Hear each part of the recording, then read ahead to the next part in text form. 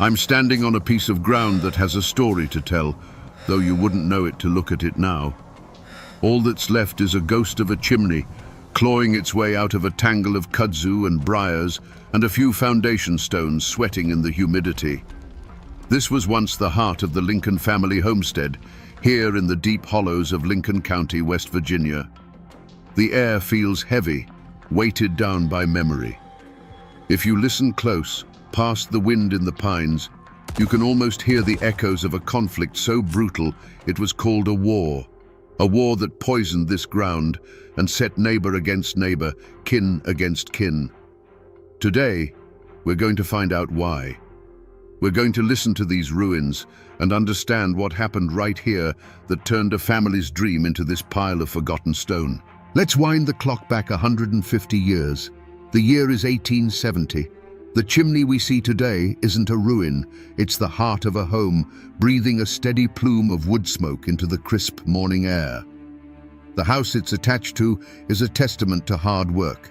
2 stories of hand-hewn poplar logs chinked tight against the mountain cold. The porch is wide, and on it sits the patriarch, Colonel Absalom Lincoln, a man as hard and unyielding as the rock-laced soil he commands. His face is a roadmap of hard-won battles, framed by a graying beard, but it's his left sleeve, neatly pinned to his shoulder, that tells the most important story. It's a constant, silent reminder of what he lost at Gettysburg, and a symbol of the cause he still believes in. From this porch, Absalom doesn't see a wilderness. He sees his kingdom. He sees the bottomland, dark and rich, where his sons are already working the fields with a pair of mules. He hears the rhythmic turn of the water wheel at his grist mill down on the creek, the only one for 10 miles in any direction. His world is one of order, built on the unshakable pillars of family, honor, and the sweat of your brow. The Lincolns are not just a family, they are a clan, the closest thing this part of West Virginia has to aristocracy, and Absalom is their unquestioned leader. They believe the old ways are the best ways, and that a man's worth is measured by the land he holds and the word he keeps. Life here is hard, but it's whole. In the house, the women are already at their chores, the smell of baking bread and boiling coffee mingling with the wood smoke. Children's laughter spills out from the yard. This isn't just a farm. It's the center of a community, a place where people come for justice, for advice, or to have their corn ground. For Absalom Lincoln, this homestead is more than property. It is the physical manifestation of his soul, a legacy he intends to pass down through generations. It is a symbol of survival, a piece of the Old South rebuilt here in the mountains. But a shadow is beginning to creep up the hollows. Strangers have been seen in the hills, men with tripods and measuring chains, men in city clothes who speak with northern accents. They talk of progress, of timber rights and railroad lines. They speak of the black rock that lies in seams beneath the earth and the fortunes that can be made from it. To some, this is the sound of opportunity. To Colonel Lincoln, it sounds like a second invasion, a new kind of threat to the way of life he sacrificed his arm to defend. And he knows who is welcoming these invaders.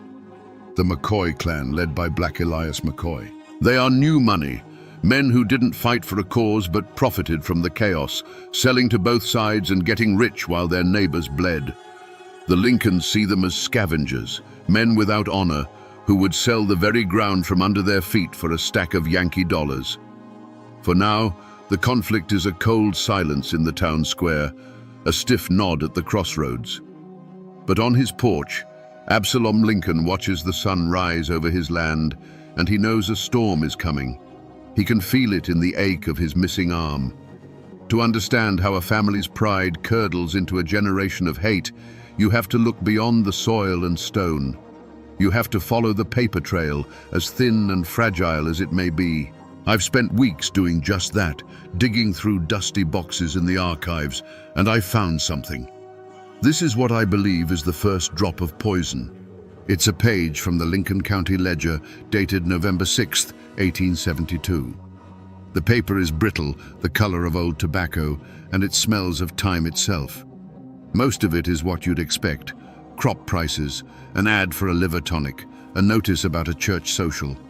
But tucked away in a small column on the back page is a single dry paragraph that announces the results of the county election.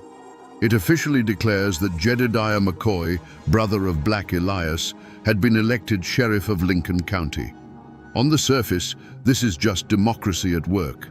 But you have to understand, in a place like this, the sheriff's badge was the keys to the kingdom.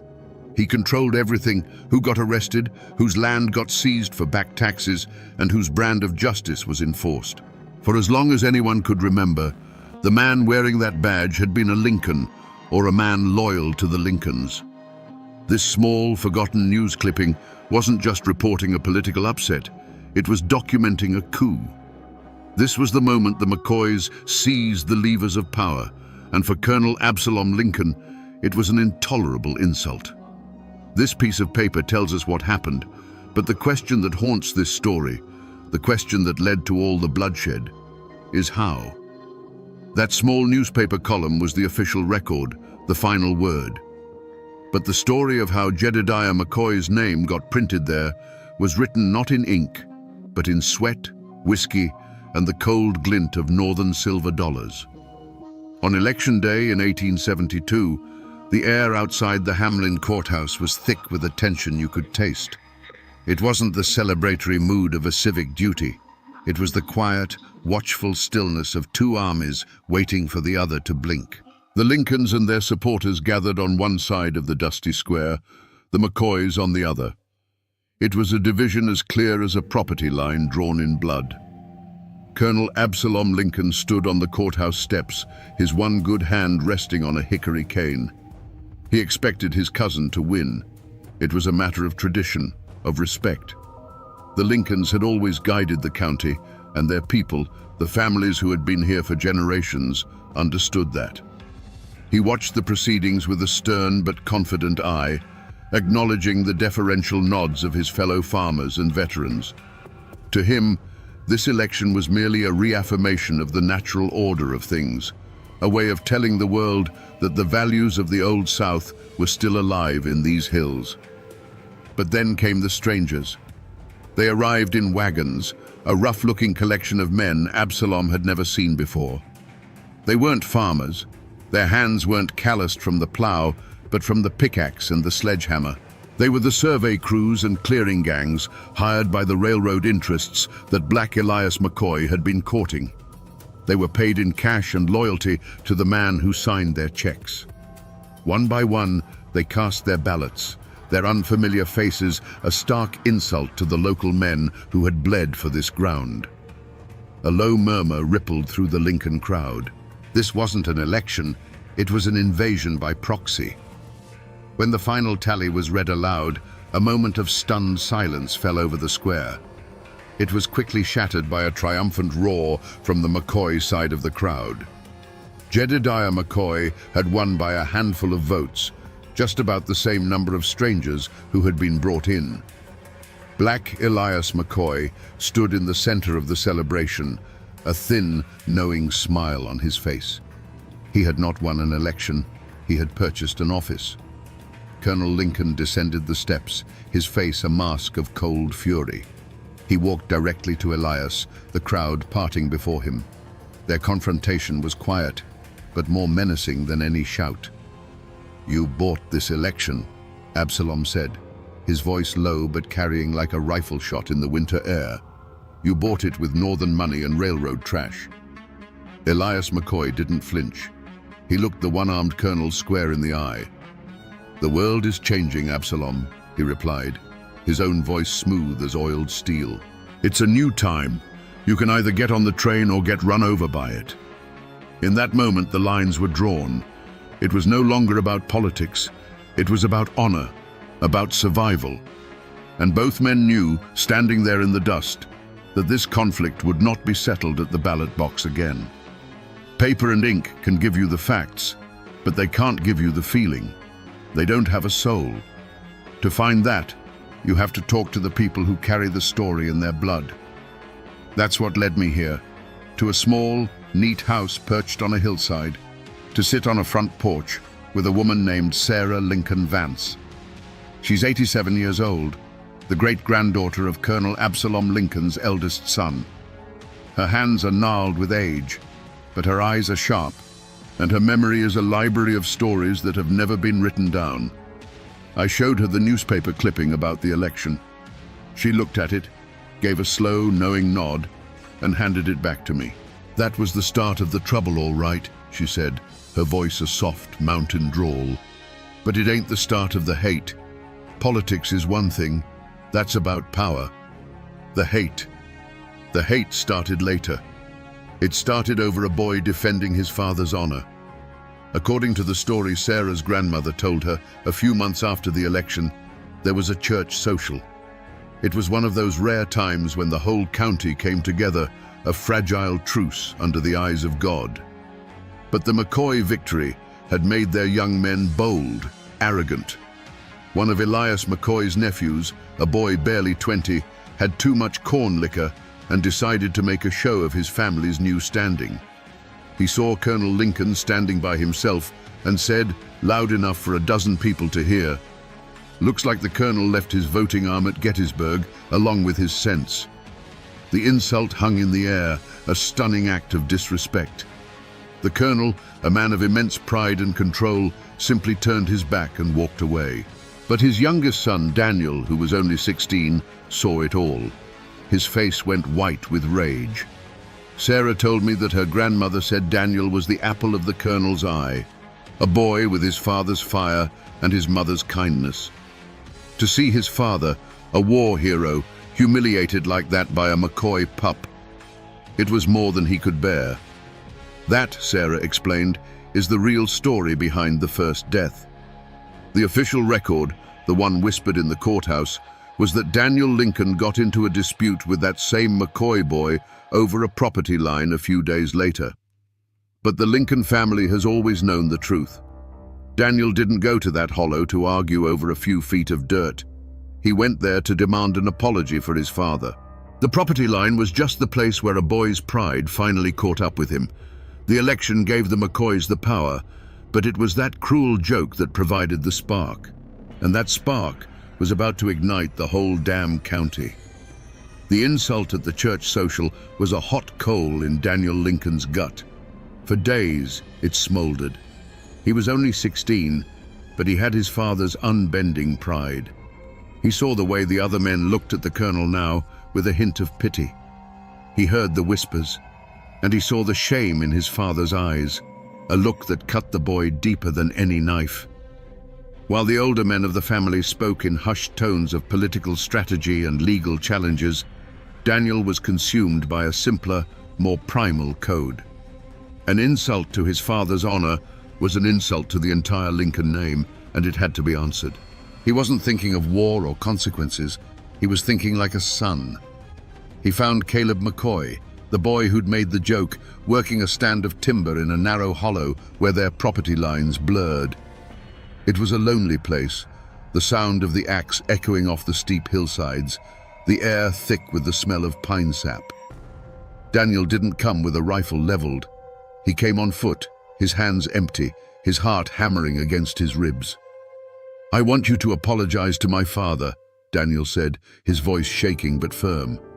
Caleb McCoy, flush with the arrogance of his family's recent victory, just laughed. He leaned on his axe handle, a smirk on his face. "Your daddy's a cripple and his time is past," Caleb sneered. "Just like the rest of you Lincolns. Now get off my land before I run you off." He spat a wad of tobacco juice near Daniel's feet. That was the final spark. Daniel lunged, his fists clumsy but flying with all the pent-up rage of a wronged son. Caleb, bigger and a few years older, was taken by surprise but quickly recovered. The two boys tumbled to the ground, trading blows in the dirt and mud, a desperate, graceless fight fueled by generations of growing animosity. It wasn't a duel, it was a brawl. They rolled over roots and rocks, their grunts and curses swallowed by the vast indifference of the woods. The struggle carried them to the edge of a steep, rocky ravine that cut through the hollow. Caleb had Daniel pinned, his knuckles bloodying the boy's face. Daniel, in a surge of desperate strength, bucked and twisted, trying to throw him off. For a split second, their weight shifted. Caleb's boot slipped on a patch of wet moss. His eyes widened, his smirk replaced by a flash of genuine terror. He scrabbled for a handhold, but there was nothing but air. With a cry that was cut short by the sickening crack of a branch, he disappeared over the edge. Silence. A profound, ringing silence broken only by the gurgle of the creek below and Daniel's own ragged breaths. He crawled to the edge and looked down. Caleb McCoy lay twisted on the rocks below, his body unnaturally still. The fight was over. A 16-year-old boy, defending his father's honor, had just committed the first act of war. He scrambled back from the edge, a wave of cold horror washing over him, and he ran. He ran not as a victor, but as a terrified child who had just opened the gates of hell. When Caleb's body was found, the McCoys screamed for blood. Sheriff Jedediah McCoy declared it murder and swore to hang the Lincoln boy responsible. But Colonel Absalom Lincoln, seeing the terror in his own son's eyes, made a decision. He would not give his child to a McCoy sheriff and a McCoy mob. He gathered his clan, and at the funeral for the young Lincoln boy, because that is what the official story now became, a tragic hunting fall, he stood over the simple pine coffin and made his vow. "The law of this county is a tool for our enemies," he declared, his voice like iron. "From this day forward, we will be our own law, an eye for an eye, a life for a life." The point of no return had been crossed. The time for words was over. After a death like that, vengeance doesn't wait long in these mountains. It just waits for the right time and the right place. That place is here. I'm standing beside the Guyandotte River at a sharp, angry turn in the road that locals have called Devil's Elbow for as long as anyone can remember. Today, it's peaceful. The water rushes over the rocks and the sun filters down through a thick canopy of leaves. It's a beautiful, forgotten corner of the county. But if you know where to look, the scars are still here. This wide gravel shoulder I'm standing on isn't the original road. The old wagon trace ran closer to the water, right along the base of this sheer rock wall. And up there, about 50 feet above me, is a high wooded ridge that looks down on this entire bend. It's a perfect natural ambush point, a kill box designed by God himself. The sandstone up there is still pockmarked, weathered by a century of rain and ice, but you can still make them out. Dark little circles against the grey rock, each one a silent testament to the chaos that was unleashed right where I'm standing. This is where the Lincolns delivered their answer to the death of young Daniel. It wasn't a back-alley knife fight.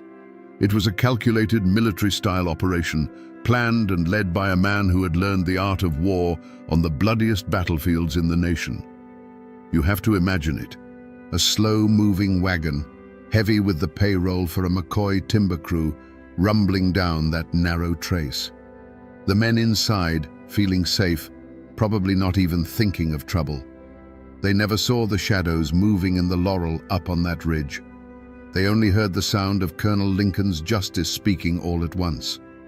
The McCoy payroll wagon creaked its way along the river trace, moving at the slow, steady pace of the mules that pulled it. Inside, 3 McCoy kinsmen were relaxed, their rifles leaning against the wagon bed. The money, a heavy lockbox full of silver dollars, was a comforting weight between them. It was a warm afternoon in 1875. The air was sweet, and the only sounds were the jingle of the harness, the rumble of the wheels, and the endless rush of the Guyandotte. As they rounded Devil's Elbow, the high rock wall threw the road into deep shadow, offering a brief respite from the sun. It was the last moment of peace any of them would ever know. The first shot was not a warning. It was a declaration.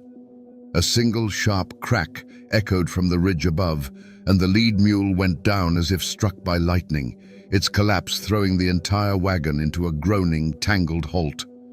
Before the McCoy men could even register what had happened, the ridge exploded in a volley of synchronized fire. It was not the scattered shooting of a brawl, it was the disciplined, concentrated fire of soldiers. The sound was a physical blow, a deafening wall of noise that hammered the wagon from above. The wooden sideboards of the wagon splintered instantly, peppered with a dozen heavy-caliber impacts. the air filled with the smell of gunpowder and hot lead. The man holding the reins was thrown backward from his seat, the leather straps falling from his hands. A second man, who had been scrambling for his rifle, suddenly slumped forward over the lockbox, his own weapon clattering, unfired, to the floorboards. The third and final man managed to raise his pistol and fire a single wild shot toward the trees before he too was silenced, collapsing in a heap beside his comrades. Then, as suddenly as it began, an absolute silence fell over the bend in the road. It was a heavy, profound quiet, broken only by the panicked breathing of the remaining mule and the ceaseless murmur of the river. From the dense laurel on the ridge, a line of figures emerged, moving with quiet purpose down the steep incline. They were led by Colonel Absalom Lincoln. His face was grim, his eyes cold and methodical. He was not a man consumed by rage. He was a commander inspecting a battlefield after a successful engagement. He walked to the wagon and looked upon the scene of instant, overwhelming destruction. His men watched him, waiting for a command. Absalom surveyed the interior of the wagon, his gaze falling upon the untouched lockbox full of silver. He made no move toward it. This was not about money. This was about payment of a different kind. Reaching into his own pocket, he pulled out a single spent rifle cartridge, a 56 Spencer, the signature of his old cavalry unit, and placed it deliberately on the driver's seat. It was a message, a signature left in brass and smoke. He turned without another word and led his men back into the woods, vanishing as quickly as they had appeared, leaving behind a monument of splintered wood and terrible silence. The war had begun in earnest. After the smoke clears and the bodies are carried away, the machinery of the law, however rusty and biased, has to turn. And this is what it produces. This is the official coroner's inquest, filed in the Lincoln County Courthouse just 2 days after the ambush at Devil's Elbow. The handwriting is a spidery, formal script on paper that has gone thin and brown with age, but the words themselves are cold, hard, and clipped. They are the official story, the version of events that was meant to be preserved for history. I'll read you the key passage. It says, "The deceased, identified as Silas McCoy, John R. McCoy, and Peter Vance, did come to their deaths by means of multiple gunshot wounds. Evidence suggests the attack was carried out from the high ridge overlooking the road. The company payroll box, containing approximately $200, was found undisturbed. The perpetrators are, at this time, unknown. Perpetrators unknown. In a county this small, where every family knows every other family's business, that phrase is a lie. A necessary, legal lie, perhaps, but a lie nonetheless. The whole county knew who had the skill to organize an attack like that. The whole county knew who owned Spencer repeating rifles. And the whole county knew who had a fresh grudge and a score to settle. This document, in its sterile official language, scrubs the passion from the event. It doesn't mention the insult at the church social or the death of a 16-year-old boy. It reduces Colonel Lincoln's methodical act of vengeance to a simple, anonymous triple homicide. But this dry, passionless report was more than just a historical record. For Sheriff Jedediah McCoy, it was a weapon. It was the legal justification he'd been waiting for. It transformed a family feud into a matter of state law. Armed with this piece of paper, he could deputize his kinsmen, raise a posse, and legally ride out to the Lincoln homestead, not as an avenging McCoy, but as the High Sheriff of Lincoln County, serving a warrant and hunting down fugitives. The law had officially chosen a side. Sheriff Jedediah McCoy didn't waste a moment. That coroner's report was the only authority he needed, a piece of tin and paper that gave his vengeance the color of law. He deputized a dozen men that very day. This was no impartial posse of civic-minded citizens. It was a swarm of angry hornets. Every man was a McCoy by blood or by payroll, their faces hard, their eyes alight with a hunger for retribution. They rode out from Hamlin not as peacekeepers, but as an army, with Sheriff McCoy at their head, the warrants for Absalom Lincoln's sons tucked safely in his coat pocket. Their destination was the Lincoln homestead. They thundered up the hollow, a column of armed horsemen that was a clear and brutal message. This was not an attempt at a quiet arrest. It was a show of force meant to intimidate and to break the will of the Lincoln clan. But when they arrived, they found not a terrified family, but a fortress. The heavy shutters were barred on the windows, the porch was empty, and the long barrels of several rifles poked from carefully cut loopholes in the log walls. Colonel Absalom Lincoln himself stepped out onto the porch, his Spencer rifle held ready in his one good hand. Sheriff McCoy held up the warrants. "Absalom, I'm here for your boys by the authority of Lincoln County." The colonel's reply was as cold and sharp as a winter wind. "Your authority ends where my property begins, Jedediah. Your piece of paper means nothing here. Now turn your riders around before I am forced to defend my home." For a long, tense moment, the two sides faced each other in absolute silence. Then, a nervous McCoy deputy shifted his weight, his horse stamped, and a rifleman inside the Lincoln house took it as a threat. A single shot cracked the stillness, kicking up dirt just in front of McCoy's horse. That was all it took. The posse unleashed a ragged volley of fire at the house, which was answered by the disciplined, withering fire of the defenders.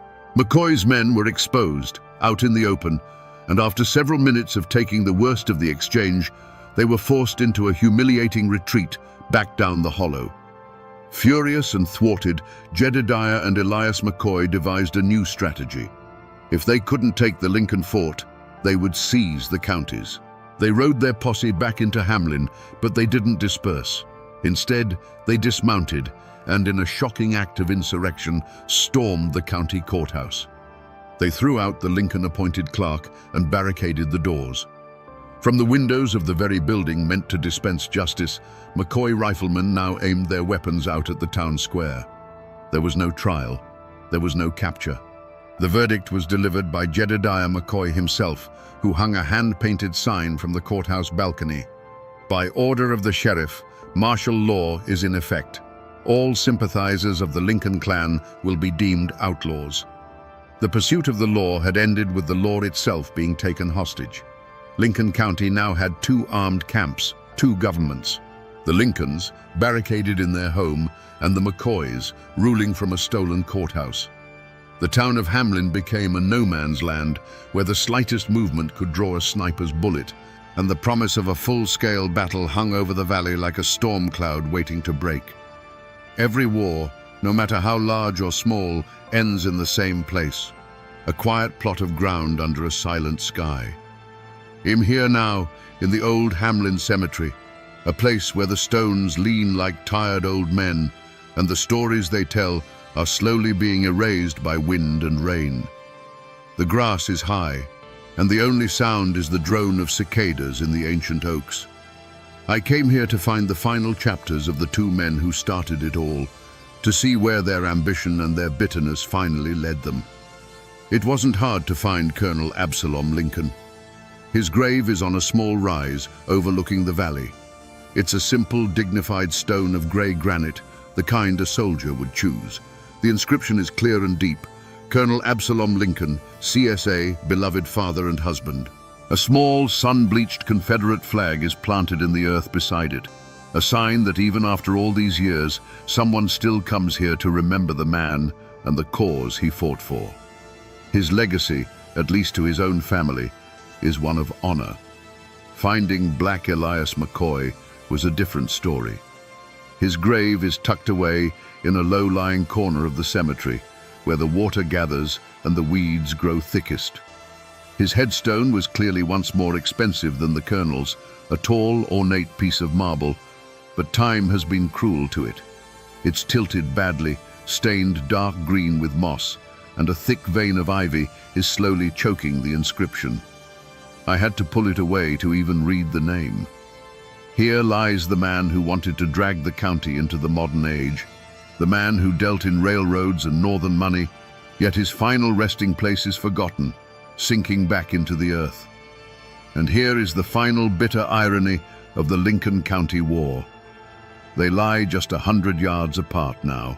The proud colonel and the ambitious McCoy, enemies who set the hills on fire with their hatred, are now silent neighbors for eternity.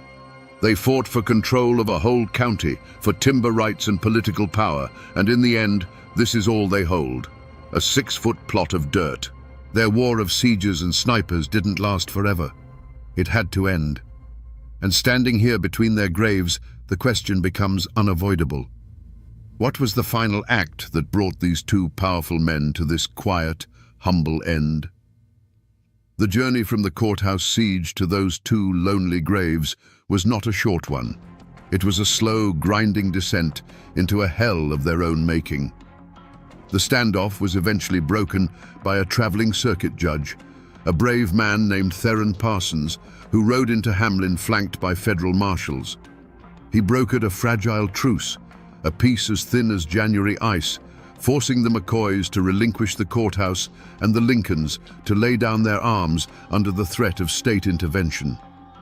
For a few tense months, an uneasy quiet settled over the county, but the hate was still there, simmering just beneath the surface. That fragile peace was shattered by a single rifle shot in the summer of 1878. Judge Parsons, seen as sympathetic to the Lincolns, was sitting on the porch of his boarding house when a bullet from the shadows found him. The assassination was a message. There was no room for impartial law in Lincoln County. The truce was over. The act was so brazen, so final, that it pushed both sides past the point of no return. The rules of engagement, if there ever were any, were burned along with the judge's body on the funeral pyre. The conflict then devolved into a new, more ruinous kind of warfare: economic destruction. One moonless night, McCoy riders swept through the Lincoln holdings, their torches finding the grist mill and the barns full of the year's harvest. The orange glow against the night sky was visible for miles, a signal that the McCoys were no longer just trying to win, but to erase the Lincolns from the land entirely. The retaliation was swift and terrible. The Lincolns, led by Absalom's remaining sons, no longer targeted barns. They targeted homes, setting fire to the McCoy homesteads and driving women and children out into the cold. It was a war of total annihilation, where the goal was to leave the enemy with nothing but ashes. This was the war that finally broke both clans. Black Elias McCoy, for all his cunning, found his fortune turning to ash in his hands. He had spent everything on hired guns, legal fees and bribes, and with his timber operations constantly under threat, his northern business partners abandoned him. He died a few years later, not from a bullet, but a broken man, his dreams of a McCoy dynasty ruined, leaving little behind but debts and a legacy of hate. Colonel Absalom Lincoln met a more direct, but no less tragic end. In the spring of 1880, believing the worst of the fighting was over, he was out plowing his field, trying to bring life back to the soil that had soaked up so much blood. The man who had survived Gettysburg, who had fortified his home against a sheriff's army, was shot in the back by an unknown assassin from the tree line. He died with his hand on the plow. With the patriarchs of both families gone, the war simply ran out of fuel. The long shadow it cast, however, would stretch for generations, a darkness that fell not just on the families who fought, but on the very soul of the county itself. You might think that after 150 years, the dust would have settled, and the story of the Lincoln County War would be just that, a story. But you'd be wrong. The shooting may have stopped in 1880, but the war of words, the war of whispers and memory, never truly ended. It's still being fought today in quiet conversations on front porches and at family reunions. The truth of what happened depends entirely on who you ask, because in Lincoln County, history isn't a single solid thing. It's a fractured mirror, and every family holds a piece. To this day, if you find someone with the last name Lincoln, they will tell you a story of heroes and villains. In their version, Colonel Absalom Lincoln was a tragic patriarch, a man of unshakable honor who was forced to defend his family and his way of life against a tide of corruption. The McCoys were nothing but greedy upstarts, puppets for northern industrialists who stole an election and used a tainted badge to wage a campaign of terror. The ambush at Devil's Elbow wasn't murder, It was justice. Fortifying their home wasn't insurrection. It was a desperate act of self-preservation. Absalom Lincoln, they'll tell you, died a martyr for the old ways. But go down the road a few miles to a hollow where the McCoy name is still common, and you will hear a very different tale. They'll tell you Black Elias McCoy was a visionary, a man of progress who saw a future for Lincoln County beyond subsistence farming and isolation. He was trying to bring jobs, money, and the railroad into these hills, but he was blocked at every turn by the Lincolns, a violent, stubborn clan who couldn't accept that the world had changed. In their story, the Lincolns were the aggressors, murderers who killed a boy over a petty squabble and ambushed honest men on a public road. Jedediah McCoy wasn't a crooked sheriff. He was a brave lawman trying to bring killers to justice in the face of an armed rebellion. So who was the hero and who was the villain? The truth, as it so often does in these mountains, probably lives somewhere in the grey shadows between those two stories. Most of the other old families in the county, the ones who weren't Lincolns or McCoys, have their own version. They'll tell you it was a pointless feud between two proud, power-hungry clans that tore the county apart, bled it dry, and left it weak and vulnerable. They see both Absalom and Elias not as heroes or villains, but as two stubborn old fools who, in their fight over who would rule the county, ended up destroying it for everyone, paving the way for the real conquerors, the coal and timber companies who bought up the land for pennies on the dollar from the widows and orphans left behind. When a story is carved into a place with this much blood and sorrow, the facts themselves often become too heavy to carry. Over the generations, the sharp, painful edges of history get worn smooth and the story transforms. It stops being a dry account of an election and an ambush, and it becomes something else entirely, a legend. The Lincoln County War didn't just leave scars on the landscape. It left ghosts in the minds of the people, specters that still walk the high ridges and whisper in the deep hollows. The most enduring of these is the tale of the phantom rider of Hart's Creek. Even now, some old-timers will tell you that if you're out on the ridges at dusk, you might see him, a lone figure on a pale horse silhouetted against the dying light. He never gets close, never makes a sound. He just watches. During the war, men from both sides claimed to have seen him right before a killing, a silent omen of the violence to come. Some say he's the ghost of a soldier, eternally watching his home tear itself apart. Others believe he is death himself, drawn to these hills by the sheer volume of hate. The historical fact of the ambushes and killings has been given a supernatural guardian, a way for the people to personify the sense of doom that hung over the county. This is how the community processed the trauma. The raw greed of Black Elias McCoy was too mundane, so it was transformed into a legend of a devil's bargain, a story that he sold the souls of his kinsmen to a dark-suited stranger in exchange for power. The cold-blooded tactics of Colonel Lincoln were easier to understand if you believed he was acting under a curse laid on the land by a crooked surveyor. The facts of the war became the bones, but folklore, ghost stories, and cautionary tales grew over them like flesh. It's the final stage in a story's life, the moment history dissolves and a legend is born to carry the emotional truth of what was lost. And so we find ourselves back where we started, here at the lonely chimney, standing sentinel over the ghost of the Lincoln homestead. When we first stood here, this was just a pile of stones, a forgotten ruin in a tangle of weeds. But it's not just a ruin anymore, is it? Now we see it for what it is. It's a monument. It's a testament to the pride of a one-armed colonel, to the fury of a son defending his father's honor, and to the terrible final silence that fell when the war was over. These stones are heavy with the weight of that story, a story of how a home can become a fortress, and how a fortress can become a tomb. We have walked a long and bloody road today, from a dusty newspaper archive to a quiet front porch where memories are still kept alive. We stood at Devil's Elbow, where justice was delivered from the barrel of a rifle, and we walked between the graves of two old enemies who are now neighbors in the silent earth. We have seen how a political squabble, fueled by a simple, cruel insult, could ignite a fire that would consume two families and poison a county for 100 years. The ultimate tragedy of the Lincoln County War is that in the end, nobody won. The Lincolns and the McCoys fought over who would control the future of these hills, and they fought with such ferocity that they destroyed each other.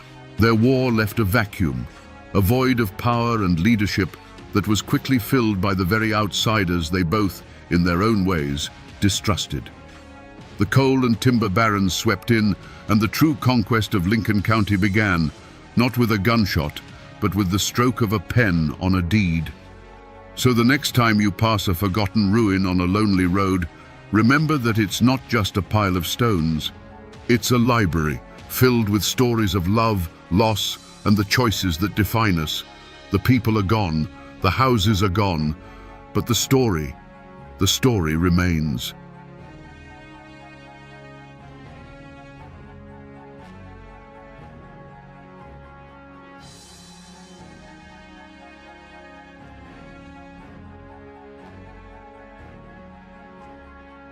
If you stand on a ridge in Logan County, West Virginia, and just listen, all you'll hear is the wind moving through the pines.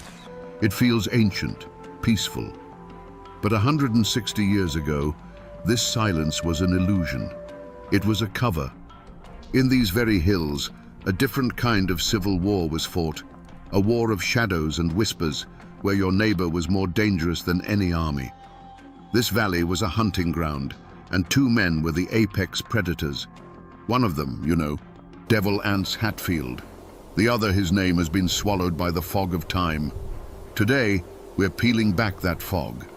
We're here to find the story of Captain William Anderson, known to his men as Wall. He was the first man to wage a private war against Hatfield, a Union guerrilla chief whose personal crusade for a murdered friend would pour the foundation for the most infamous feud in American history. This ground remembers him, and if we listen close enough, it'll tell us his tale. Before the first shots were fired at Fort Sumter, life along the Tug Fork River followed a rhythm as old as the mountains themselves. It was a world of scattered log cabins, nestled in deep hollows, where a man's last name meant more than any flag. Here, loyalty wasn't given to a government in some far-off city. It was sworn to your kin, your clan. Life was a relentless cycle of planting, hunting, and surviving, carved out of the forest with an axe and a rifle. And in this world lived two young men, both forged from the same mountain grit, both natural leaders, and both named Anderson. The first was William Anderson. The records don't tell us much about his early life, but they tell us what he stood for. He was a Unionist through and through. For him, and many like him, the Confederacy was the creation of wealthy tidewater aristocrats, the same flatland politicians who had always looked down on the mountain people as backward and unimportant. The Union represented something purer, a nation of free men, not a society built on the backs of slaves. In a county that was bleeding secessionist sympathy, holding that belief wasn't just an opinion, it was a dangerous declaration. The other was Anderson Hatfield, a man whose charisma was as sharp as his aim. History would come to call him Devil Anse. He saw the world differently. To him, the war was about defending his home from a federal government that had no right to tell a man how to live. He was a product of his place and time, fiercely independent and deeply loyal to Virginia. When the state seceded, his loyalty went with it. He saw the Union as an invader, an enemy at his doorstep. Before the war, they were just neighbors in a sparsely populated county. They would have passed each other on the trail, perhaps traded stories or shared a mason jar of corn liquor at a local gathering. They understood the same unwritten laws of the mountains. But in 1861, the whole world changed. A line was drawn right down the middle of the Tug Fork Valley. Suddenly, you had to choose. Were you for the Union or for the Confederacy? There was no middle ground. Friendships soured overnight. Families were torn apart. The The quiet suspicion that had always existed between neighbors began to curdle into a deadly hatred. This beautiful, rugged land, once a sanctuary, was about to become a slaughterhouse. William Anderson and Ance Hatfield, two men who might have been friends in another life, were now standing on opposite sides of a chasm, ready to lead their people into a war far more personal and brutal than anything happening on the famous battlefields of the East. History isn't always found on a bronze plaque. Sometimes the most powerful truths are hidden in plain sight, tucked away in a cardboard box in the basement of a county courthouse. That's where I found this. It's a digital copy of a fragile yellow document from the West Virginia State Archives, a military muster roll from 1862. The ink is faded, the names handwritten in a script that's almost art, but one entry is perfectly clear. At the top of a list of about 50 men, it reads, Captain William Anderson. This single piece of paper is the key. It makes him real, pulling him out of the realm of folklore and into official history. And it gives us the official name of his unit, the Logan County Home Guard. The name sounds so orderly, so defensive. It paints a picture of local men, deputized to protect their homes and keep the peace. A neighborhood watch with rifles, sanctioned by the new Union government of West Virginia. But that's the paradox, isn't it?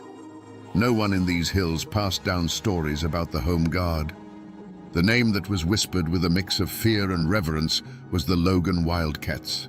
To their enemies, they were known by an even more sinister name, the Snakes, a title that spoke of the way they fought, silent, sudden, and lethal. This official document is the sanctioned story, the clean version written for the men in Charleston and Wheeling. So this roll of names, this simple piece of paper, poses the critical question that unlocks our entire story. What turns a home guard into a band of feared guerrilla fighters? What events were so brutal, so personal, that they twisted a mission of defense into a campaign of vengeance? This document tells us who they were on paper. Now, we have to find out who they were in the flesh and in the blood. That muster roll wasn't just a piece of paper. It was a hunting license. With the official blessing of the new Union government of West Virginia, Captain Wall Anderson's mission was clear: to crush Confederate sympathy in Logan County. And in a war like this, that didn't mean fighting an army. It meant fighting your neighbors. Their first and most critical task was to disarm the local population known to be loyal to the South. In the mountains of Appalachia, this was more than a strategic move. It was a profound insult. A man's rifle wasn't just a tool, it was his provider, his protector, his symbol of independence. To have it taken from you, especially by men you grew up with, was an unforgivable violation. Imagine the scene. Anderson and his home guard ride up to a remote cabin, the smoke curling from its chimney. They aren't an invading army, they are familiar faces. They call the man of the house by his first name. But they are there to demand he surrender his long rifle and his squirrel gun, the very things he needs to feed his family and defend his home. They are acting under official orders, but to the family inside that cabin, this is nothing short of tyranny. This is how the war began here, not with a cannon blast, but with a tense standoff on a cabin porch. Of course, this aggression did not go unanswered. For every action, there is an equal and opposite reaction, and in Logan County, that reaction was Ance Hatfield. He watched as Anderson's men, his Unionist rivals, used the law as a weapon against his kin and his allies. In response, he gathered his own band of fighters, also known confusingly as the Logan Wildcats. They became the Confederate shadow to Anderson's Union force. If Anderson's men raided a secessionist farm for guns and supplies, Hatfield's men would retaliate, hitting a Unionist farm twice as hard. This was the true beginning of the conflict. It was a slow-burning fuse lit in the summer of 1862. It became a brutal, intimate cycle of retribution. A Unionist would wake to find his corn crib burned to the ground. A week later, a Confederate sympathizer would find his best mule gone, taken in the dead of night. Taunts were shouted across moonlit hollers. Men would vanish on lonely trails, their bodies found days later. The formal name Home Guard became a bitter joke. This is how they earned their real names. To the Union families they protected, they were the Wildcats, fierce and loyal. But to the families they terrorized, their tactics were more subtle, more sinister. They were said to move through the woods without making a sound, to strike from the laurel thickets without warning and melt back into the shadows. They were the Snakes.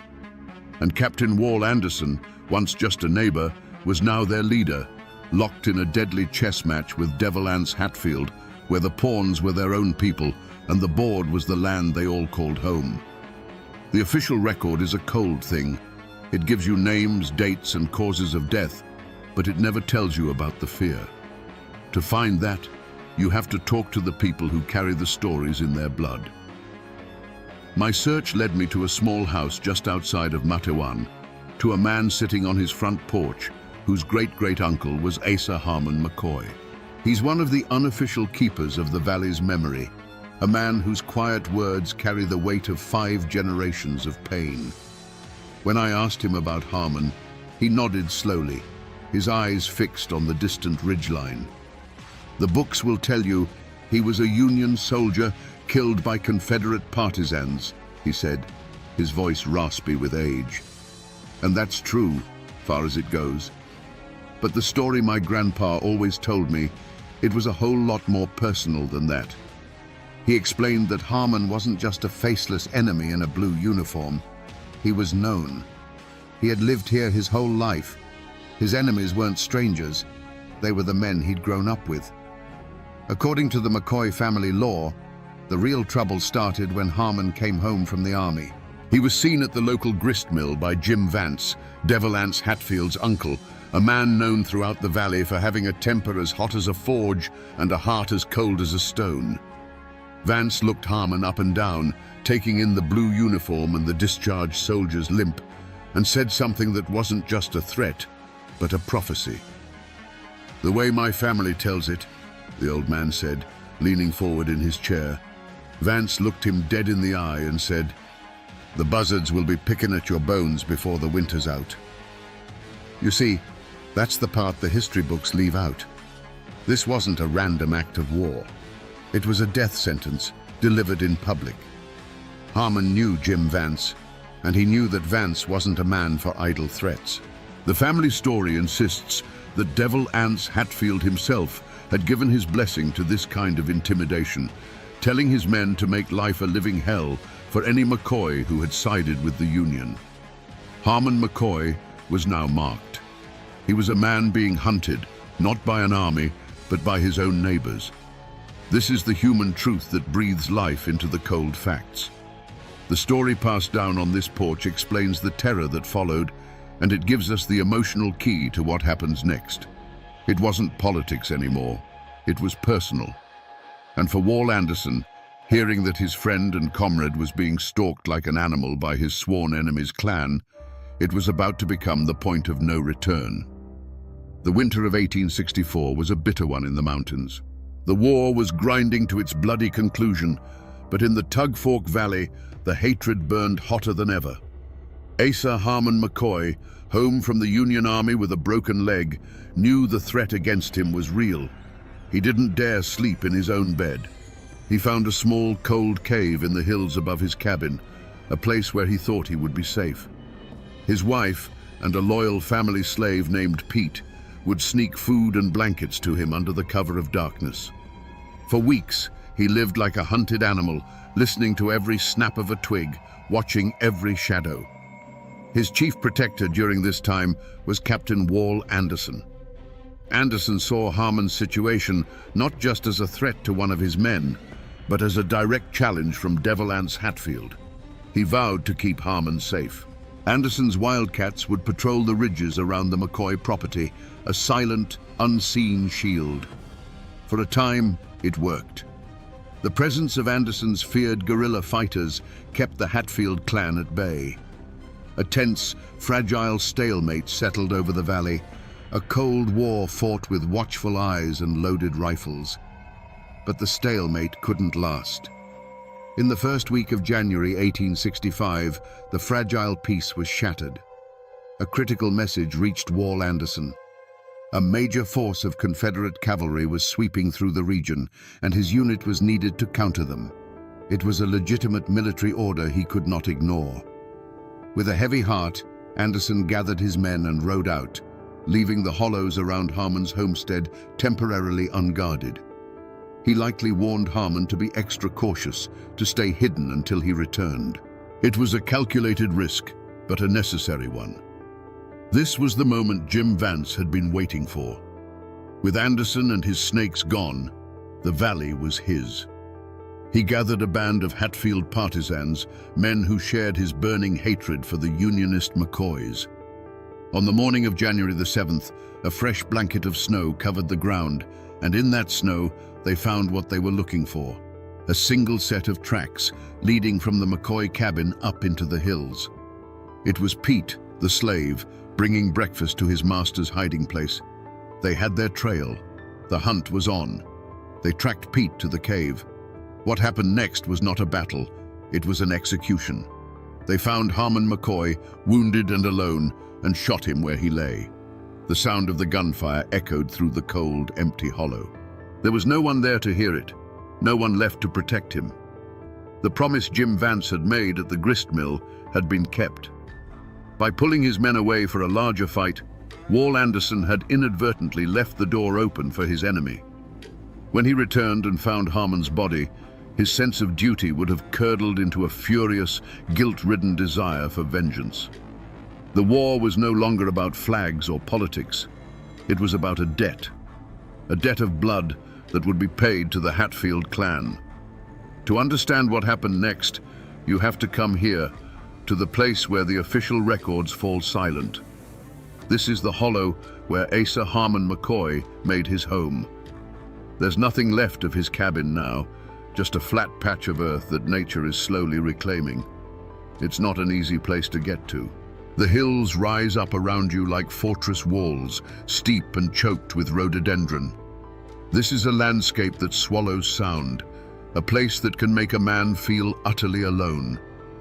And in the winter of 1865, that isolation was a weapon used against him. The physical evidence of Harmon's last stand isn't a bullet hole in a wall or a scorch mark on the ground. It's the land itself. Up there, on that ridge, the hillside is riddled with shallow caves and rock outcroppings. The exact one where he hid is lost to legend, and in a way, that makes the story even more chilling. It could have been any of them. I'm standing at the mouth of one now. It's cold, damp. Water drips from the rock, and the only sound is the wind at my back. It feels like a sanctuary, a perfect hiding place, but it's a trap. There's only one way in and one way out. This is where the hunt ended. Imagine that morning, January 7th, 1865. A fresh coat of snow covers everything, a perfect, clean slate. And on that canvas, a set of footprints, left by the slave Pete as he carried food up this very hillside. He was an act of loyalty, an act of human decency in the middle of a brutal war. But Jim Vance and his partisans saw those tracks not as a sign of loyalty, but as a map. Every step Pete took in that snow was a nail in Harmon McCoy's coffin. The land that was meant to hide him had betrayed him. The partisans didn't have to search, they just had to follow. Right here, on this unforgiving slope, the silence was about to be shattered. This cold stone hillside was about to become a tomb. Inside the cave, the cold was a physical thing, seeping through Harmon McCoy's clothes and settling deep in his bones. The only warmth came from a small, shielded fire that gave off more smoke than heat. He would have heard them coming, but not in the way you hear an army. There was no thunder of hooves, no battle cry. There was only the unnatural silence that falls over a forest when all the animals go quiet at once. A single bird, startled from a branch. A crunch of snow that was too heavy to be a deer. He was a woodsman. He knew the signs. The trap had been sprung. The men who surrounded the cave moved with the patience of wolves. They were shadows against the snow, their faces grim, their eyes hard. Jim Vance was at their head, his presence radiating a cold, implacable menace. There were no words spoken, no final taunts. The time for threats was over. This was the time for the prophecy to be fulfilled. They took their positions, a semicircle of rifles aimed at the dark mouth of the cave. For a long moment, the only sound was the wind whispering through the bare winter trees. Then, the hollow exploded. A single rifle shot cracked the silence, its report echoing off the rock faces like a clap of thunder. It was followed instantly by a volley, a deafening roar of black powder and lead that ripped through the frigid air. The birds that had been hiding in the trees burst into the sky in a panic. The sound rolled down the valley, a brutal announcement that a debt had been collected. And then, as suddenly as it began, it was over. A profound silence fell, heavier and more complete than before. The only smell was the sharp, sulphurous tang of burnt gunpowder hanging in the air. The figures in the snow didn't linger. Their work was done. One by one, they turned and melted back into the trees, leaving behind nothing but their tracks and the deep, ringing quiet. When the first search party, led by Harmon's family, finally made their way up the treacherous hillside hours later, they were met with that same chilling silence. They saw the disturbed snow, the dozens of footprints circling the cave. Inside, the meager fire had burned down to embers. A tin plate with a piece of cornbread lay overturned on the dirt floor. The air was still thick with the ghost of violence. They didn't need to see the full horror to understand what had happened. The message, delivered with such brutal finality, was clear. This wasn't an act of war. This was murder. And it was a message intended not just for the McCoys, but for their protector, Captain Wall Anderson. After a crime so brutal, you expect to find a paper trail. You expect to see the machinery of justice, however slow and imperfect, begin to turn.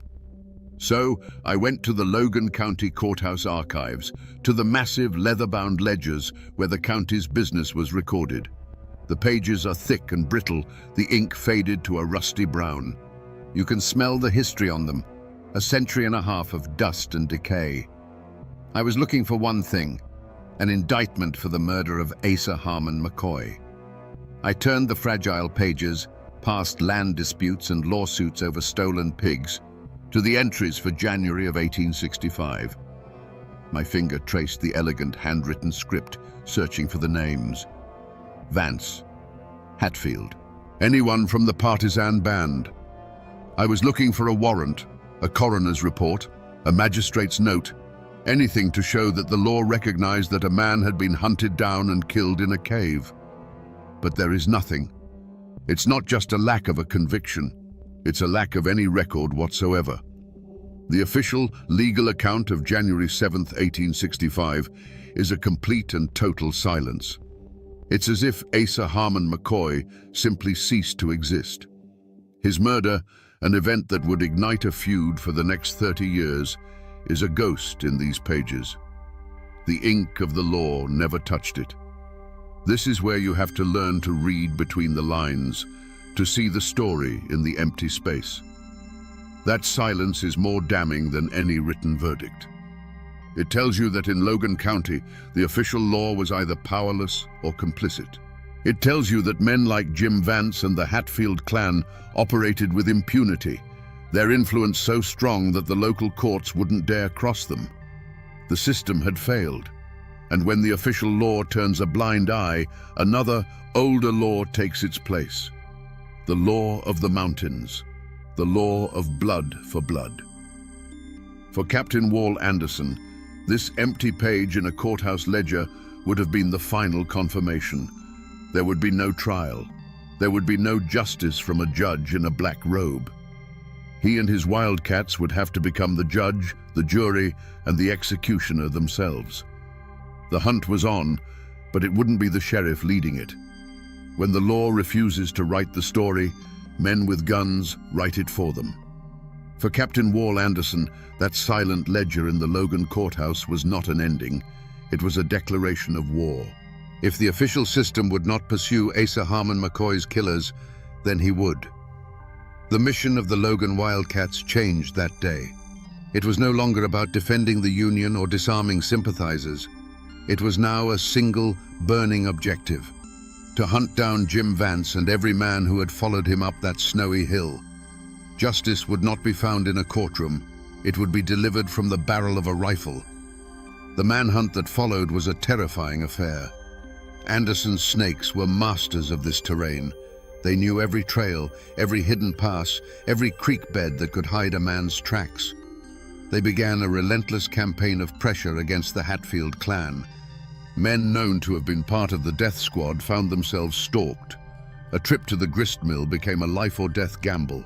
The woods around their homes, once a source of comfort, now held an unseen menace. Every rustle of leaves, every shadow at dusk, could be one of Anderson's men waiting. There was no formal courtroom, but the mountains themselves became the venue for a trial by terror.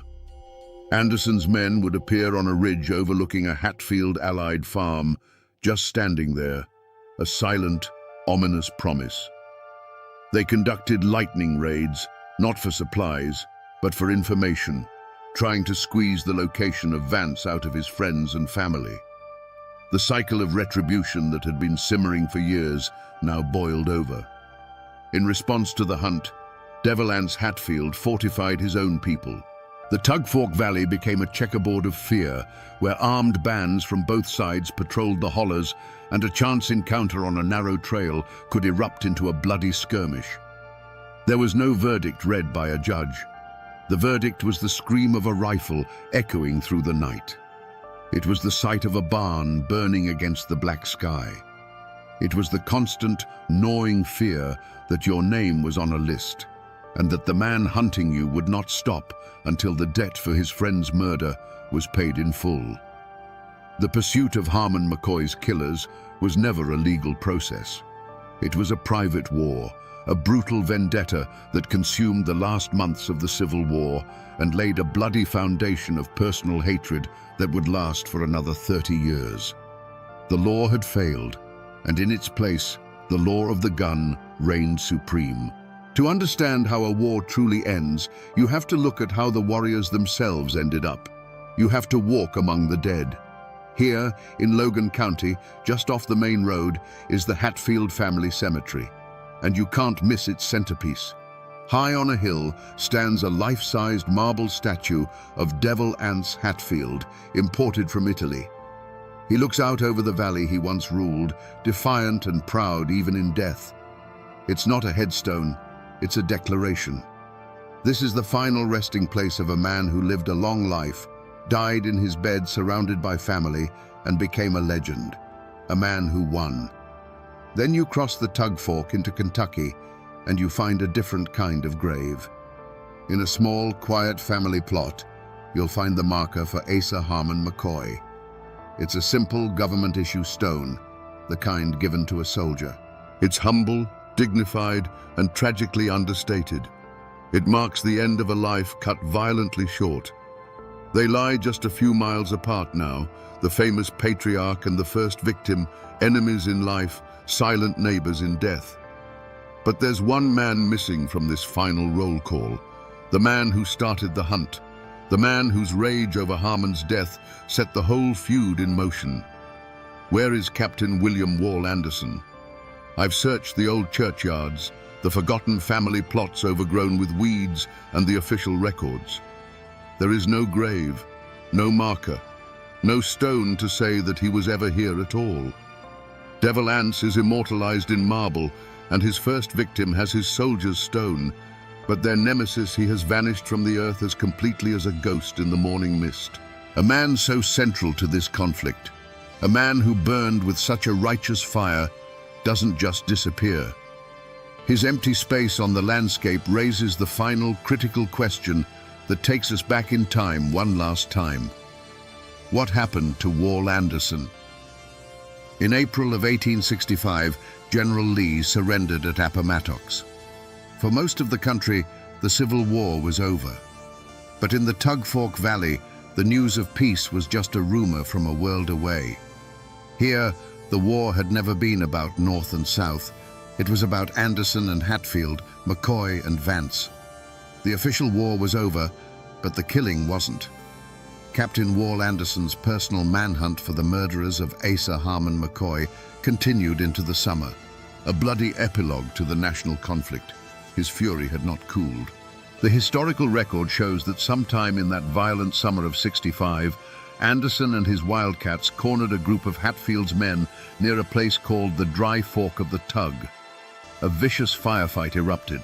It was an ambush, a chaotic swirl of smoke and muzzle flashes among the dense trees. And in that final desperate skirmish, Wall Anderson's luck ran out. A Confederate ball, fired months after their cause was officially lost, tore through his side. His men managed to drive off the attackers and carry their badly wounded captain from the field, but the blow was a devastating one. And this, right here, is where the story of Captain William Wall Anderson fractures into legend. The official records fall silent. His name vanishes from the muster rolls. What happened next depends on who you ask and which story has been passed down in their family. One version says he died of that wound, either slowly in a bed surrounded by his grieving men, or quickly, bleeding out on the trail. In this telling, he is a tragic hero, a martyr who gave his life for his cause right at the very end. Others whisper a darker tale, that he survived the initial wound, but was assassinated later, a final, quiet act of revenge by the Hatfields to eliminate their most dangerous enemy once and for all. But there is a third version, the one that best explains the empty space where his grave should be. It's the story of a man who simply had enough. He survived his wound, but the war had broken something inside him. He had seen too much killing, had felt too much hate. He looked around and saw that the Union he fought for had won, but his own personal war was a poison that would never stop spreading. And so, he just walked away. He left his life as a guerrilla captain behind, melted back into the mountains he knew so well, and vanished, becoming a ghost of the hollers, a man who chose to erase himself rather than fire another shot. Whatever the truth, the result was the same. With Wall Anderson gone, the Unionist cause in Logan County lost its teeth. Its fiercest protector was gone. Devil Anse Hatfield was now the undisputed power in the valley. The hunt for Harmon McCoy's killers was over. The debt, as far as the law was concerned, was forgotten. But the McCoys did not forget. The fire of vengeance that Wall Anderson had lit was now passed to them, an inheritance of blood that would smolder for years before erupting into the full-blown war that history would remember as the Hatfield-McCoy feud. Even now, a century and a half later, the ghost of William Wall Anderson is still fighting a war in these mountains. His legacy is a battleground. Devil Anse Hatfield's story is complicated, but it's chiseled in stone. Anderson's story, however, is a whisper that changes depending on which side of the hollow you're standing in. His name isn't a historical fact. It's a litmus test for old loyalties that run as deep as the coal seams. If you talk to the descendants of the McCoy family, or those whose ancestors were staunch Unionists, Wall Anderson was a hero, plain and simple. He was the only law that mattered in a lawless time. When the courthouse turned a blind eye to murder, he was the righteous fury that fought back.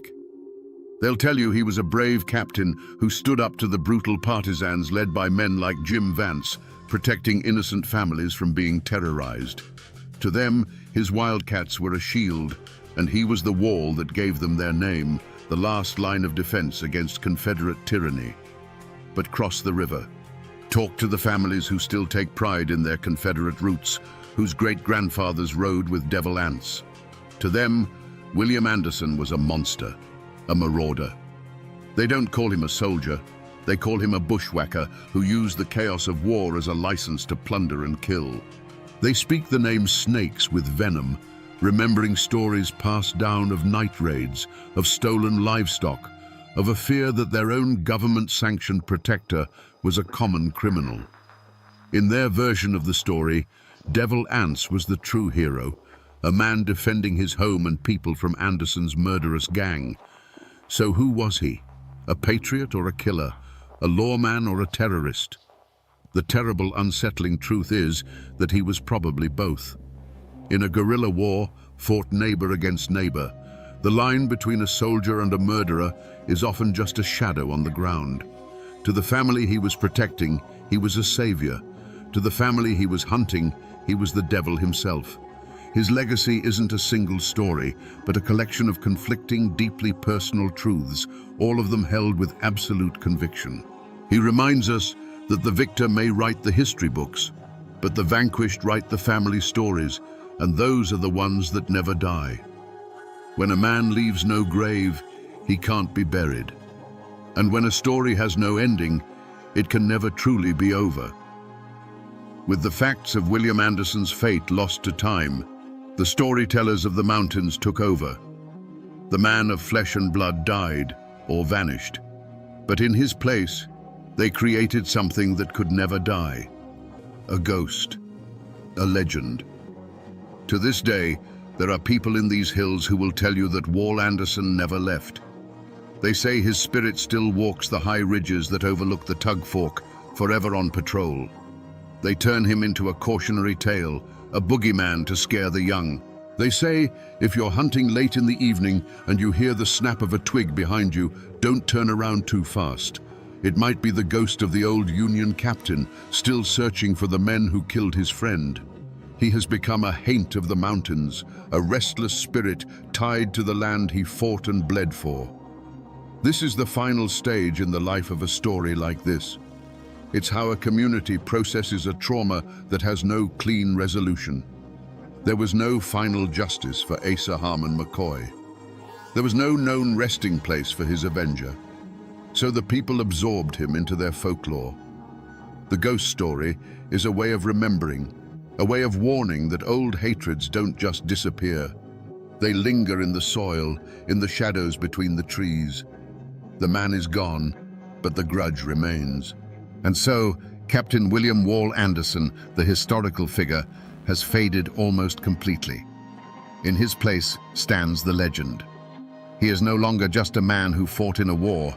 He is a permanent part of the landscape's psychic terrain, a symbol of a feud so bitter that not even death could end it. He is the whisper in the pines, the unseen fear in the hollow, a ghost born from a real man's quest for vengeance. And so, we end where we began. Standing on this ridge in Logan County, listening to the wind move through the pines. The sound hasn't changed, but after our journey, the silence feels different. It's no longer empty. Now, it's filled with the echoes of a forgotten war.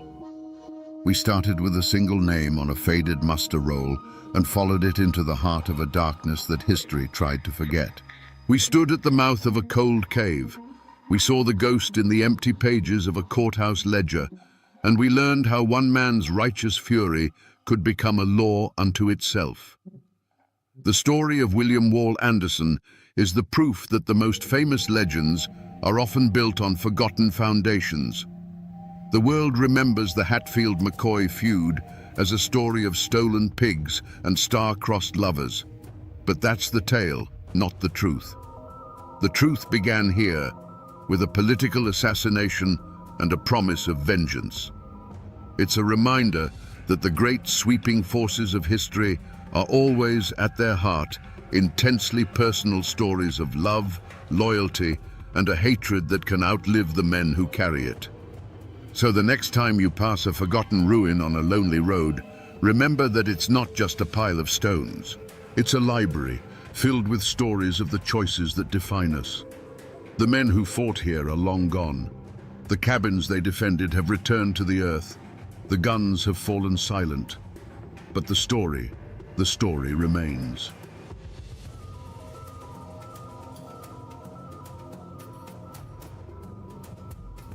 In the dead of a Tennessee night, 2 gunshots ripped through the silence of a lonely log inn. Inside, a man lies bleeding on the floorboards, a man who mapped a continent and gazed upon the Pacific Ocean. It's Meriwether Lewis, a national hero. History tells us a simple, tragic story. A great man, broken by depression, took his own life. But the whispers along the old Natchez Trace tell a different tale. A story of robbery, of political assassination, of a truth so dark it had to be buried. What really happened at Grinder's Stand on that awful night? Was it the final act of a desperate man, or the perfect murder of an American icon? To understand the darkness of that end, you must first remember the brilliance of the beginning. Just 3 years earlier, Meriwether Lewis was not a broken man, but the nation's brightest star. He returned from the great unknown not just as a survivor, but as a conqueror of myth. He was the man who had walked to the edge of the world and come back, bringing an entire continent with him, folded neatly onto maps drawn by his own hand.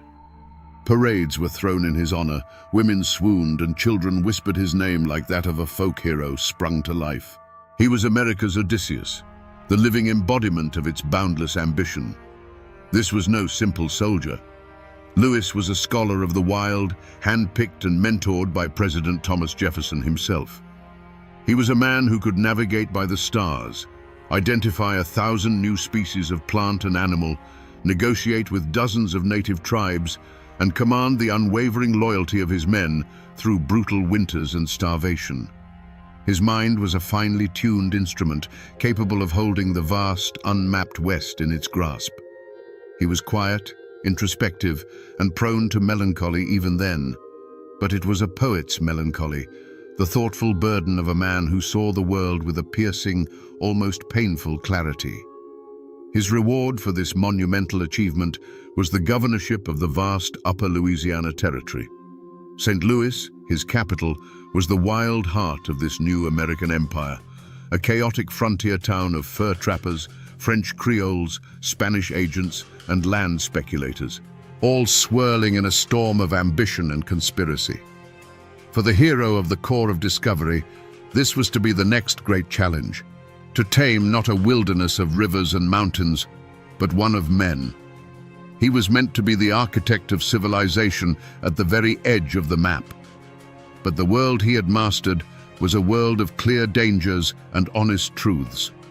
A grizzly bear does not lie. A river does not plot against you. The skills that had kept him alive in the wilderness, unquestioned authority, swift and solitary decisions, and intolerance for deceit, were precisely the ones that made him a poor politician. He was a man of action and honor, suddenly trapped in a swamp of paperwork, petty rivalries, and whispers in smoky back rooms. The ground beneath his feet, once the solid earth of the trail, had turned to quicksand. He had once been at home in the deepest, most unforgiving parts of the continent. The rustle of leaves, the snap of a twig, the cry of a distant hawk. This was the language he understood. The vast, untamed American wilderness was not his enemy. It was his sanctuary and his domain. He could read a forest like a book and a river like a letter from a friend. There was no place on earth he should have felt safer. Little did he know, the modern world he was helping to build would soon turn on him. The hero had returned from the great wilderness, but a different, more dangerous wilderness was beginning to grow within his own mind. The adoring crowds were fading into the distance, replaced by the silent, judging eyes of creditors and the sneering faces of political enemies. The world he had won was about to be lost. The conflict that would end Meriwether Lewis' life wasn't born in a tavern brawl or over a disputed property line. Its seeds were sown in the grand halls of European palaces and in the treacherous politics of a new nation. The land at the heart of this story wasn't a few acres of Rocky Mountain soil. It was an empire. The Louisiana Purchase of 1803 wasn't just a transaction, it was the acquisition of a ghost, a vast, undefined territory haunted by the ambitions of France and Spain. Lewis was the man sent to give that ghost a body, to map its rivers and mountains, to make it truly American. The land was his legacy, the source of his fame, and ultimately the reason for his destruction. The ink on the purchase treaty was barely dry, but the region was already scarred by a century of shifting loyalties. St. Louis was not a simple American frontier town. It was a place layered with history, a city with a French soul and a Spanish past. Its most powerful citizens, the old money fur traders and landowners, had deep ties to the old world. To them, Governor Lewis wasn't a hero. He was an outsider, a federal agent sent by a distant government in Washington to impose a new order. He represented an American authority they had no reason to trust and every reason to resent. This wasn't a feud between families. It was a cold war between the old guard and the new nation. At the heart of this simmering conflict was a man who personified the region's treachery, General James Wilkinson. To the public, he was a decorated general. In reality, he was a master of deceit, a paid agent for the Spanish crown, and a man whose ambition knew no bounds. He was a spider at the center of a web of conspiracy that stretched from New Orleans to the Canadian border, and he had served as the first governor of the territory Lewis now controlled. Lewis, a man of uncompromising honor, was a direct threat to Wilkinson's shadowy empire. He wasn't just an obstacle, he was a potential witness, a man who, by virtue of his office, had access to documents and records that could expose Wilkinson's treason and send him to the gallows. In these mountains, a family name can be a heavy burden. But for Meriwether Lewis, his own name had become a curse. The name Lewis was supposed to mean courage, integrity, and triumph over the wilderness. But in the viper's nest of St. Louis, his enemies worked tirelessly to redefine it, to associate it with incompetence, instability, and financial ruin. Every rejected expense report, every political maneuver that undermined his authority, was a deliberate blow against his honor. To be Meriwether Lewis meant you could not fail. And as he set out on that final journey, he knew he was fighting for more than his career. He was fighting for the very meaning of his name. The world of Meriwether Lewis had shrunk from a vast continent to the suffocating confines of his own office, and the most venomous snake in St. Louis was the one who sat across the hall. His name was Frederick Bates, the territorial secretary and Lewis' second in command. Bates was a man made of paper and ink, a bureaucrat who saw the world in rules and regulations. He resented Lewis' fame, disdained his decisive, often unilateral style of command, and coveted his position. He became the quiet, meticulous architect of the governor's downfall. The deepest wounds were not inflicted by a knife, but by a bookkeeper's pen in a distant Washington office. Lewis, acting as governor, had issued drafts to pay for militias, for Indian affairs, and for government supplies, all necessary expenses to manage a wild and unruly territory. But the War Department, perhaps nudged by Bates's poisonous letters, began to reject them. One protest after another came back, branding the hero of the nation as financially irresponsible. The most galling was the refusal to pay for the expedition to return the Mandan chief Sheheke to his people, a matter of national honor that Lewis had personally guaranteed. These weren't just numbers in a ledger, they were stones being thrown at his good name, each one chipping away at the foundation of his reputation. From his desk in St. Louis, Frederick Bates spun a web of insinuation that reached all the way to the Capitol. He wrote letters to his powerful friends, painting a picture of Governor Lewis as erratic, extravagant, and possibly corrupt. He framed Lewis's decisive actions as reckless overreaches of authority and his bouts of melancholy as evidence of a complete mental breakdown. The rumors took on a life of their own, whispered in the halls of Congress and the offices of the War Department. The hero who had once been praised for his boldness was now being condemned for it. The whispers from St. Louis had become a roar in Washington, and Lewis could feel the ground crumbling beneath him. He was a man isolated. Beyond Bates, he had made powerful enemies among the old guard of St. Louis by challenging their dubious, often fraudulent, Spanish land grants. These were wealthy, influential men who saw Lewis not as a governor, but as a threat to their fortunes. They formed a silent chorus of approval for Beatty's campaign of character assassination. Everywhere Lewis turned, he saw a smiling face with daggers hidden behind its back. His few allies were far away, and his mentor, Jefferson, was now retired. His influence diminished. The hero was alone, surrounded by a closing circle of enemies who wanted nothing more than to see him fall. As Meriwether Lewis left the civilized world behind and plunged into the autumn twilight of the Natchez Trace, he entered a different kind of wilderness. This wasn't the majestic, untamed West he had once conquered. This was a place of dark folklore, a path said to be haunted by the ghosts of murdered travelers. Rivermen and traders called it the Devil's Backbone, and they told stories around their campfires of spectral highwaymen and strange, unsettling cries that echoed through the cypress swamps on moonless nights. The trace itself felt like a bad omen, a place where the veil between the living and the dead was thin, a place where a man's worst fears could take solid form in the oppressive shadows. The human omen on this journey was Lewis himself. The hero of the Corps of Discovery was gone, replaced by a tormented figure whose mind was unraveling. At Fort Pickering, near modern-day Memphis, the darkness had surfaced with terrifying force. He had tried to take his own life, not once, but twice. His traveling companion, Major Neely, found him so utterly deranged that he had to be placed under watch. The men around him no longer saw a governor or a great explorer. They saw a man possessed, his eyes wild, his speech frantic and paranoid.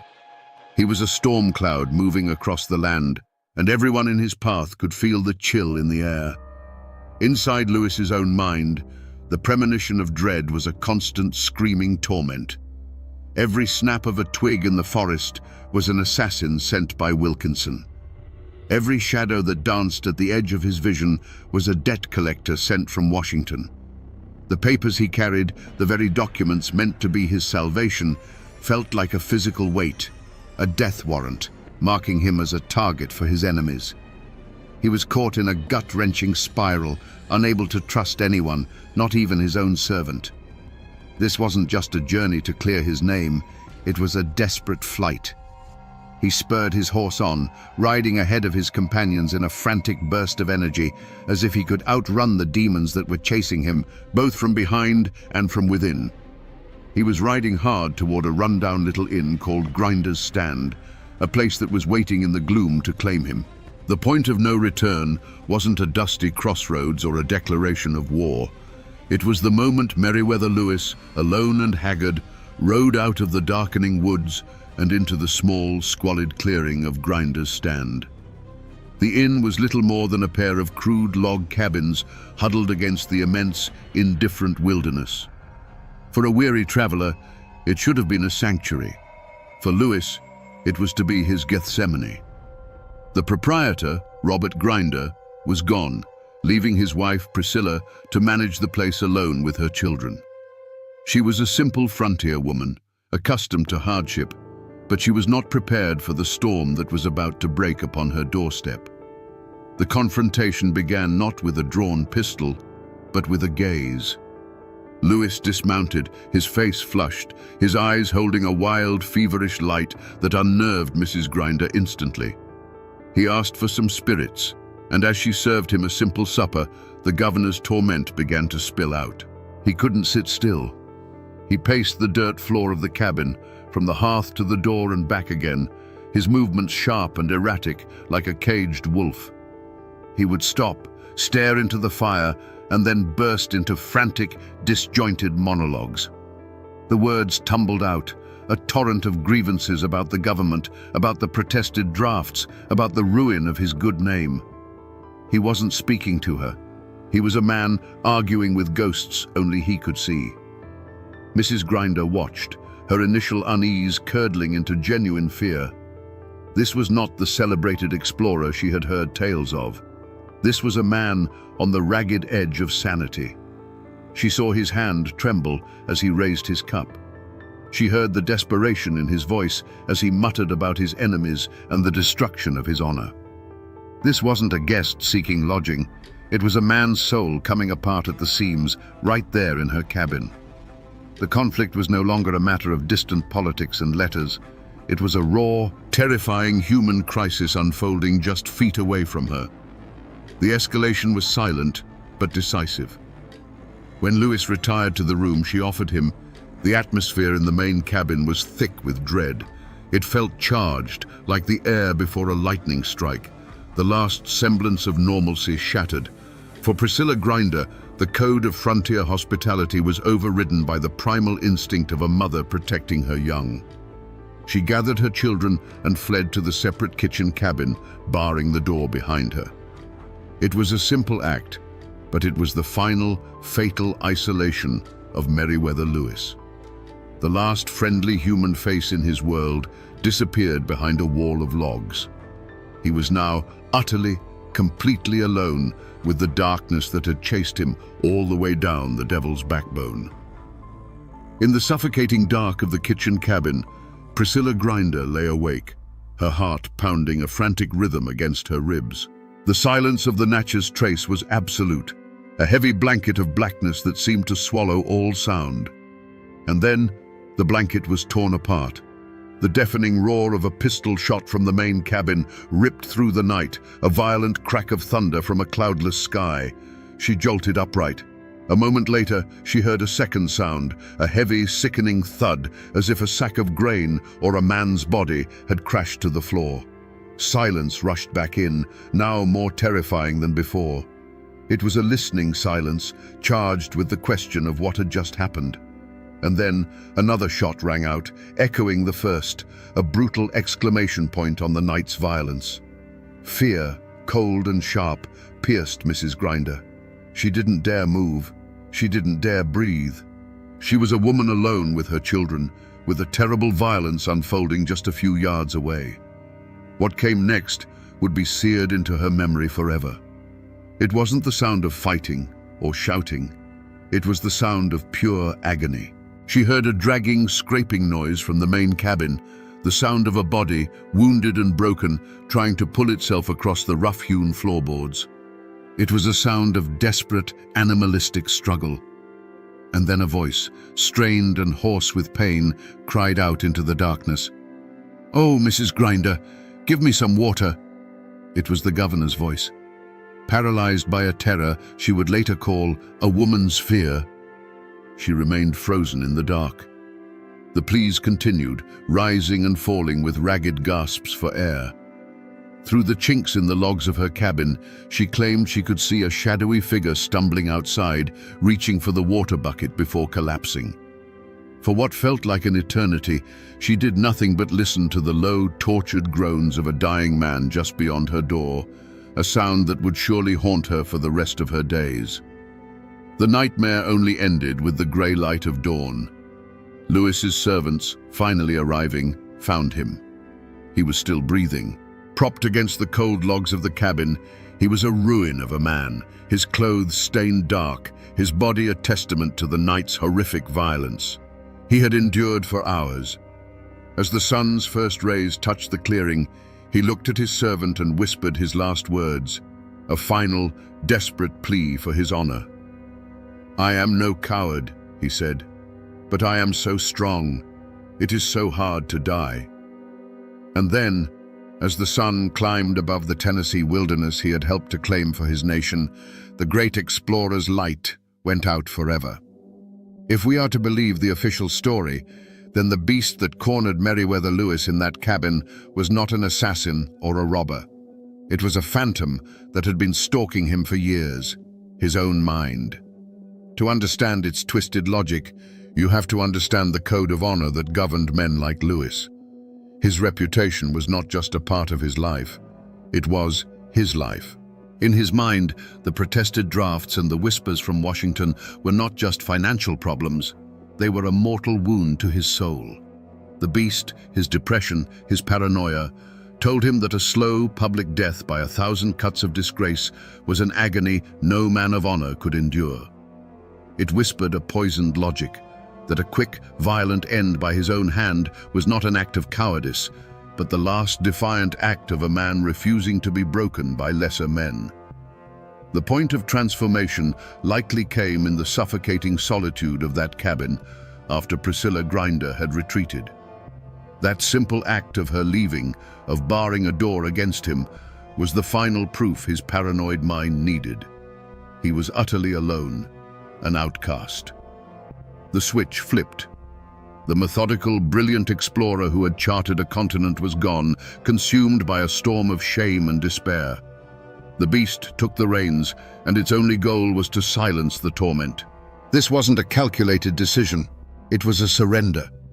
The cool-headed commander who had faced down grizzly bears and stared into the abyss of starvation now faced an enemy he could not intimidate, an enemy that lived behind his own eyes.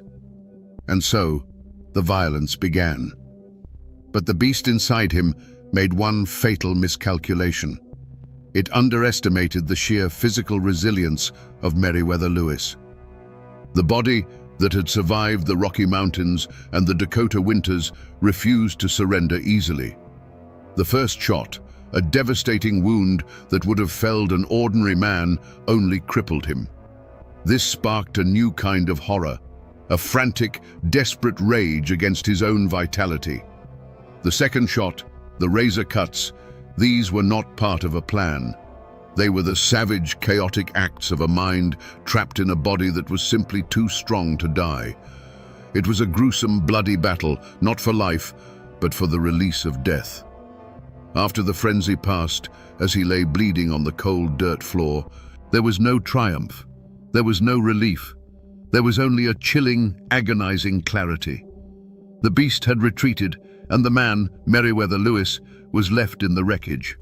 His desperate cries for water were not the ravings of a madman. They were the most basic, human plea of a person in excruciating pain, a return to the simple, desperate need for life at the very moment he had tried to destroy it.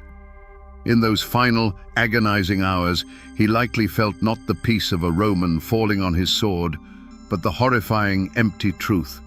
His last great expedition, a journey into the uncharted wilderness of his own despair, had ended in nothing but ruin and pain. When the sun was fully risen, it illuminated a scene of profound desolation. The clearing at Grinder's Stand was no longer just a poor, remote inn. It was a gravesite.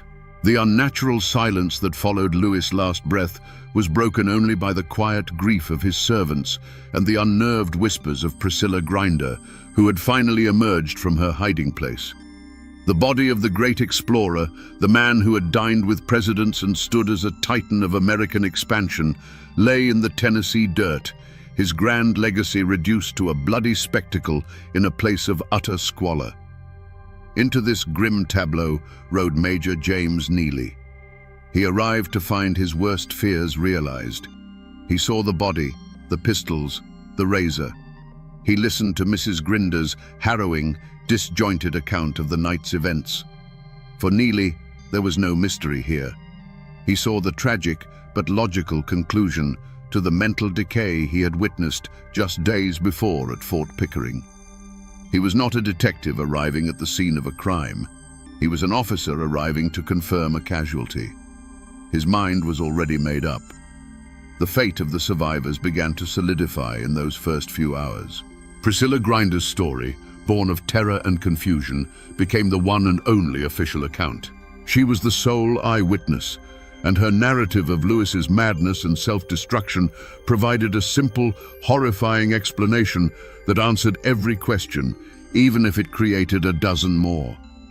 Her fight was not for justice for the governor, but for a version of the truth that would allow her and her family to survive the terrible event that had landed on their doorstep. For Lewis' servant, John Pernier, the fight was over. He was a man adrift, his master and protector gone, left with the grim task of attending to the remains. There was no manhunt. No posse was formed to scour the woods for land pirates or assassins. The authority on the scene, Major Neely, saw no need for one. The immediate task was simply to deal with the body. Meriwether Lewis was buried with a haste that defied his station. He was placed in a crude coffin and interred just a few dozen yards from the cabin where he died.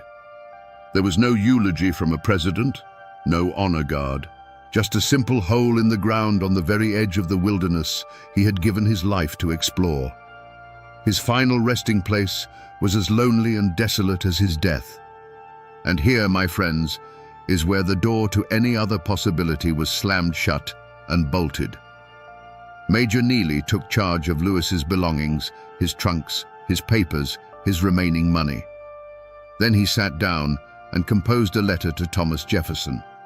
In it, he laid out the story just as he saw it. A clear case of a brilliant but deranged mind finally succumbing to its own demons.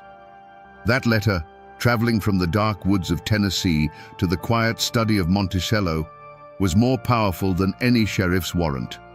It wasn't an appeal for an investigation, it was a final report. It sealed the governor's fate in the pages of history, burying any suspicion of foul play under the immense weight of his own mentor's grief and acceptance. The news of Lewis's death traveled fast, but the truth got left behind on the dark and muddy road. As the story spread from the trace to the halls of power, it immediately fractured the world into two camps. In one camp stood the establishment, led by the powerful voice of Thomas Jefferson himself.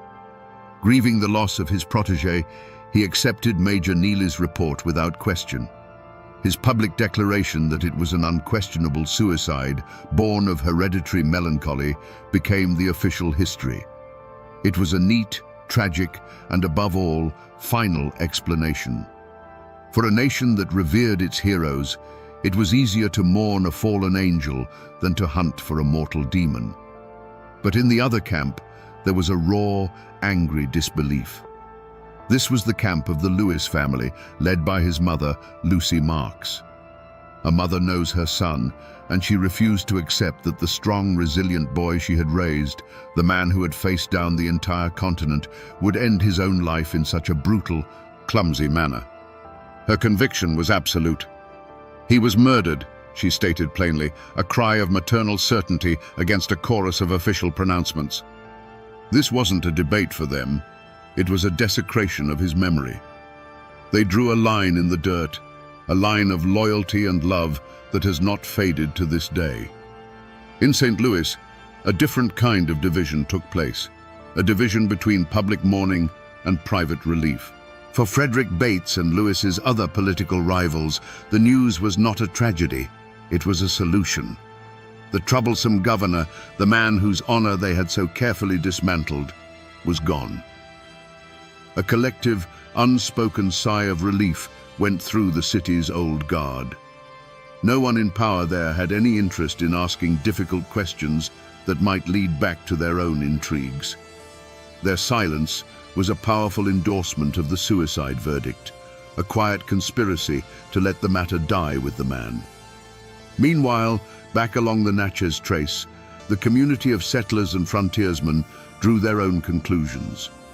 These were practical, often brutal people who understood the dangers of the road.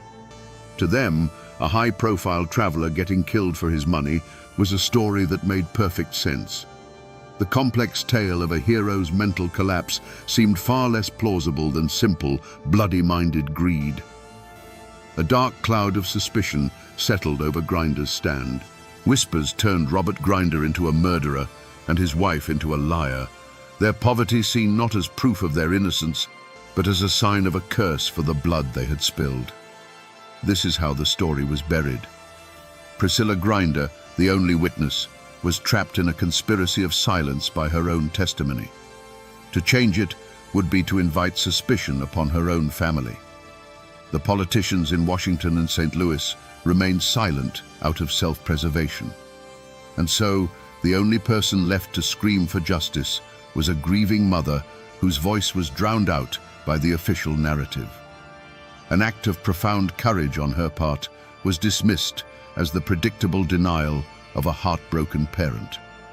The community had been irrevocably split, not just over the facts of a death, but over the very soul of the man they thought they knew. There was no posse, no sheriff riding out with a warrant, no official manhunt for the killers of Meriwether Lewis. The law had closed its eyes and declared the case solved. But a different kind of hunt began, a quiet, phantom pursuit that took place not in the sunlit woods, but in the dark corridors of rumor and suspicion. The prey wasn't a man on the run, it was the truth itself. The ones who took up this chase were not lawmen, but Lewis's family and the handful of people who could not stomach the official story. The hunt was led by a ghost, the ghost of General James Wilkinson. For those who suspected murder, every path led back to him. He was the man with the most to gain from Lewis' permanent silence. The papers Lewis was carrying were a loaded gun pointed directly at Wilkinson's treacherous career. Had he dispatched assassins to the trace? The hunters in the shadows, men like Lewis' own kin, looked for clues. They spoke to travelers who had been on the road at the same time. They listened to the whispers in river towns and frontier forts. They were searching for a trail that had gone cold the moment it was made, trying to connect the shadowy general to the bloody clearing at Grinder's Stand. This hunt played out not against the backdrop of the mountains, but on the pages of newspapers and in private letters. It was an ordeal against an enemy you couldn't see. For every claim of foul play, a dozen official voices rose to defend the suicide theory, citing Jefferson as their unassailable source. The hunters found themselves chasing whispers, trying to prove a conspiracy against a powerful establishment that had already declared its verdict. The wilderness they navigated was one of innuendo and political influence, a landscape far more treacherous than the Bitterroot Mountains. The moment of capture never came. There was no fierce firefight, no dramatic arrest. Robert Grinder, the most obvious suspect, lived out his days in obscurity, neither punished nor exonerated, forever trapped in the amber of local suspicion. General Wilkinson, the spider at the center of the web, not only escaped justice but thrived, his treason not fully exposed until decades after his death. The truth, if it was murder, was the perfect crime. The assassins, if they existed, simply melted back into the shadows of the frontier, their identities lost forever. The hunt failed because the quarry was too powerful, the trail was too cold, and the keepers of the official story had no interest in seeing it found. The shadows won. But my friends, the most chilling part of this story is the trial that never happened. There was no packed courtroom with armed guards, no cunning lawyers arguing points of law. The courthouse doors in Hickman County, Tennessee, remained shut. The justice system, the great institution of American law, never once looked into the violent death of one of the nation's most prominent citizens. The trial of Meriwether Lewis was conducted not by a judge and jury, but through private correspondence, and the verdict was sealed before his body was even cold. The courtroom where this case was decided was the quiet study of Thomas Jefferson. The star witness was Major James Neely, whose letter provided the only testimony that mattered. The evidence was not a bloody pistol or a torn shirt, but Jefferson's own memories of his friend's hypochondriac affections. There was no cross-examination, no defense attorney to challenge the narrative. The most powerful and respected man in the country, acting as judge, jury, and executioner of his friend's memory, declared the case closed. It was the law of powerful men, swift and absolute. The defendants, if there were any, never had to offer a plea. Robert Grinder, the innkeeper, simply faded back into the obscurity of the frontier, though he would live out his life under the permanent shadow of suspicion from his neighbors. Frederick Bates, back in St. Louis, received the news and seamlessly continued his campaign to secure the governorship for himself. And General James Wilkinson, the master of shadows, watched from a distance as a great threat to his treasonous career was not just eliminated, but erased in a way that left no questions and no trail back to him. They offered no remorse, no defiant smirks. They offered only a profound and damning silence. The verdict was announced to the world, not with the bang of a gavel, but with the quiet scratch of Jefferson's quill pen. Suicide, he wrote, and the word became history. It was a clean, simple answer to a messy, horrifying death. It allowed the nation to mourn a tragic hero without having to confront a darker possibility, that its institutions were so corrupt and its frontier so lawless, that a man like Lewis could be murdered with absolute impunity. So was this justice? Or was it merely the tidiest story? The law of men delivered a verdict of convenience, one that protected the powerful and quieted the scandal. But the justice of the mountains, the justice whispered around campfires and passed down through generations along the Natchez Trace, rendered a different verdict. It was a verdict of murder, a verdict that kept the case file open in the hearts of the people, even as the official record was slammed shut. The law had failed, leaving only the stubborn, unquiet ghost of the story to wander the trace, forever searching for a trial that was never held. For Meriwether Lewis's mother, Lucy Marks, life after the verdict was a long, cold winter of grief. She was forced to endure not only the loss of her son, but the official staining of his honor. While the nation's leaders accepted the story of a weak mind succumbing to madness, she began a mother's lonely crusade. She insisted to anyone who would listen that her son was a victim of foul play, fighting to reclaim his memory from the official narrative.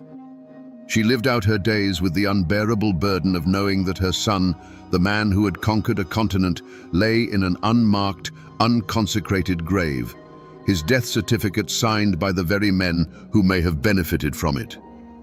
And what of John Pernier, Lewis's servant, the man who should have been by his side that night? His fate is one of the darkest and most unsettling footnotes to this story. He eventually made his way back to civilization, reportedly carrying some of Lewis's final possessions, but he never made it to Washington to deliver them. Shortly after his return, Pernier himself was dead. The official cause was a sudden illness, but rumors immediately swirled that he had been poisoned. Was he a loose end that needed to be tied up? A man who knew too much about who his master was meeting, or what was in those papers he carried?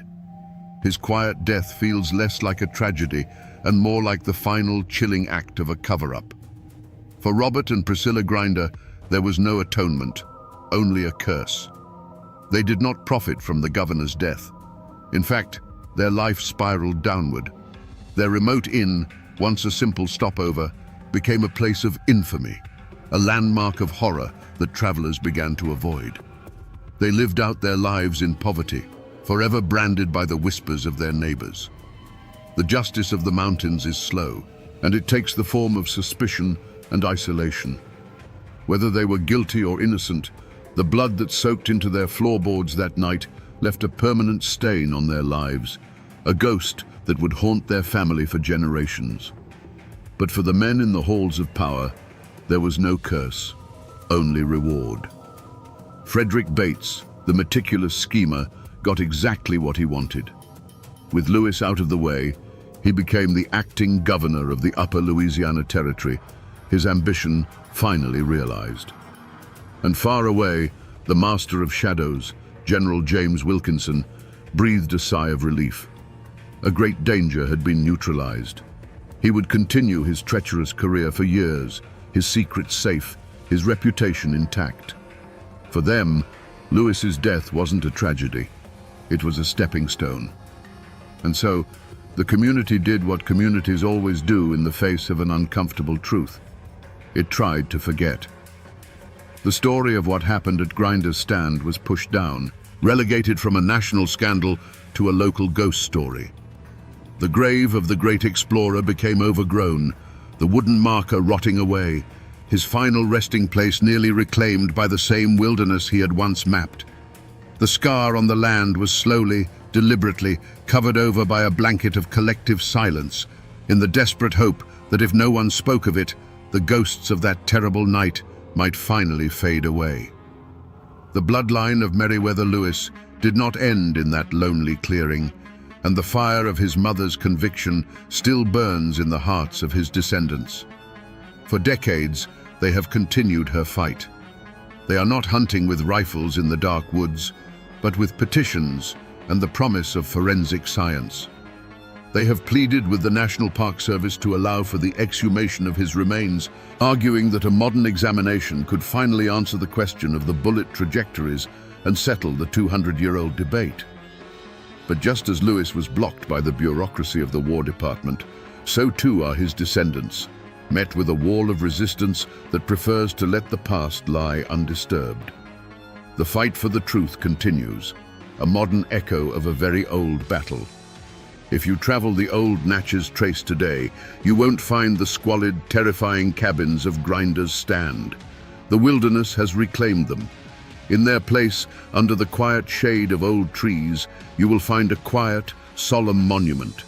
In 1848, the state of Tennessee erected a stone column over his grave. But it is not a whole column. It is broken, deliberately so, a powerful and tragic symbol of a great life cut violently short. It is a place of strange and somber peace now, a stop along a scenic parkway where visitors can read a plaque and pay their respects, many of them completely unaware of the furious, bloody mystery that lies just a few feet beneath the soil. But the monument is not the only thing that remains. For 200 years, the people who live in these hills and hollows have told another story, an echo that refuses to fade. They say the site is haunted. Travelers report seeing a spectral figure in early 19th century dress, pacing frantically near the grave, his face a mask of torment. They tell of phantom gunshots that ring out on cold October nights, and some swear that if you listen closely, when the wind is just right, you can still hear a desperate, disembodied voice crying out for a simple cup of water. They say his spirit cannot rest, because the truth of his end has never been brought into the light. So you see, my friends, the story never really ended. It is etched into stone, carried in the blood of his family, and whispered on the wind. The official documents may gather dust in an archive, and the politicians may prefer a tidy, simple history. But the land itself has not forgotten the blood that was spilled upon it. The mountains remember everything. And so we come back to the question that has haunted this patch of Tennessee ground for 2 centuries. Was it the final, desperate act of a broken man, or was it the perfect, cold-blooded murder of an American icon? The truth is, the trail has gone cold. The physical evidence is buried 6 feet deep. The only eyewitness told a story riddled with fear and contradiction, and the men who had the most to gain are long since turned to dust. In the end, we are left with 2 ghosts. The ghost of a hero whose mind, like an unmapped territory, contained shadows he could no longer navigate. And the ghost of a man of honor, silenced by assassins before he could expose the treason at the heart of the new nation. Which one you choose to believe depends on how much you trust the official story and how much you believe in the darkness that so often lurks just beyond the firelight. But this is more than just a murder mystery. It's a cautionary tale about the cost of greatness and the brutal transition from the wilderness of nature to the wilderness of men. Meriwether Lewis was a man who could face down a grizzly bear, but who was ultimately torn apart by whispers, paperwork, and the quiet betrayals of so-called civilization. His story is a chilling reminder that our greatest heroes are still just men, vulnerable to the same darkness that touches us all, whether it comes from within or from the barrel of an enemy's pistol. This is a profoundly Appalachian story. It teaches us that the most important truths are rarely written down in official reports or history books. They are kept alive in the hills and in the hollows. They are whispered from one generation to the next, becoming part of the land itself. The government closed its file on Meriwether Lewis over 200 years ago, but for those who listen to the whispers on the wind along the old Natchez Trace, the case is far from closed. And now, my friends, you know why.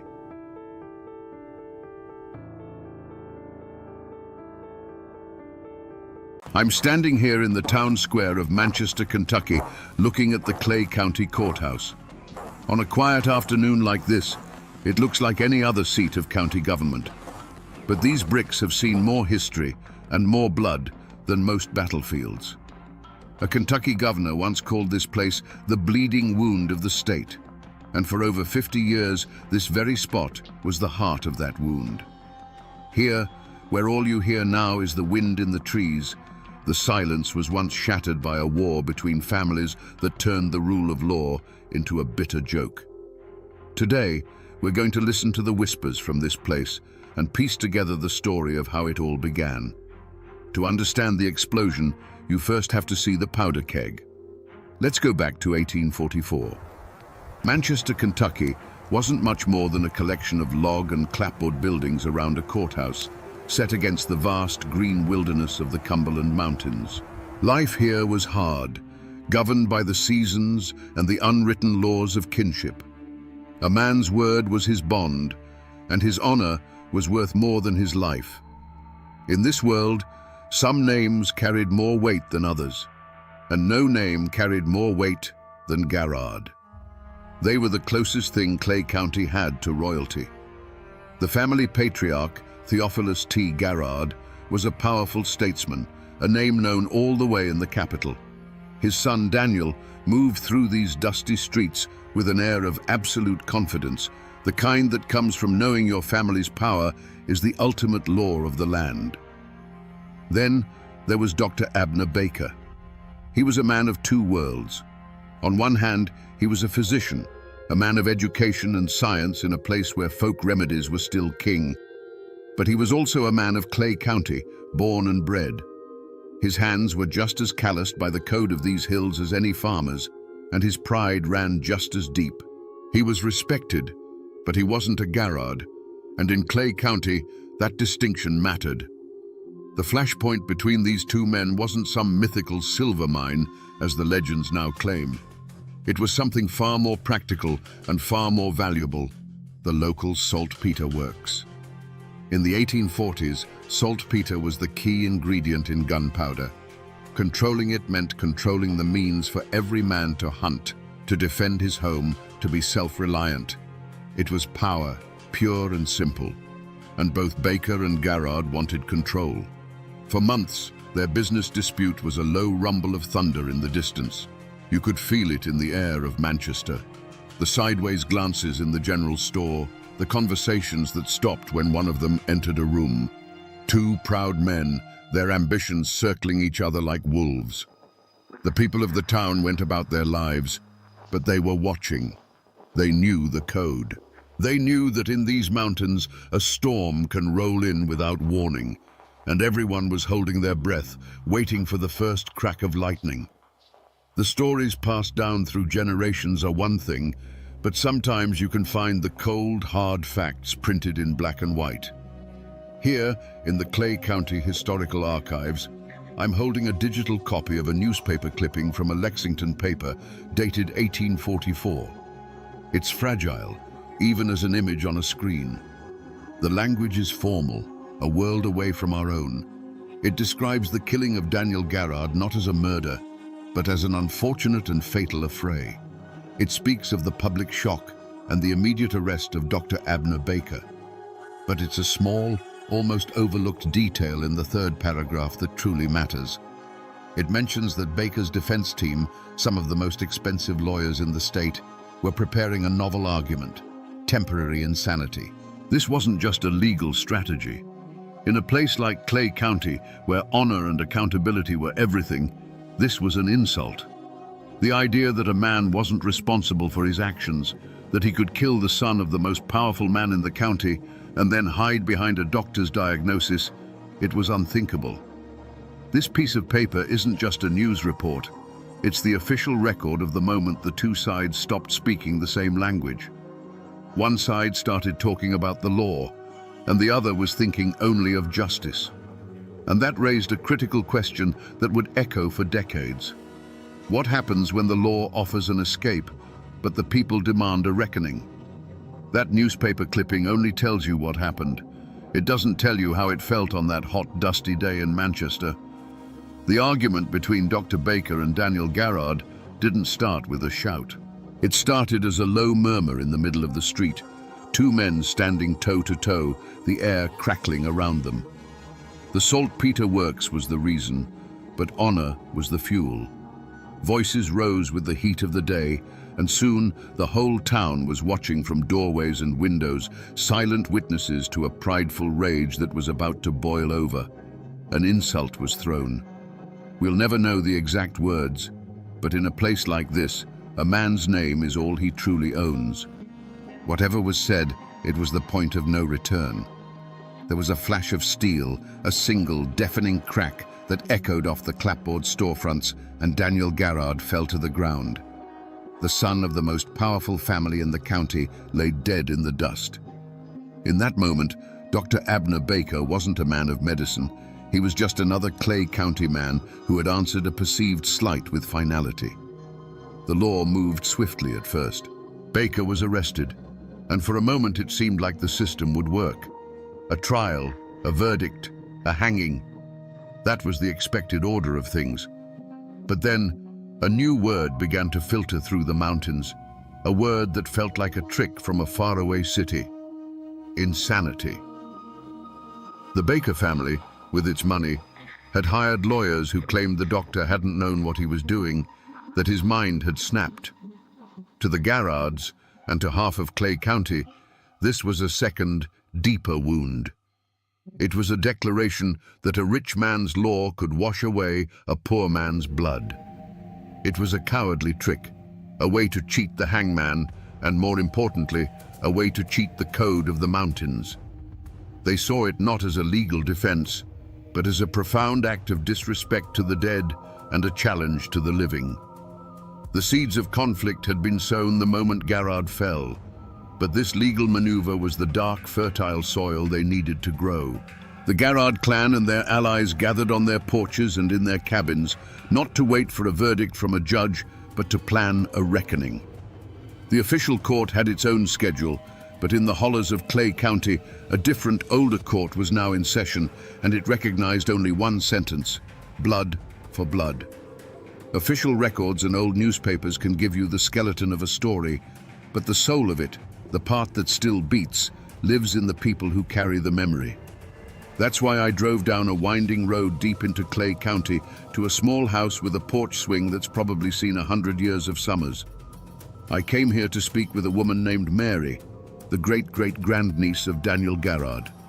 She is in her 80s, with eyes as clear as a mountain spring, and she holds the family's version of the story not as history, but as a living truth. We sat on that porch for an hour, the chains of the swing groaning a slow rhythm, before I even asked about the feud. She knew why I was there. She told me stories of her childhood, of hard winters and loving parents. And then she looked out toward the hills. "You want to know why they couldn't let it be?" she said. It wasn't a question. "My granddaddy told me what his father told him," she began, her voice steady. When the news came that the Bakers were trying to get Abner off by claiming he was insane, it was like Daniel had been killed all over again. It wasn't about the law anymore. It was about honor. To them, the Bakers were saying a Garrard's life was worth so little, you could take it and then just lie your way out of the consequences. She leaned forward slightly, her eyes locking onto mine. It wasn't just anger. It was a duty. They believed if they let Abner Baker live out his days after a stunt like that, the Garrard name would be a joke. Every man in the county would know that you could wrong them and get away with it. They felt they had no choice. The law had failed to give them justice, so the family had to. That single piece of family law, passed down through 5 generations, explains everything. It wasn't just an act of revenge they were planning. In their minds, it was an act of survival. Dr. Abner Baker was sent to the Eastern State Asylum in Lexington. To the outside world, this was the end of the matter. A killer, deemed insane, was safely locked away. But in the hollows of Clay County, it was seen as a temporary delay. The Garrards and their allies didn't see walls and doctors. They saw a debt that was still unpaid. They waited. Patience is a virtue carved into the people of these mountains, and they could wait for true justice as long as it took.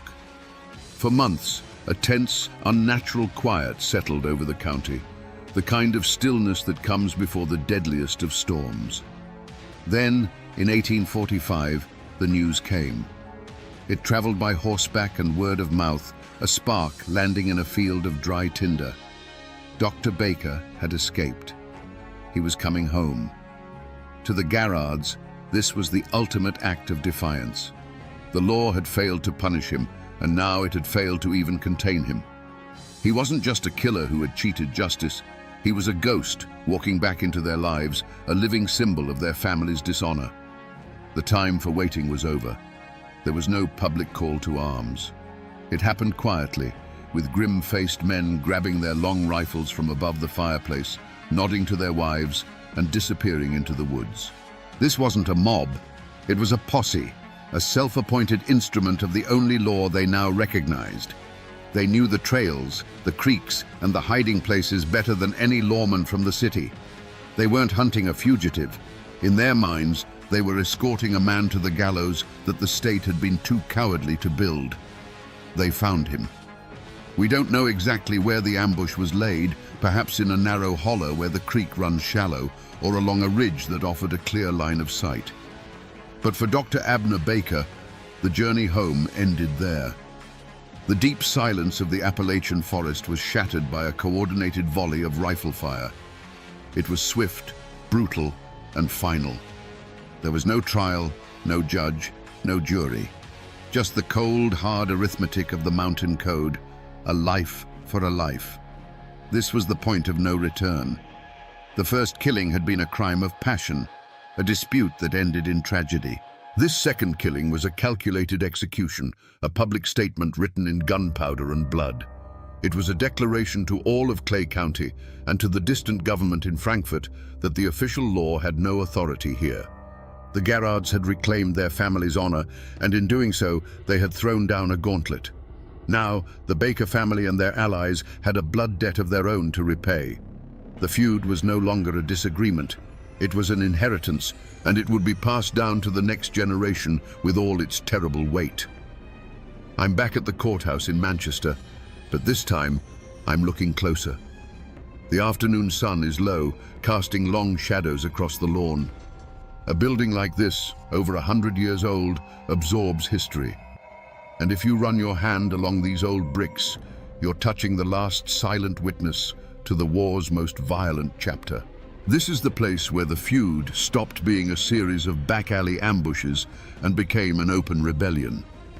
They say if you look close enough at the stone pillars by the entrance, you can still find the chips and scars where bullets from a dozen different gunfights struck home.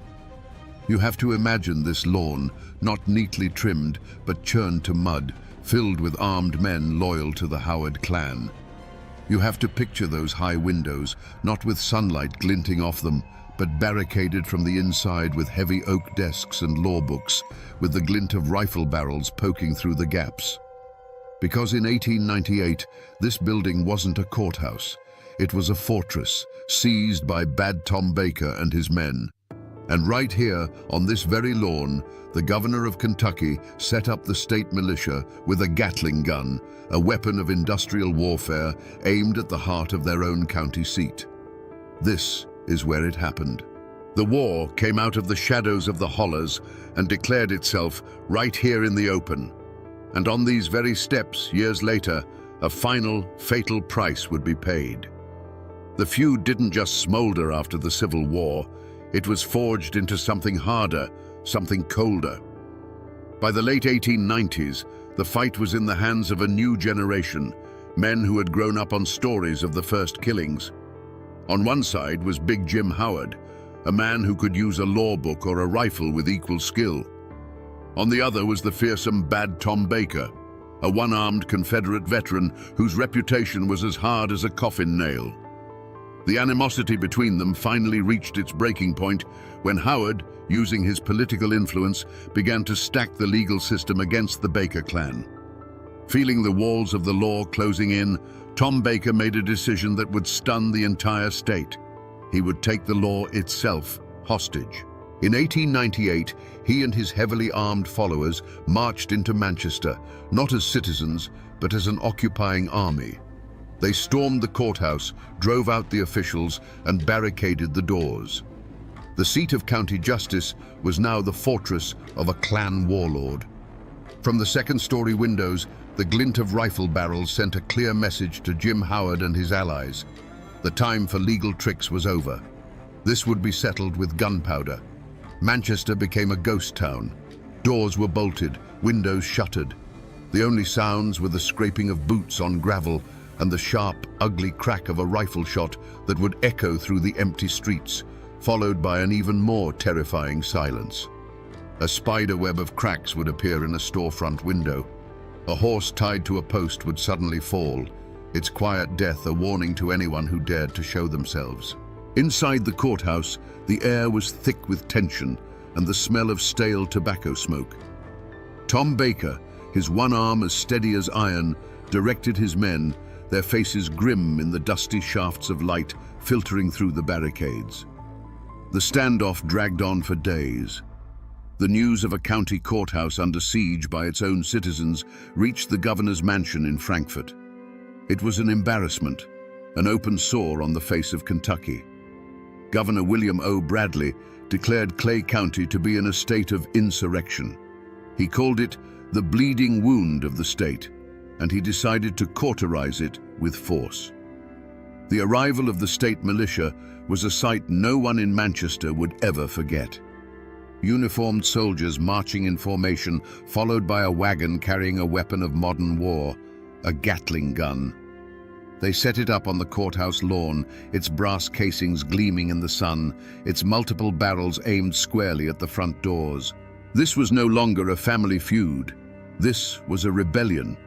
The government of Kentucky was prepared to mow down its own citizens to restore order.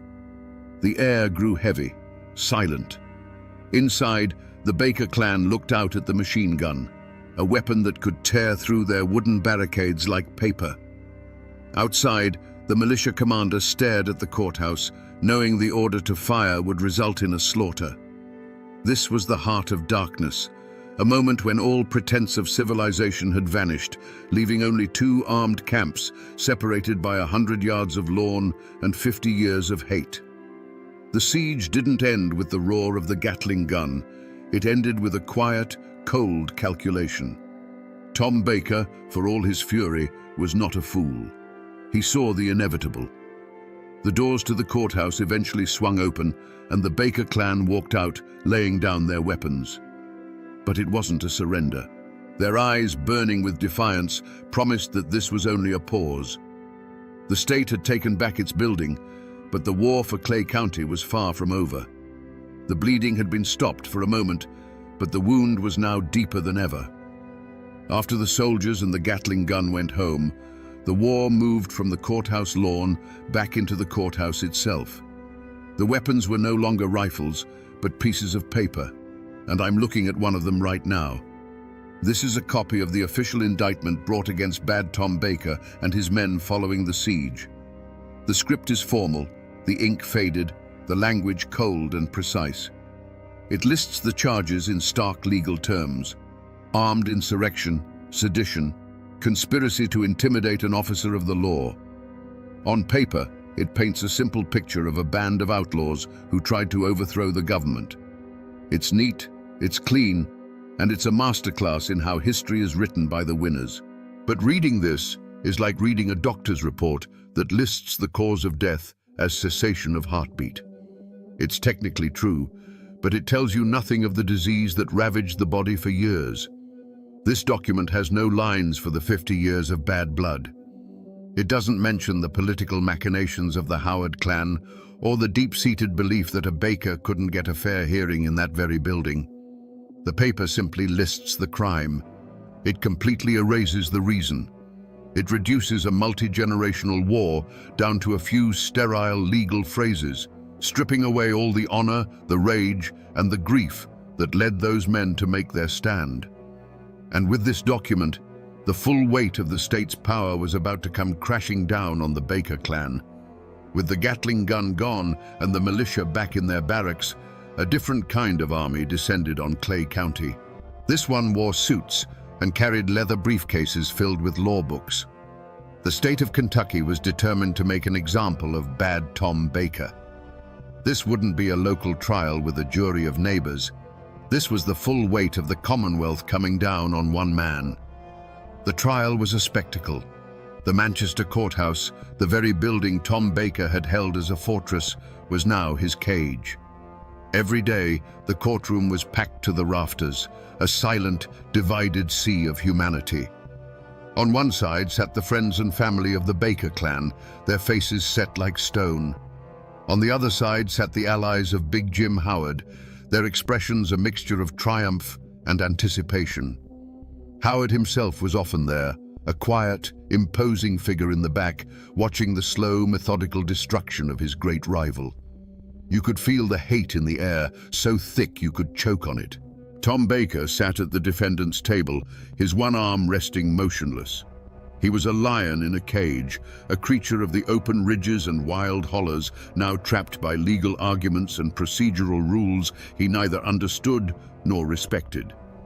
The state's prosecutors painted him as a traitor, a revolutionary who had spit in the face of the law. His defense argued he was a man pushed to the brink, a citizen who had only occupied the courthouse because he knew he could never get justice within its walls. An argument that was, in its own way, a damning confession that the system was broken. The jury listened, their faces pale. They were local men, and they knew that whatever verdict they delivered, they would have to live with the consequences. They were judging not just Tom Baker, but the future of Clay County. But the outcome was never really in doubt. The state had been humiliated, and someone had to pay. When the jury foreman stood to read the verdict, the room fell into a dead silence. The word guilty was spoken quietly, but it landed like a hammer blow. Tom Baker didn't flinch. He didn't rage or despair. He simply looked across the room, his gaze locking onto Jim Howard. In that one look, a lifetime of hatred was exchanged. The law had finally put bad Tom Baker behind bars. But everyone in that room knew that a jail cell could hold the man, but it could never contain the feud. The law had won its battle, but in doing so, it had only ensured the war would continue. Up on a hill overlooking Manchester, there's a quiet cemetery where the wind rustles through the leaves of ancient oak trees. The tombstones are a library of endings, some new and polished, others old and leaning, their names almost erased by a century of rain and frost. This is where all the fury and ambition of the Clay County War finally came to rest. And this is where you find them. Over here is the grave of Bad Tom Baker. It's a simple military-style stone befitting a Confederate soldier. It lists his name, his company, and his dates. There are no grand pronouncements, just the hard, simple facts of a life that ended. His family still tends to it. A small flag flutters here on Memorial Days. It's a place of quiet, defiant dignity. And then, you walk just 100 yards or so past a few other families, and you find the marker for James Big Jim Howard. It's a bit more substantial, a testament to a man of property and political power. He lies here surrounded by his own kin. They lie so close now, these two great enemies. For decades they were the twin poles of a war that tore this county apart, and now they're silent neighbors in the same Kentucky soil. All that rage, all that blood, all that power, reduced to two names carved in granite, slowly fading under the Appalachian sun. Seeing them here, you'd think the story ended with Tom Baker's conviction. But a prison sentence wasn't the final chapter. The Mountain Code had one last bill to collect, and the story of how both these men ended up on this hill is the feud's last and most bitter reckoning. With Bad Tom Baker locked away in the Frankfort Penitentiary, a strange and fragile peace settled over Clay County. For the first time in decades, Big Jim Howard was the undisputed king. He had won. He had used the law, the militia, and the courts to do what generations of his family couldn't do with rifles. He had broken the power of the Baker clan. For a few years, it seemed the war was finally over, ended not with a bang, but with the clang of a prison gate. But the politics of Kentucky have always been a blood sport. In 1899, the state was ripped apart by the most violent and disputed gubernatorial election in its history. When the Democrat William Goebel was assassinated in Frankfort in 1900, the state teetered on the brink of its own civil war. A massive investigation was launched, and a net was cast for anyone with a reputation for political violence. And in one of history's cruelest twists, the master of the law, Big Jim Howard, found himself caught in its web. He was accused of being a conspirator in the plot to kill the governor.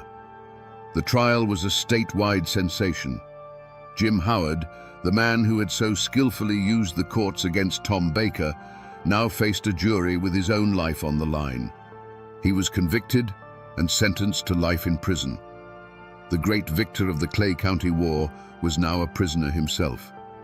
And then, the feud delivered its final, bitter irony. The same political chaos that had condemned Jim Howard miraculously set his old enemy free. The new governor, in a flurry of politically motivated pardons, granted clemency to many men, including the aging, one-armed insurrectionist from Clay County. Bad Tom Baker walked out of prison a free man. So, by 1901, the chessboard had been reset for one final terrible move. Jim Howard, through his own powerful connections, soon secured a pardon as well. Both old lions were back in the same territory. Baker was now an old man, perhaps believing the feud had died with their mutual imprisonment. Howard was also old, but he was a man who had been publicly shamed and imprisoned, and he had one last debt to settle. The long shadow of the feud had stretched across 57 years, and it was about to fall one last time, right back where it all began, in the streets of Manchester. Even now, more than a century after the last shot was fired, the Clay County War isn't a settled matter here. It isn't just a chapter in a history book. It's a living memory, a story that gets told on front porches and at family reunions, and the version you hear depends entirely on which family is telling it. The names Baker and Howard don't just belong to the dead. They belong to the living, and they still carry the weight of that old, bitter argument. To this day, if you talk to folks whose ancestors stood with Tom Baker, you'll hear the story of a hero. They'll tell you, Bad Tom was a man of the people, a proud Confederate soldier who stood up to a corrupt political machine run by the wealthy and powerful Howard family. They'll say the courthouse siege wasn't insurrection. It was a desperate man's only way to demand a justice he could never get from a bought and paid for judge. In their version, Tom Baker was a man of honor who was assassinated in cold blood, a victim of a coward's bullet because his enemies could never face him in a fair fight.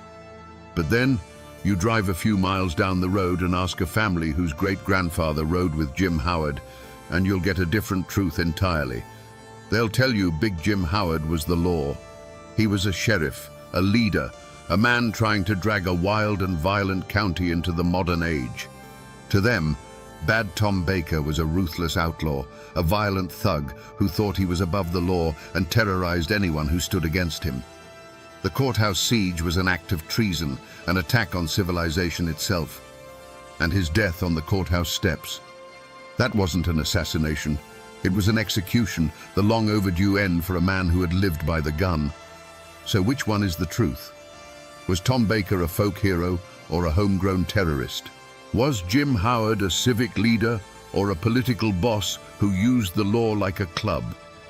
The honest answer is that after 100 years, the truth is a matter of blood and memory.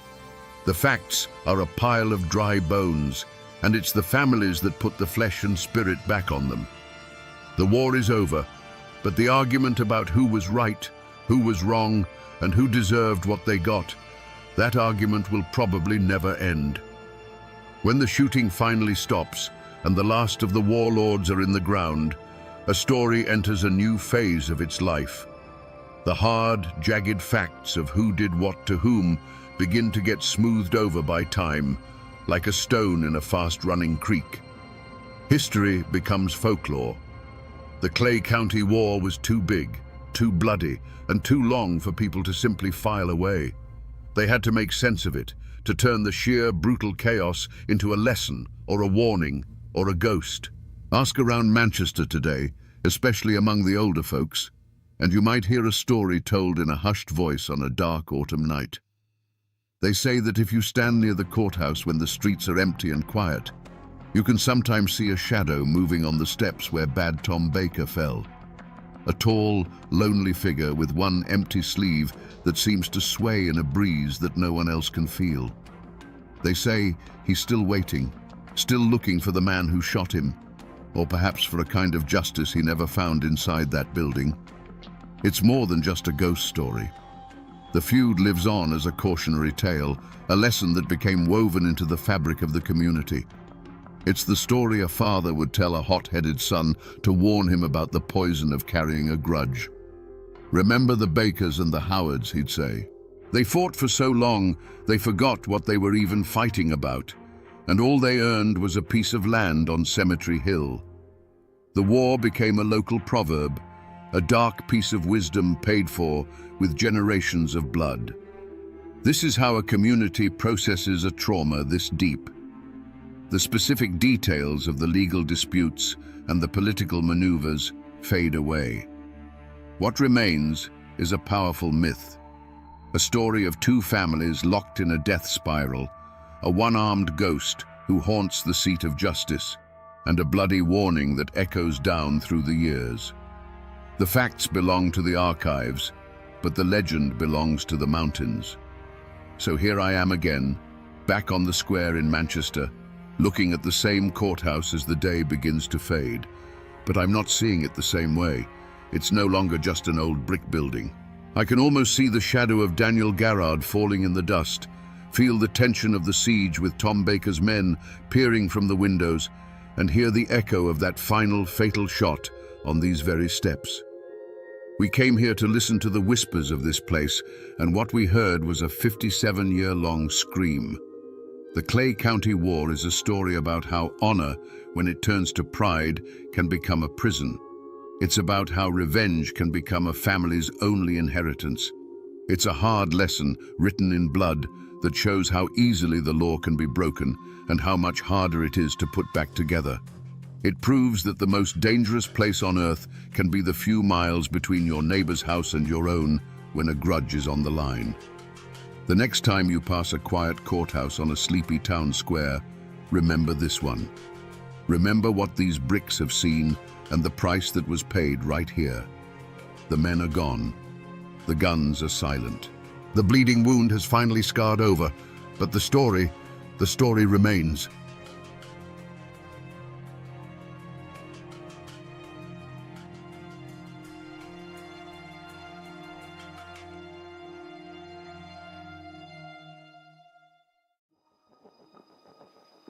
The first thing you would have noticed wasn't the sight, it was the smell. If you have ever stood in a pine forest after a heavy rain, you know that scent. It is crisp, sharp, almost like a cleaning chemical mixed with damp earth. It is the smell of life. But on this particular morning, in the deep hollows of Kentucky, that clean pine scent was losing a war against something much heavier, something copper-like.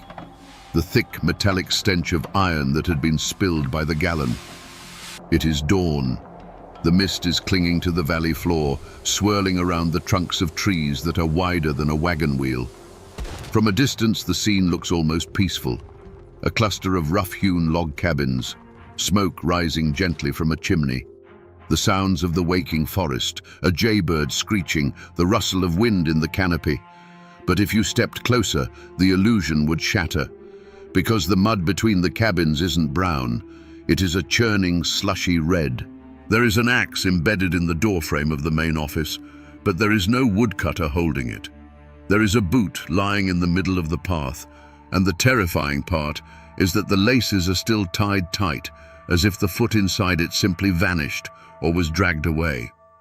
This is not a battlefield from the Civil War. That ended 20 years ago. This isn't the site of a train wreck. This is a workplace. Welcome to 1887. Welcome to the edge of the known world. In the late 19th century, the American logging camp was the engine room of the nation. It was where the raw material for your great-grandfather's house, his furniture, and his coffin came from. It was a place of immense physical power, where men with arms like hydraulic pistons turned chaos into commerce. But on this morning, the commerce had stopped. The silence that hangs over this camp is heavy. It is the kind of silence that screams. Inside the main cabin, the chief, the man who ran this operation with an iron fist just 24 hours ago, is no longer giving orders. He is lying amidst the wreckage of his own command post. The furniture is splintered. The ledger books, usually kept in immaculate rows, are scattered across the floor, their pages soaking up the fluids of the men who wrote in them. What happened here? It wasn't a bear attack. The wounds are too precise for that. It wasn't a raid by bandits looking for gold, because there was no gold here to steal. This was something far more personal and far more terrifying. You see, usually when we talk about history, we talk about the big events, the wars, the treaties, the elections. We look at the timeline from a bird's eye view. But today, we are going to drop down into the mud.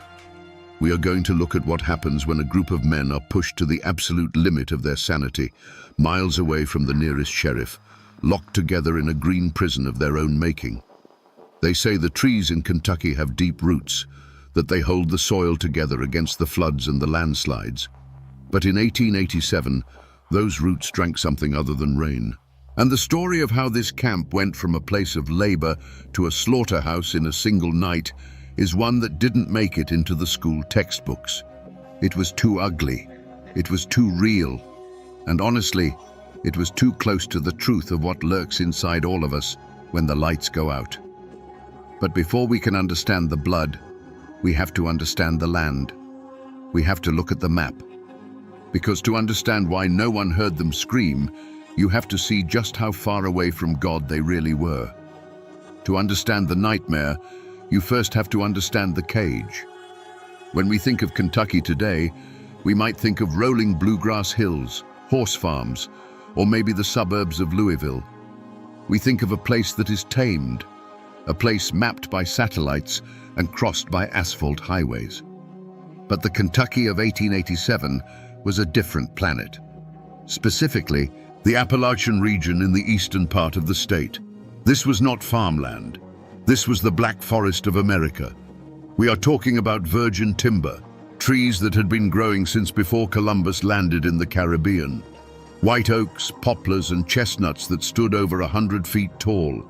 Their trunks were so thick that 3 grown men holding hands couldn't circle them.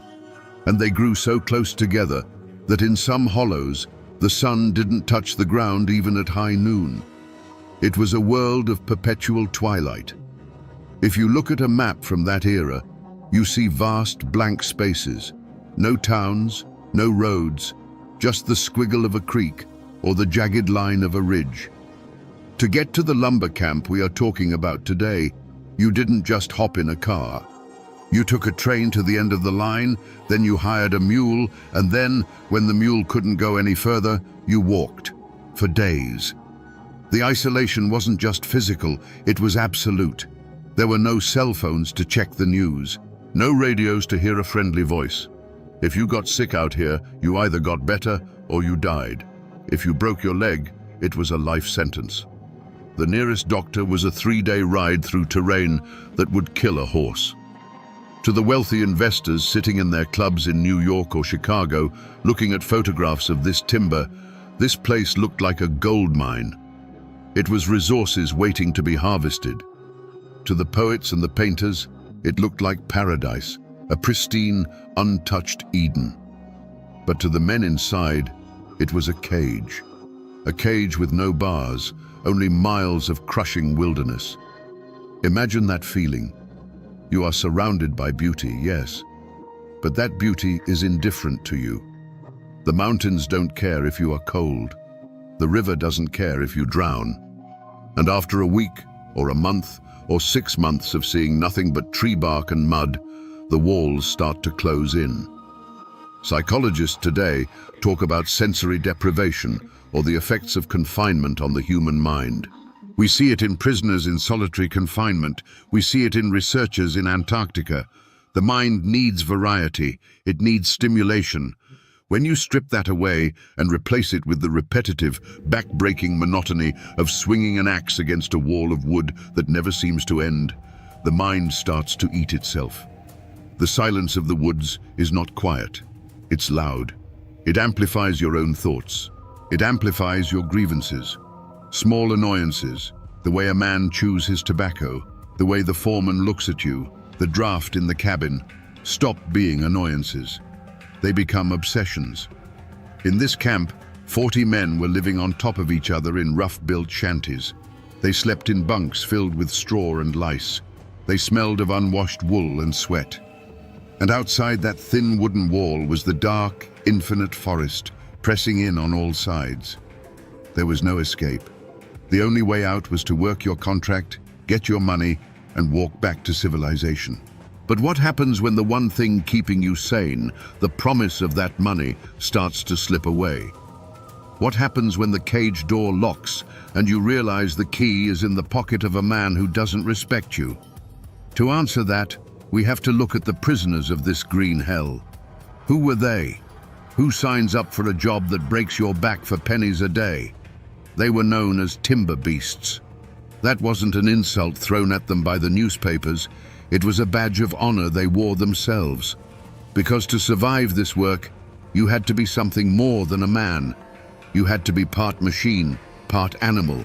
The workforce of a Kentucky logging camp in the 1880s was a motley collection of humanity's drift. The Civil War had ended only 22 years prior. Many of the older men in the camp were veterans. They had seen the horrors of Shiloh or Antietam. They carried shrapnel in their legs and ghosts in their heads. They were men who had learned that life was cheap and that violence was a valid way to solve a problem. Then you had the immigrants, Irish, Swedish, German. Men who had crossed an ocean with nothing but the clothes on their backs, chasing the American dream, only to find themselves hacking at trees in a language they barely understood. And finally, the locals, the mountain men. People who had been born in the shadow of these peaks, who knew the woods better than they knew the Bible. But despite their differences, the camp ground them all down into the same shape. The work was brutal in a way that is hard for us to comprehend today. We have chainsaws, we have heavy machinery, we have OSHA regulations. They had nothing but muscle and physics. A standard day began at 4 a.m. Breakfast was a heavy, greasy affair. Biscuits, pork fat, beans, coffee thick enough to float a horseshoe. By 5 a.m., they were in the woods. Imagine cutting down a tree the size of a lighthouse using only a handsaw. 2 men, one on each end of a 7-foot steel blade known as a misery whip. Pull, push, pull, push. For 12 hours. Your shoulders burn, your hands blister, then calloused, then bleed, then calloused again until they feel like leather gloves. And the danger was constant. These trees weighed tons. When they fell, they didn't just tip over nicely. They crashed. They shattered other trees. Branches the size of telephone poles would snap off and come rocketing down. They called them widowmakers for a reason. If you were standing in the wrong spot, you didn't just get hurt. You were erased. Men were crushed. Men were decapitated by snapping cables. Men lost feet to slipping axe heads. And if you got hurt, you were fired. There was no workers' compensation. There was no sick leave. If you couldn't swing the axe, you were dead weight. This created a specific type of psychology, a hardness. You couldn't afford to be soft. You couldn't afford to care too much. You worked, you ate, you slept, and you prayed you didn't die. But there was a glue that held this volatile mix of men together. It wasn't friendship, necessarily, and it certainly wasn't loyalty to the company. It was the paycheck. They were enduring this hell for a reason. $1.50 to $2 a day. That sounds like a joke to us, but in 1887, $1 a day was a living wage. A season in the woods could mean paying off the farm back home. It could mean buying a wedding ring. It could mean a fresh start in the West. Every swing of the axe was an investment in the future. They were banking their sweat, expecting a return. They trusted the system. They trusted that if they did the work, they would get the reward. It's the fundamental social contract of civilization, labor for capital. But in this camp, there was a middleman between the labor and the capital. A man who sat in the warm office while they froze in the woods. A man who held the ledger and, more importantly, held the keys to the company's store. And this man, well, let's just say he didn't see these workers as partners. He saw them as assets, and depreciating ones at that. There is an old song made famous by Tennessee Ernie Ford. You probably know the chorus. St. Peter, don't you call me 'cause I can't go. I owe my soul to the company store. We tap our feet to it. It's a catchy tune.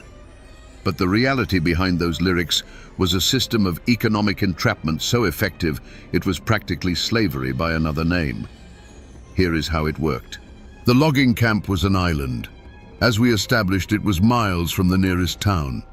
That meant you couldn't just pop down to the local market to buy tobacco or new boots or a bar of soap. You had to buy it from the camp, and the camp had a store. This store was run by the company and overseen by the camp chief. And since they had a monopoly, literally the only shop within a 3-day walk, they could set the prices. Need a new pair of boots because yours rotted off your feet in the mud? That will be $5. In town, they might cost $2. But you are not in town. You are here. Want a tin of tobacco to calm your nerves after a near-death experience with a falling oak? That's double the market rate. But here is the catch. You didn't pay with cash. You didn't have any cash. You were working on credit. The cost of your purchases was deducted from your future wages. The chief would open the big leather-bound ledger, find your name, and scribble a number in the debit column. It sounds convenient, but it was a trap. Many of these men arrived at the camp already in debt. The company had paid for their train ticket. The company had paid for their tools. So before they even swung an axe for the first time, they were already in the hole. Week after week, they worked. Week after week, they bought necessities. And week after week, the chief tallied the numbers. The camp chief in this story is a figure who has been largely lost to history, reduced to a title. We don't know if he was inherently evil or just a bureaucrat doing his job. But to the men, he was a dictator. He lived in the main cabin, which was slightly better built than the others. He ate better food. He wore clean clothes. While the men were covered in sap and mud, he smelled of paper and ink. He represented the company, the distant, faceless entity that owned the trees, the land, and seemingly the men themselves. Tensions in the camp usually simmered at a low boil. Grievances about the quality of the beans or the sharpness of the saws. But in the winter of 1887, something shifted. The ledger wasn't balancing. Rumors started to circulate, whispers in the bunkhouse after the lights went out. "Have you seen your tally?" one man would ask. "He charged me for a broken axe handle I didn't break," another would reply. "He says I only worked 5 days last week. I worked 6. Paranoia is a powerful poison. In the isolation of the mountains, it spreads like wildfire. The men began to suspect that the game was rigged, that no matter how hard they worked, the debt column was growing faster than the credit column. They weren't just working for free, they were paying for the privilege of breaking their backs. And then, the rumor changed. It stopped being about small errors. It became something much more dangerous. The rumor was that the company was broke, that the payroll train wasn't coming, that the chief was hoarding what little cash was left, planning to pack up and leave them stranded in the winter with nothing to show for months of labor but broken bodies and empty pockets. This wasn't just unfairness anymore, this was theft. This was survival. And when you back a timber beast into a corner and threaten to take the food out of his mouth, he doesn't hire a lawyer. He reaches for the nearest sharp object. The spark that lit the fuse wasn't a speech. It wasn't a grand declaration of war. It was a piece of paper. It was a chilly afternoon just a few days before the massacre. A group of the most vocal workers, the ringleaders, though they probably didn't see themselves that way yet, approached the main cabin. They wanted to see the books. They wanted to settle up. This was a standard procedure. A worker had the right to check his standing. But on this day, the mood was different. The air was thick with that specific kind of static electricity you feel before a thunderstorm. They walked into the office. The chief was there, likely surrounded by his small circle of loyalists, clerks, foremen, men whose paychecks depended on maintaining the status quo. According to the accounts that survived, the conversation started civilly. "How much am I owed?" The chief opened the ledger. He ran his finger down the column. "After deductions for room, board, tools, and the advance, you owe us $3. Silence. Imagine the sound of a heart breaking, followed immediately by the sound of blood boiling. This man had worked for 2 months. He had risked his life daily. He had missed his family. And he was being told that mathematically he had paid the company for the privilege of working there. It wasn't just him. Another man stepped up. "And me? $4 balance due." A third man. "What about my overtime?" "Not recorded. You didn't meet the quota." It wasn't a fortune they were fighting for. The total amounts in dispute, adjusted for inflation, would be a few $100s today. It was barely enough to buy a train ticket. But when you have nothing, barely enough becomes everything. It becomes the difference between going home a hero and going home a beggar. The men left the office. They didn't shout. They didn't flip the table. Not yet. They went back to the bunkhouses. And that is where the poison truly set in. If you have ever been in a toxic workplace, you know how these conversations go. But imagine there is no HR department. Imagine there is no home to go to at 5 p.m. You are stuck there with the people who are just as angry as you are. The bunkhouse became a pressure cooker. The men sat on their bunks, sharpening their tools. The rhythmic sound of a whetstone on steel, shk, shk, shk, became the soundtrack of the evening. "He's lying," someone said. "He's pocketing the difference," said another. "He thinks we're stupid. He thinks because we can't read his fancy writing we can't count." The narrative shifted. The chief wasn't just a boss anymore. He was a thief, a villain, a monster who was stealing the food from their children's mouths. And the chief? He made a fatal error. He underestimated them. He assumed that because he had the authority and the ledger and the backing of the company, he was safe. He assumed these men were just dumb labor. He didn't realize he was sitting on a pile of dynamite and he had just lit a match. He sent word that anyone who wasn't satisfied could leave. But they couldn't leave. Leaving meant walking 50 miles with no money and no food. They were trapped. So the logic of the desperate took over. If the law won't help us, we make our own law. If the ledger says we are broke, we burn the ledger. If the chief stands in our way, well, the plan wasn't written down. It wasn't voted on. It emerged organically from the rage. It was a collective understanding that spread through the camp like a virus. Tomorrow night, we take what is ours. The sun sets early in the mountains. By 4:30 p.m., the hollow is already plunged into shadow. The temperature drops like a stone. On the evening of the massacre, the weather turned. A cold drizzle began to fall, turning the dirt paths of the camp into a slick, freezing mud. It was the kind of weather that drives men indoors, huddled around the cast-iron stoves, seeking warmth. If you were a bird flying over the camp that night, you would have seen the glow of oil lamps in the windows. You would have seen the smoke curling from the chimneys. It looked domestic. It looked normal. But inside the bunkhouses, the routine had broken. Usually the evenings were filled with noise. Men playing cards, playing the fiddle, telling tall tales, mending their clothes. Tonight, the fiddle was in its case. The cards were in the box. The men were waiting. There is a psychological phenomenon called group polarization.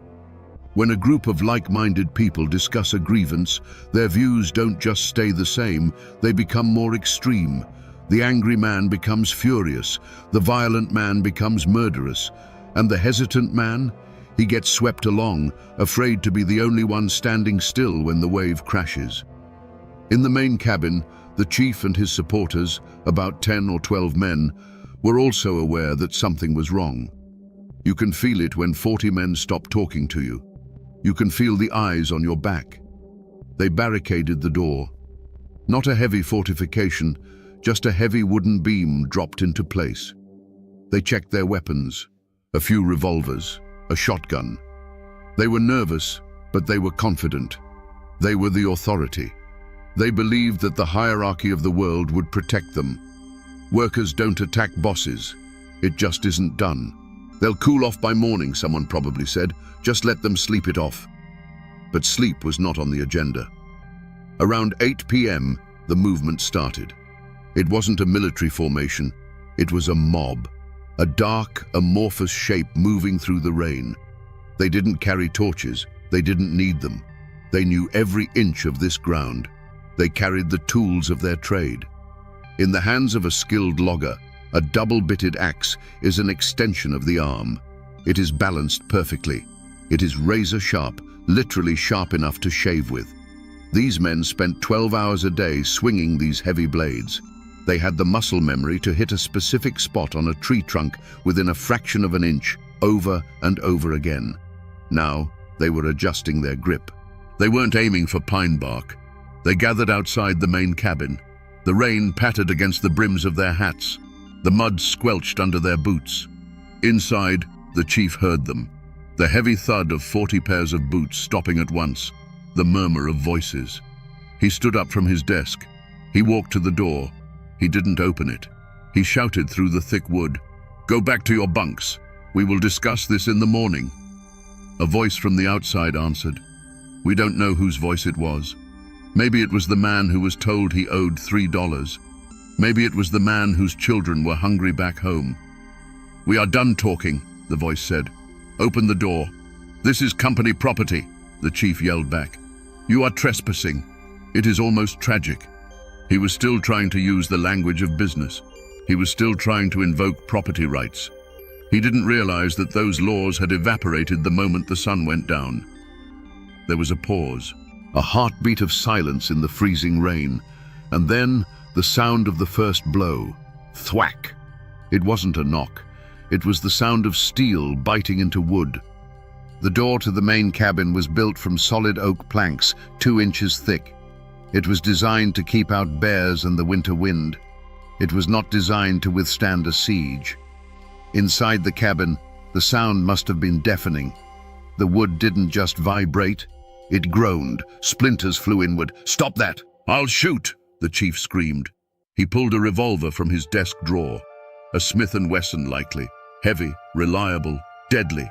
But he hesitated. And this is a crucial moment. Why did he hesitate?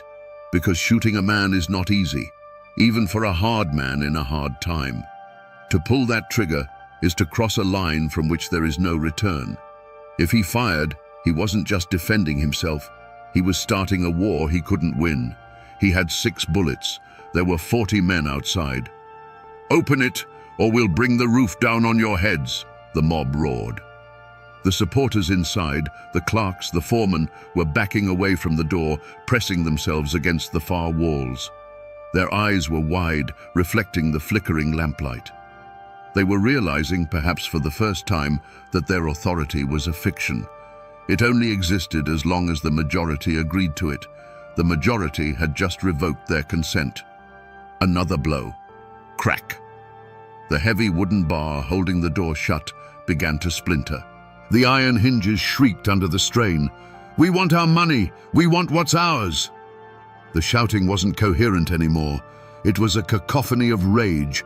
It was the sound of men who had been pushed too far, letting go of the leash. The chief aimed at the door.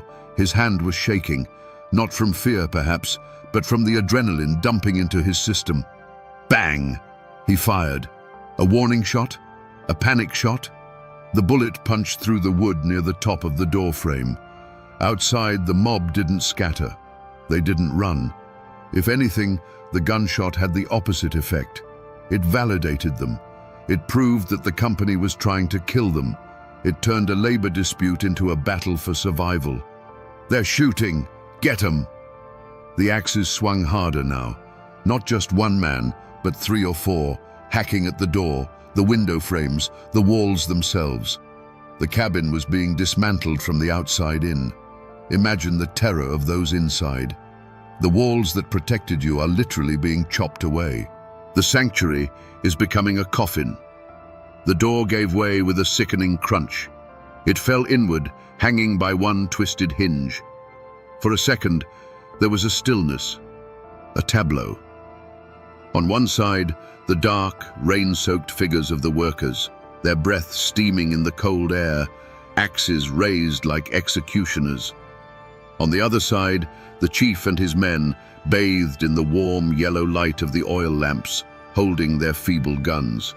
It was the collision of two worlds, the haves and the have-nots, the managers and the managed.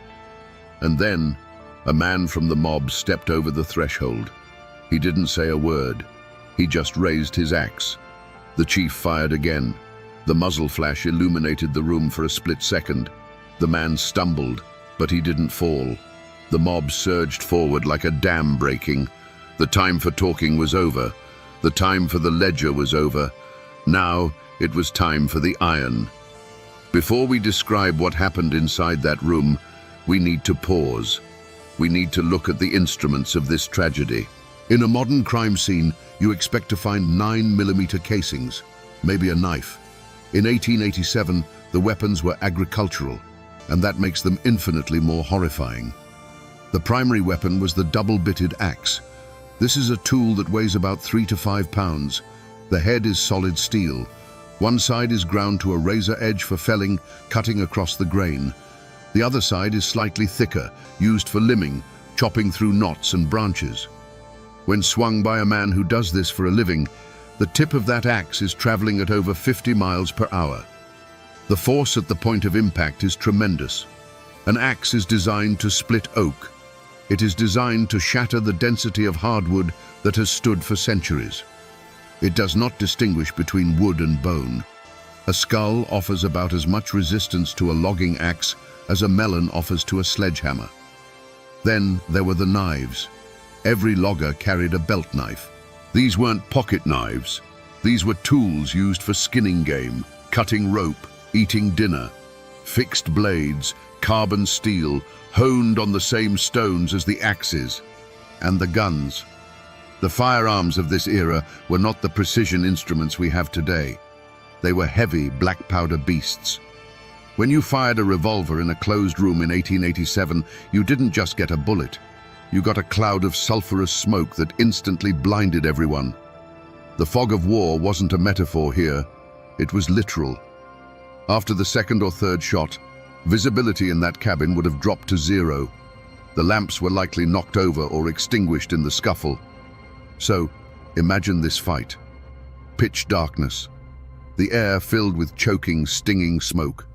The smell of unwashed bodies, fear, and gunpowder. And in that blackness, the sound of axes whistling through the air. You couldn't see who you were hitting. You couldn't see if it was the chief, or a friend, or your own brother. You just swung.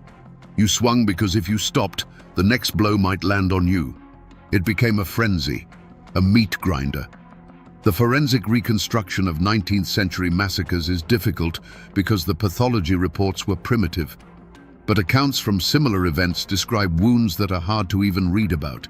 Severed limbs, crushed rib cages, men shot at point-blank range, the powder burns tattooing their skin. This wasn't a duel. It wasn't a shootout at high noon. It was a butchery in a closet. The energy released in that room was primal. It was the release of months of repressed anger, exhaustion, and humiliation. They weren't just attacking a person. They were attacking the source of their misery. They were trying to chop their way out of the trap. But in the dark, with adrenaline pumping, precision is the first thing to go. And chaos takes the wheel. The battle for the main cabin lasted maybe 5 minutes. But for those inside, it must have felt like a lifetime. The mob poured through the broken door like water rushing into a sinking ship. The room was small, maybe 20 by 20 feet. Suddenly, it held 30 screaming men. The chief had retreated behind his heavy oak desk. He fired blindly into the mass of bodies. One man went down, clutching his shoulder. Another dropped to his knees, screaming. But the momentum was unstoppable. The desk, the symbol of his authority, the altar of the ledger, was overturned. It crashed against the wall, spilling ink and papers everywhere. The chief was swarmed. We don't need to describe every blow. Your imagination is doing that work right now. But the result was absolute. The man who had held their lives in his hands was gone, lost under a flurry of boots and fists and steel. But the violence didn't stop with him.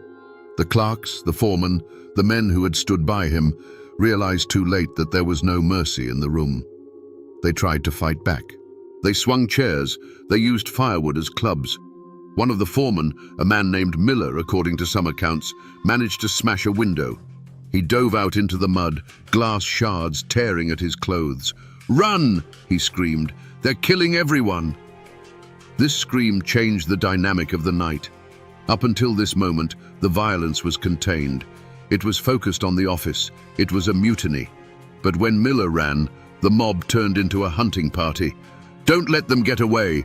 They'll bring the law. Get the witnesses." The logic of the massacre shifted again. Now, it wasn't about revenge. It was about cover-up. It was about silencing anyone who could point a finger. The attackers spilled out of the cabin, their chests heaving, their weapons slick. They looked into the darkness of the camp.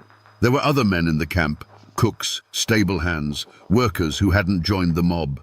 Men who had stayed in their bunks, pulling the blankets over their heads, praying the storm would pass. But now the storm was coming for them. The paranoia said, "If you aren't with us, you're against us."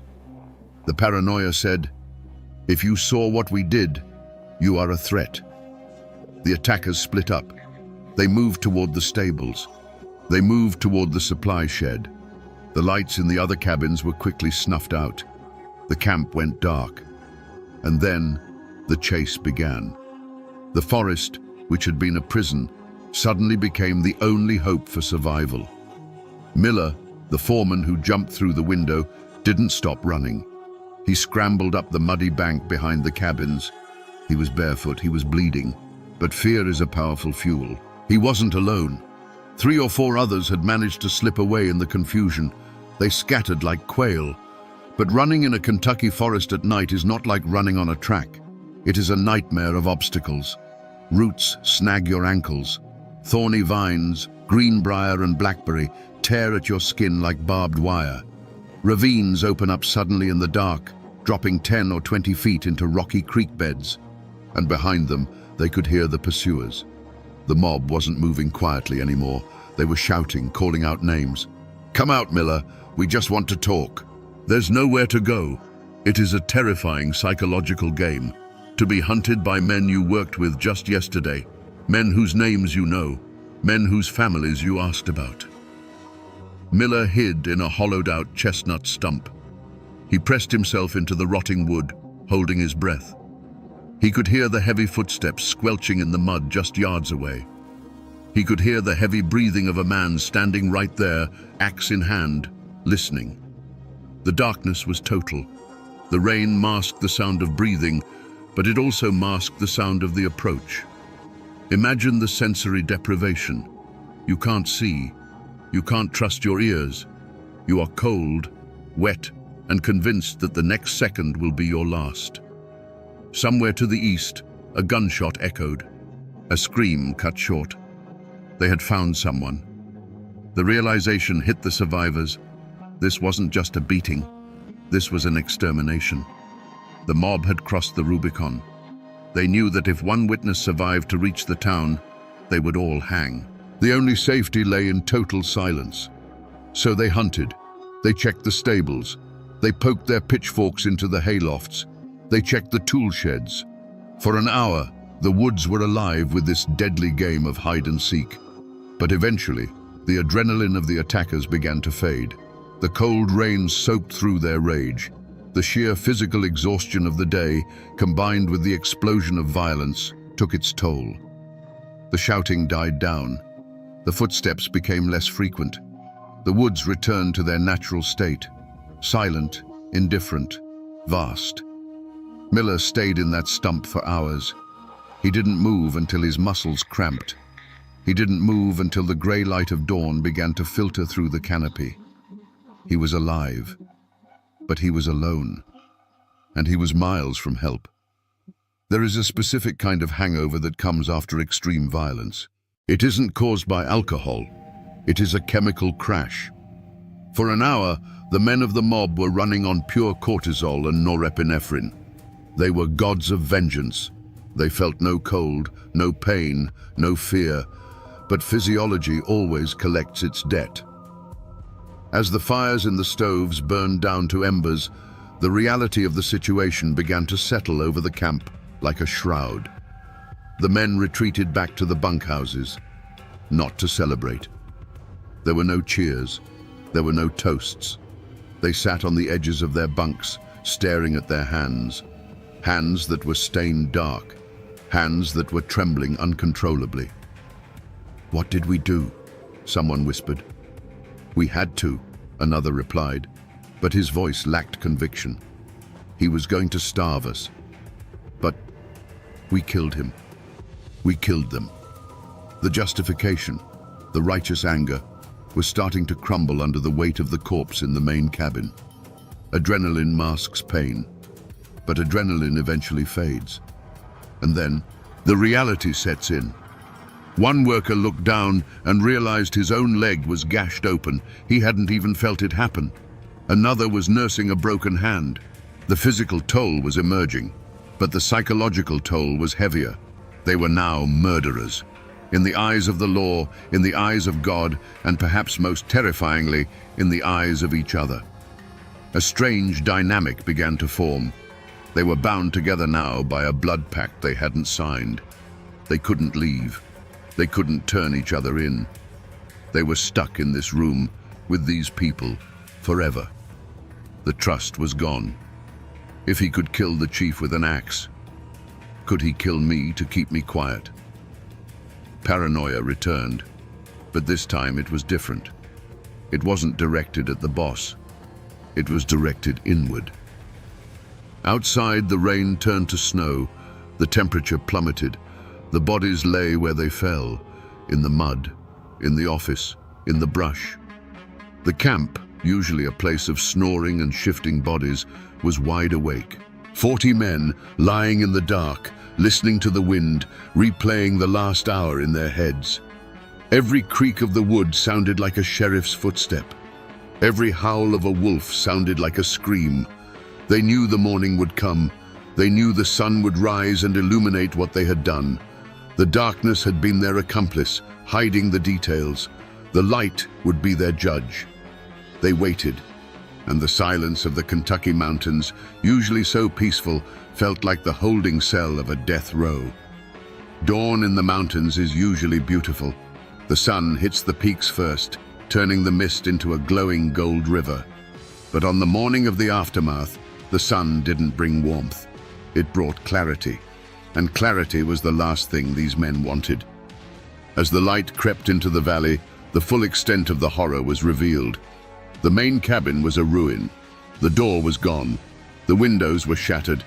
Inside, it looked less like a room and more like a slaughterhouse floor.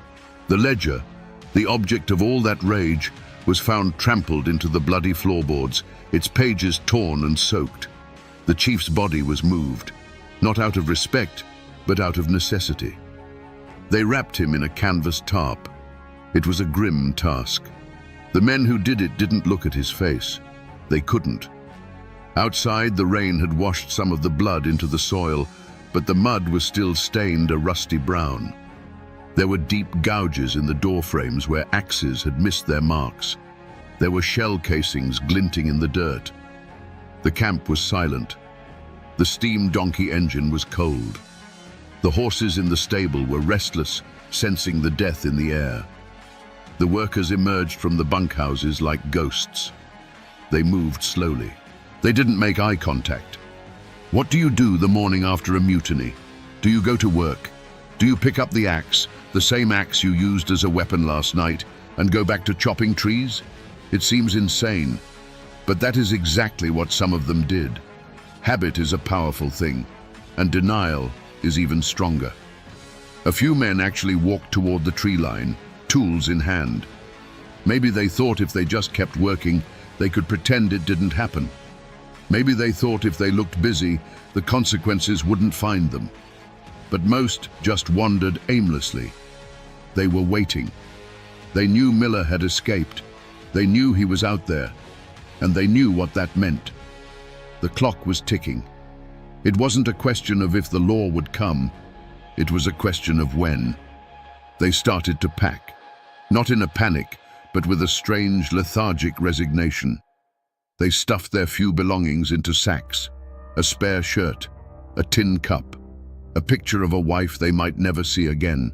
Some slipped away into the woods, hoping to disappear before the sheriff arrived. They chose the fugitive life. Others stayed. Perhaps they felt they had nowhere to go. Perhaps they thought they could talk their way out of it. It was self-defense they rehearsed. He shot first. The camp, once a hive of industry, was now a graveyard waiting for the undertaker. And miles away, the undertaker was already being summoned. While the camp sat in its stupor, Miller was moving. He had been running, walking, and crawling for 8 hours. He was barefoot. His feet were shredded by rocks and thorns. The cold mud had numbed his toes to the point where he couldn't feel them anymore, which was probably a mercy. He wasn't running just to save his own life anymore. He was running on a mission. He had to reach the railhead. The distance was roughly 20 miles. In a car, that's 30 minutes. On foot, through untamed Appalachian wilderness, in the snow and mud, it is a marathon of pain. He avoided the trails. He knew that if the mob had sent riders after him, the trails were death traps. He stuck to the ridges, moving parallel to the creek. Every snap of a twig made him freeze. Every shadow looked like a man with an axe. He was hallucinating from exhaustion. The trees seemed to be leaning in, whispering. The wind sounded like voices, but he kept moving. Why? Because he was the witness. He carried the truth. If he died in these woods, the story died with him. The chief would just be another man who vanished in the mountains. The company would write it off as an accident. He reached the edge of the small settlement near the train tracks around noon. He must have looked like a monster. Covered in mud, clothes torn to rags, dried blood on his face. He stumbled into the general store, the only place with a telegraph or a telephone line to the county seat. The shopkeeper looked up, terrified. "Good God, man. What happened?" Miller collapsed onto a crate. He gasped out the words that would bring the hammer down. "They killed him. They killed them all. Send the sheriff." The message went out over the wire. Dots and dashes traveling instantly across the miles that had taken him all night to cross. "Trouble at Camp 4. Send deputies. Urgent." In the county seat, the sheriff read the telegram. He didn't ask questions. He didn't wait. In 1887, the law didn't come with sirens and flashing lights. It came on horseback, heavily armed. The sheriff gathered a posse. He deputized men on the spot. "Bring your Winchester," he said. "We have a war in the woods." They rode out within the hour. Miller watched them go. He didn't go back. He never went back. But the wheels of justice, slow, grinding, and often brutal, had been set in motion. The posse arrived at the camp 2 days later. They expected a fight. They rode in with rifles raised, spread out in a skirmish line. But they didn't find a fortress. They found a ghost town. Most of the workers had fled. The ones who remained were the broken ones, the old, the injured, or the ones who simply didn't have the will to run. They offered no resistance. They surrendered their axes and their few pitiful firearms. The investigation that followed was less CSY and more Wild West. The sheriff wasn't interested in fingerprints. He wasn't interested in motive. He looked at the body of the chief, still wrapped in the tarp. He looked at the blood on the floor. "Who did this?" he asked. Silence. I said, "Who did this? If you don't speak, you all hang." This is where the law of the frontier gets complicated. In a modern court, you need to prove who struck the fatal blow. You need to prove intent. You need individual culpability. But in 1887, there was a concept known as joint enterprise. If you were part of the mob, you were guilty of the murder. It didn't matter if you swung the axe or just held the lantern. You were there. You were complicit. But identifying them was a nightmare. The men who stayed claimed they were asleep. They claimed they saw nothing. They claimed strangers came out of the woods. It was a wall of silence. But the law has ways of breaking walls. They arrested everyone. They chained them together and marched them back to town. It was a long, humiliating procession. The timber beasts, now shackled like animals. The trial was swift. The newspapers had a field day. They painted the workers as savages, anarchists, monsters of the forest. The nuance of the debt, the starvation, the unfairness that didn't sell papers. Axe murderers sold papers. Miller testified. He pointed fingers. That one was there. That one held the door. But even he couldn't be sure in the dark. In the end, justice was messy. A few men were sentenced to hard labor. A few were acquitted for lack of evidence. But the ringleaders, the ones who actually struck the blows, most of them were never caught. They vanished into the West. They changed their names. They melted into the vastness of America. In the mountains, there is the law of the book and the law of the blood. They rarely speak the same language.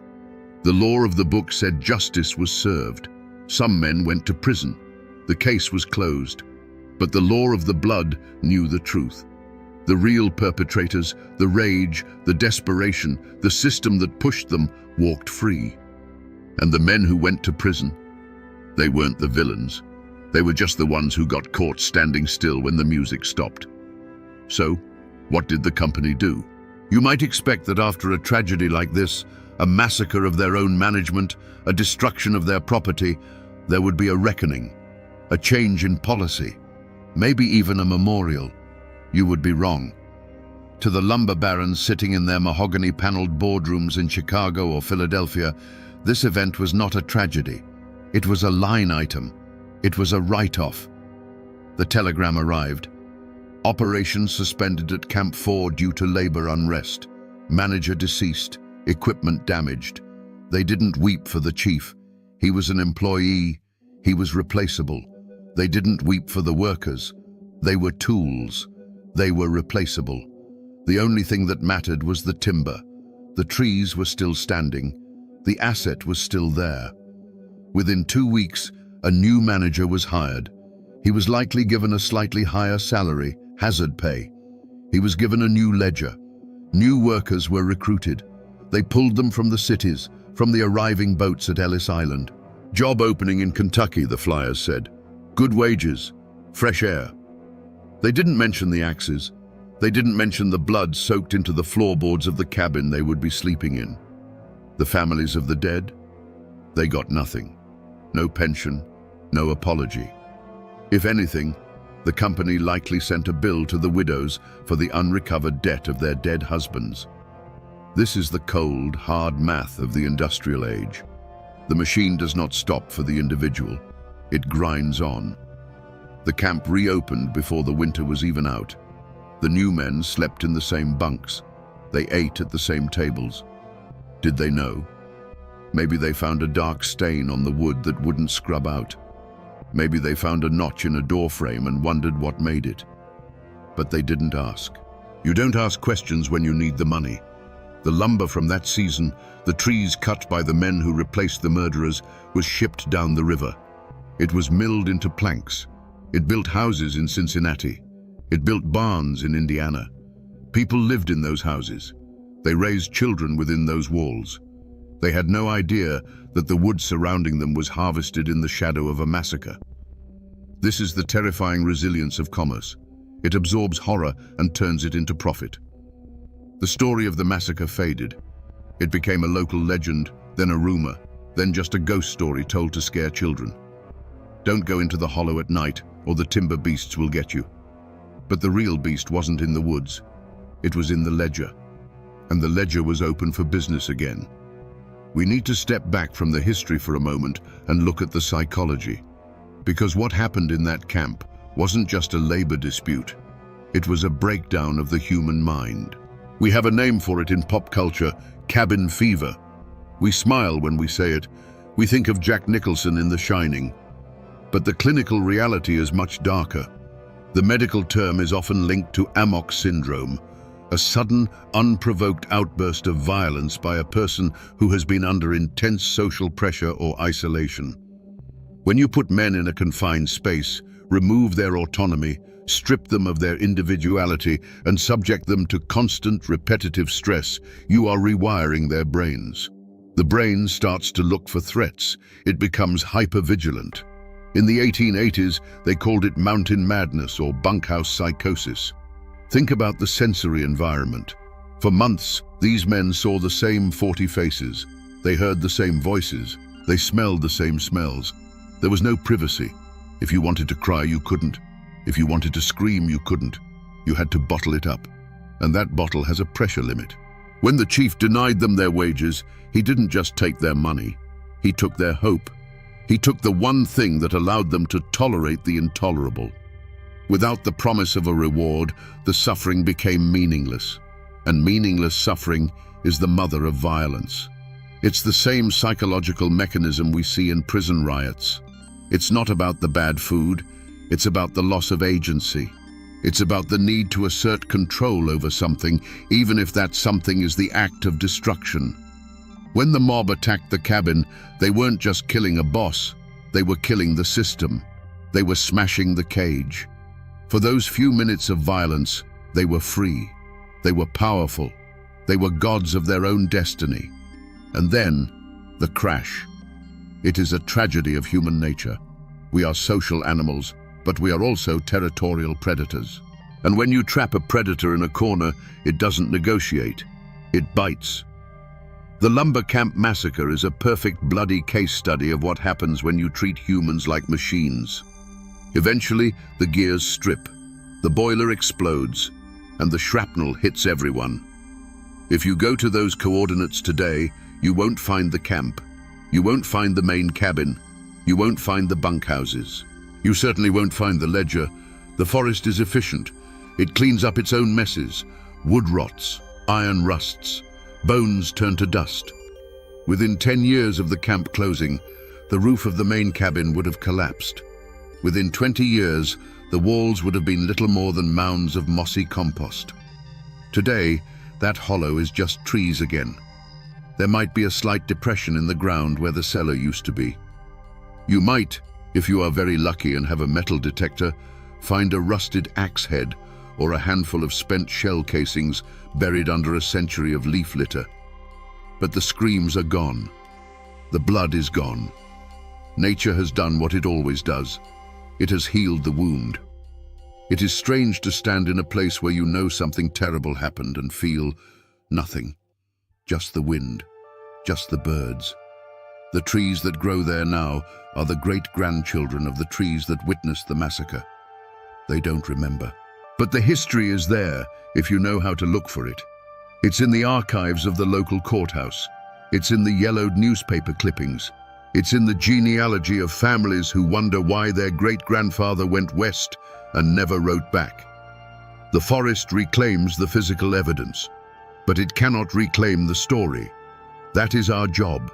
We are the memory keepers. We are the ones who dig up the ghosts and ask them what happened. Because if we don't, then those men, the ones who died and the ones who killed, truly vanish. They become just another layer of sediment in the geology of the Appalachian Mountains. They deserve to be remembered, not as heroes, not as villains, but as men. Men who were pushed too far, men who broke, men who lived and died by the sound of iron. The lumber camp massacre of 1887 is not a famous story. It isn't taught in schools. It hasn't been made into a Hollywood movie. It is a footnote. A small, ugly stain on the vast tapestry of American history. But in that small stain, we see the entire picture of an era. We see the brutality of the Industrial Revolution. We see the desperation of the working class. We see the terrifying isolation of the frontier. And we see the darkness that lies within the human heart. We like to think that we are civilized, that we are above this kind of primal violence. But put us in the woods, take away our food, take away our hope, and we are just timber beasts in waiting. Those men went into the woods to build a future. Instead, they built a tragedy. But they did build something else. They built America. The timber they cut, the timber that cost them their souls, went on to build the cities we live in. It framed the houses of the Midwest. It laid the tracks for the railroads. There is a haunting thought I want to leave you with. The wood from that forest, perhaps even the very trees that were standing witness on that bloody night, was harvested. It was milled. It was sold. It built houses that people still live in today. So, somewhere in America, there is a family sitting in a living room. They are laughing. They are safe. And they are completely unaware that the beams above their heads, the floorboards under their feet, hold a secret. They are surrounded by wood that was paid for in blood. Walls that hold the echoes of a scream in their grain. History is not in the past. It is the structure of our present. We are living in the house that they built. And sometimes when the wind blows just right and the house settles, you can almost hear the sound of an axe in the distance. Good night. There are no neutrals in Harlan County. You'll either be a Union man or a thug for J.H. Blair. These words weren't just a song lyric. In the 1930s, they were a death sentence scrawled on the wall of a company town. The newspapers called it a labor dispute. But in the dark hollows of Kentucky, they knew its real name: war. Today, we're not just looking at history. We're descending into the blood-soaked soil of bloody Harlan to answer a single terrifying question. When the law itself becomes a weapon against you, what does a man do to survive? Before the bullets flew, there was the dust.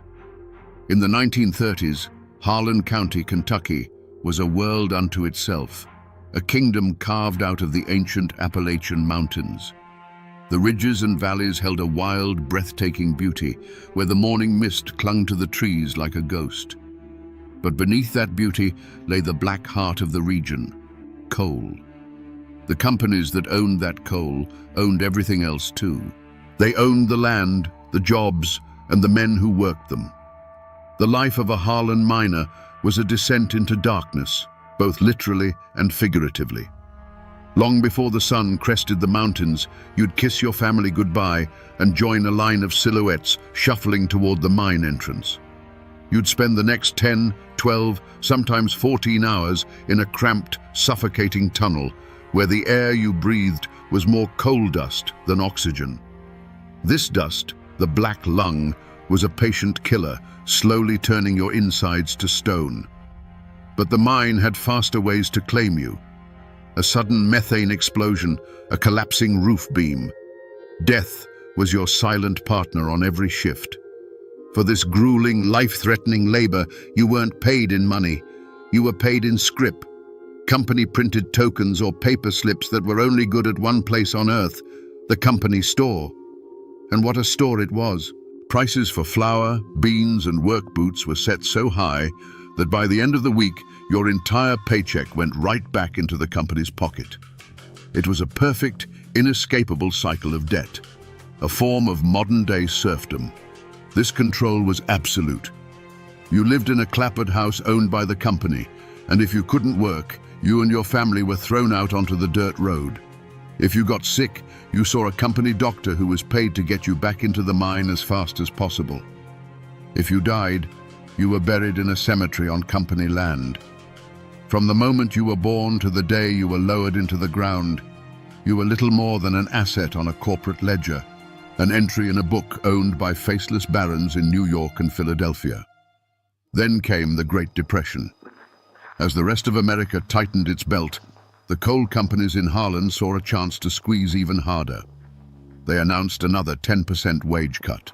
For men already on the ragged edge of starvation, this was not just an insult. It was a declaration that their lives had no value at all.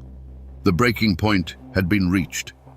In the darkness of the mines and the quiet of their company shacks, a forbidden word began to be whispered. Union. The United Mine Workers of America.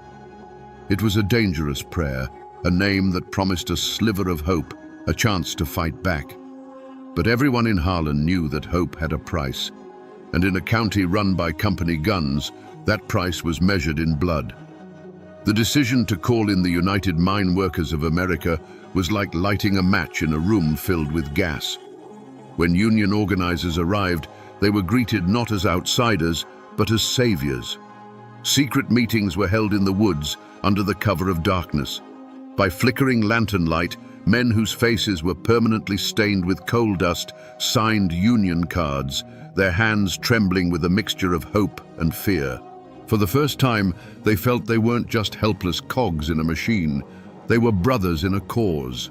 They demanded fair pay, an 8-hour day, and the right to be paid in real American dollars, not company scrip. They went on strike. The coal barons' response was swift and merciless. Their local enforcer was a man named John Henry Blair, the High Sheriff of Harlan County. But J.H. Blair didn't serve the people. He served the coal operators.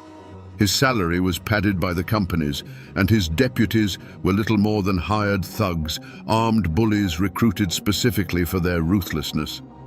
They were known by the miners with a simple, chilling name: gun thugs. Their job was to break the strike and break the men who dared to join it. The war began not with a bang, but with the sound of families being thrown from their homes. Any miner who joined the strike was immediately fired and evicted. Their meager possessions, a mattress, a cooking pot, a child's toy, were tossed out into the mud. Their names were put on a blacklist, ensuring they could never work in Harlan again. Soon, tent colonies of starving miners and their families dotted the roadsides, a stark monument to the company's cruelty. The picket lines were met with clubs and fists. The violence escalated systematically. Blair's deputies would roam the mountain roads, ambushing Union men. Organizers were dragged from their cars, beaten senseless, and left for dead. Carloads of strikebreakers were escorted into the mines under the protection of men armed with machine guns. The message was clear. There would be no negotiation. There would only be submission or annihilation. The law wasn't just silent. It was the enemy's primary weapon. But the coal operators and Sheriff Blair had misjudged their opponents. These weren't defeated men. They were the sons and grandsons of Appalachian pioneers, people who had carved a life out of the unforgiving wilderness. Pride and defiance ran in their blood. When they saw their children starving and their friends beaten, their desperation turned to cold, hard resolve. If the company wanted a war is what they would get. The miners retrieved their hunting rifles and shotguns from their homes. The picket lines, once signs of peaceful protest, now bristled with armed men. The air in Harlan County grew heavy and still, charged with the certainty of coming violence. The first drops of blood had been spilled, and a river was about to follow. The day was May 5th, 1931. A fragile quiet hung over the town of Evarts. It was the kind of quiet that isn't peaceful, but heavy with unspoken threats. Through that quiet drove a convoy of 3 cars, a serpent of black steel moving down the dirt road. Inside were Sheriff Blair's deputies and company mercenaries, their cars loaded with supplies for the strikebreakers. They drove with an arrogant confidence, believing the miners were broken. They were wrong. From the hillsides overlooking the road, from behind the slag heaps and the railway embankment, dozens of eyes watched them come. These were not just angry men, they were hunters in their own territory. As the convoy entered the narrowest part of the pass, the world exploded. It wasn't a disorganized volley, it was a single coordinated crash of gunfire that slammed into the cars from all sides. The afternoon air, moments before filled with the buzz of insects, was now torn apart by the roar of rifles and shotguns. For the men in the cars, the world dissolved into chaos. The first sound was the percussive punch of lead hitting sheet metal, a sound like a hailstorm made of iron. Windshields didn't crack. They disintegrated into a million glittering fragments. Tires exploded with a violent hiss, sending the cars skidding into each other. The deputies, armed with their powerful Thompson submachine guns, tried to fight back, their weapons spitting a desperate, rattling answer into the hills. But they were firing at ghosts. They couldn't see the faces of the men who had them pinned in a perfectly executed trap. The battle was brutally short, lasting only a few minutes. But in that time, the road was turned into a kill zone. The miners' fire was disciplined and withering. They weren't shooting wildly, they were aiming. One car, then another, fell silent. The frantic chattering of the machine guns ceased, replaced by the methodical crack of hunting rifles. It was the sound of a community pushed too far, speaking the only language the company gunmen seemed to understand. When the last shot echoed away, a profound and terrible silence descended. The gun smoke, thick and acrid, drifted over the scene like a shroud. The three cars sat motionless on the road, their bodies riddled with dark, ragged holes, their engines hissing steam into the quiet air. They looked less like vehicles and more like steel coffins that had been savaged by a giant beast. The Battle of Evarts was over. In the aftermath, the numbers told the story. 3 of Sheriff Blair's deputies and 1 of the company men lay dead. On the miners' side, 1 man had fallen. The strike had crossed a line from which there was no return. This was no longer a picket line, it was an insurrection. The news flashed across the country, and the state sent in the National Guard, their bayonets and machine guns bringing a tense martial order to the county. The battle was lost, the strike would be crushed. But something new had been forged in that fire. The legend of Bloody Harlan, a place where miners would rather die on their feet than live on their knees. The arrival of the Kentucky National Guard was not a rescue, it was an occupation. A wave of steel and khaki washed over Harlan County, their boots stamping out the last embers of the open strike. They came not to keep the peace, but to enforce the company's peace. Under the watchful eyes of soldiers, the tent colonies were dismantled, and the last of the striking families were scattered. The message from the state was as loud and clear as the volley of rifle fire at Evarts. The rebellion was over. For Sheriff J.H. Blair and his deputies, the presence of the military was a blank check. They were no longer just company thugs. They were the arm of a vengeful law. A brutal manhunt began. Posses of armed deputies fanned out through the hills and hollers, kicking in the doors of miners' shacks in the dead of night. Men were dragged from their beds, accused of murder and insurrection, often with no more evidence than a neighbor's whisper. The jails filled to overflowing with anyone suspected of holding a Union card or standing on that fateful picket line. The men who had actually fought in the battle vanished. They melted back into the mountains they knew so well, becoming ghosts in their own homeland. They slept in caves and abandoned cabins, relying on a secret network of sympathizers who would leave food and supplies in prearranged dead drops. Every snapped twig, every barking dog sent a jolt of fear through them. They were fugitives, hunted in the very forests where they had once hunted for food. The Battle of Evarts marked the beginning of what the miners would call the Decade of Terror. The open war of the strike was replaced by a shadowy, brutal guerrilla conflict. Union organizers who dared to enter the county would be found weeks later, their cars pushed into ravines, their bodies telling a silent story of a final, violent confrontation on a lonely mountain road. Houses of suspected Union men would suddenly explode in the night, a deafening roar of dynamite serving as a warning to everyone else.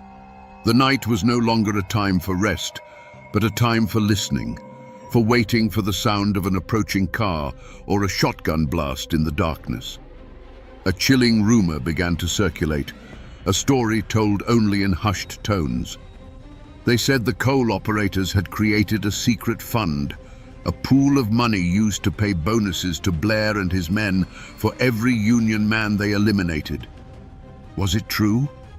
There was never a ledger, never a document to prove it. But as the bodies of organizers piled up, The miners didn't need proof. They believed it with every fiber of their being. In their world, it was not just possible, it was logical. Their lives were worth less than a lump of coal, and now there was a price on their heads. The strike was broken, the picket lines gone. But the fight for Harlan County was not over. It had just gone underground. The union became a secret faith, a dangerous idea passed between trusted friends in the darkness of the mines. The company had retaken the land, but it had lost the hearts of the people forever. And they had created an army of martyrs whose memory would fuel the fight for years to come. The trials that followed the Battle of Evarts were not a search for truth. They were a performance, a grim theater of the absurd, staged to sanctify the company's power. Imagine the scene: a stuffy Kentucky courtroom in the dead of summer, packed to the rafters. On one side sat the miners who had been captured, men with coal dust still ground into the lines on their hands, their faces etched with a weary defiance. They looked out of place in the polished wood of the witness stand, like creatures of the earth dragged into a cage. On the other side, Sheriff Blair and his surviving deputies, preening in their uniforms, presented as heroes who had faced down a mob of communist agitators. The air was thick with tension and hostility. Armed guards lined the walls, their presence a constant reminder of who held the real power here. The coal companies had brought in their best lawyers, slick men from out of state in expensive suits, whose words twisted the miners' desperate fight for survival into a murderous conspiracy against law and order. They painted a picture of anarchy, of armed thugs trying to destroy the very fabric of American enterprise. They called the miners terrorists. The defense was outmatched and outgunned from the start. They tried to tell the real story. The story of starvation wages, of families thrown into the street, of beatings on the picket lines, of a community pushed to the brink by a ruthless corporation and its private army. They argued that the Battle of Evarts wasn't murder, it was self-defense. It was the inevitable explosion after months of pressure and abuse. But their words felt hollow in that room, lost against the well-oiled machine of injustice they were facing. The jury, made up of men who understood the unspoken rules of Harlan County, listened in silence. The defendants themselves reacted in different ways. Some sat in stony silence, their pride a shield against the legalistic lies being spun about them. Others showed flashes of the same fire that had led them to the barricades, their voices rising with anger as they were questioned. But most just seemed tired, worn down by a system that was designed from the ground up to crush them. They knew, as everyone in that courtroom knew, that the verdict had been written long before the trial began. It had been written in company ledgers and sealed with company gold. When the verdict finally came, it was no surprise. 44 miners and 3 of their wives were indicted. 8 men were ultimately convicted on charges ranging from conspiracy to murder. The sentences were long, years to be spent behind the grey walls of a state penitentiary far from the mountains they had fought for. The gavel fell with a sharp crack, the sound of the state ratifying the company's victory. Sheriff J.H. Blair and his gun thugs, the men who had terrorized the county for months, faced no charges. They walked free. The law had spoken. But was it justice? In the eyes of the state, a crime had been punished. But in the hollows and coal camps of Harlan, the convicted men were not criminals. They were prisoners of war. The law of men had sent them to prison, but the justice of the mountains had already declared them heroes. The trial only proved what the miners knew all along. There were 2 sets of laws in Harlan County, and one was for the rich and the other was for the poor. They drove Florence Reese and her family out of Harlan County. Sheriff Blair's thugs made it impossible for them to stay, hunting her husband Sam like an animal.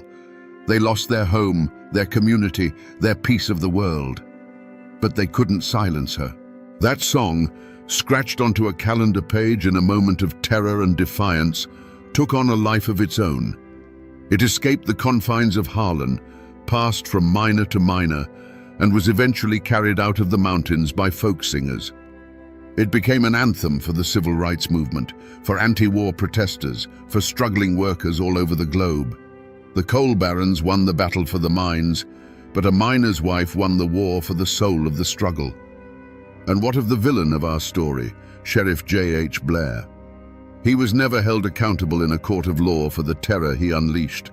But in 1933, the people of Harlan County delivered their own verdict. When he ran for re-election, they voted him out of office. It was a small victory, a quiet one, but in a place where justice was so rare, it was a victory nonetheless. The community, through the simple act of casting a ballot, finally took back the law he had stolen from them. If you drive through the town of Evarts today, you won't see any grand monuments to the battle. It's a quiet mountain town, like so many others.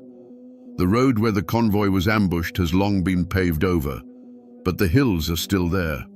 The railway embankment is still there.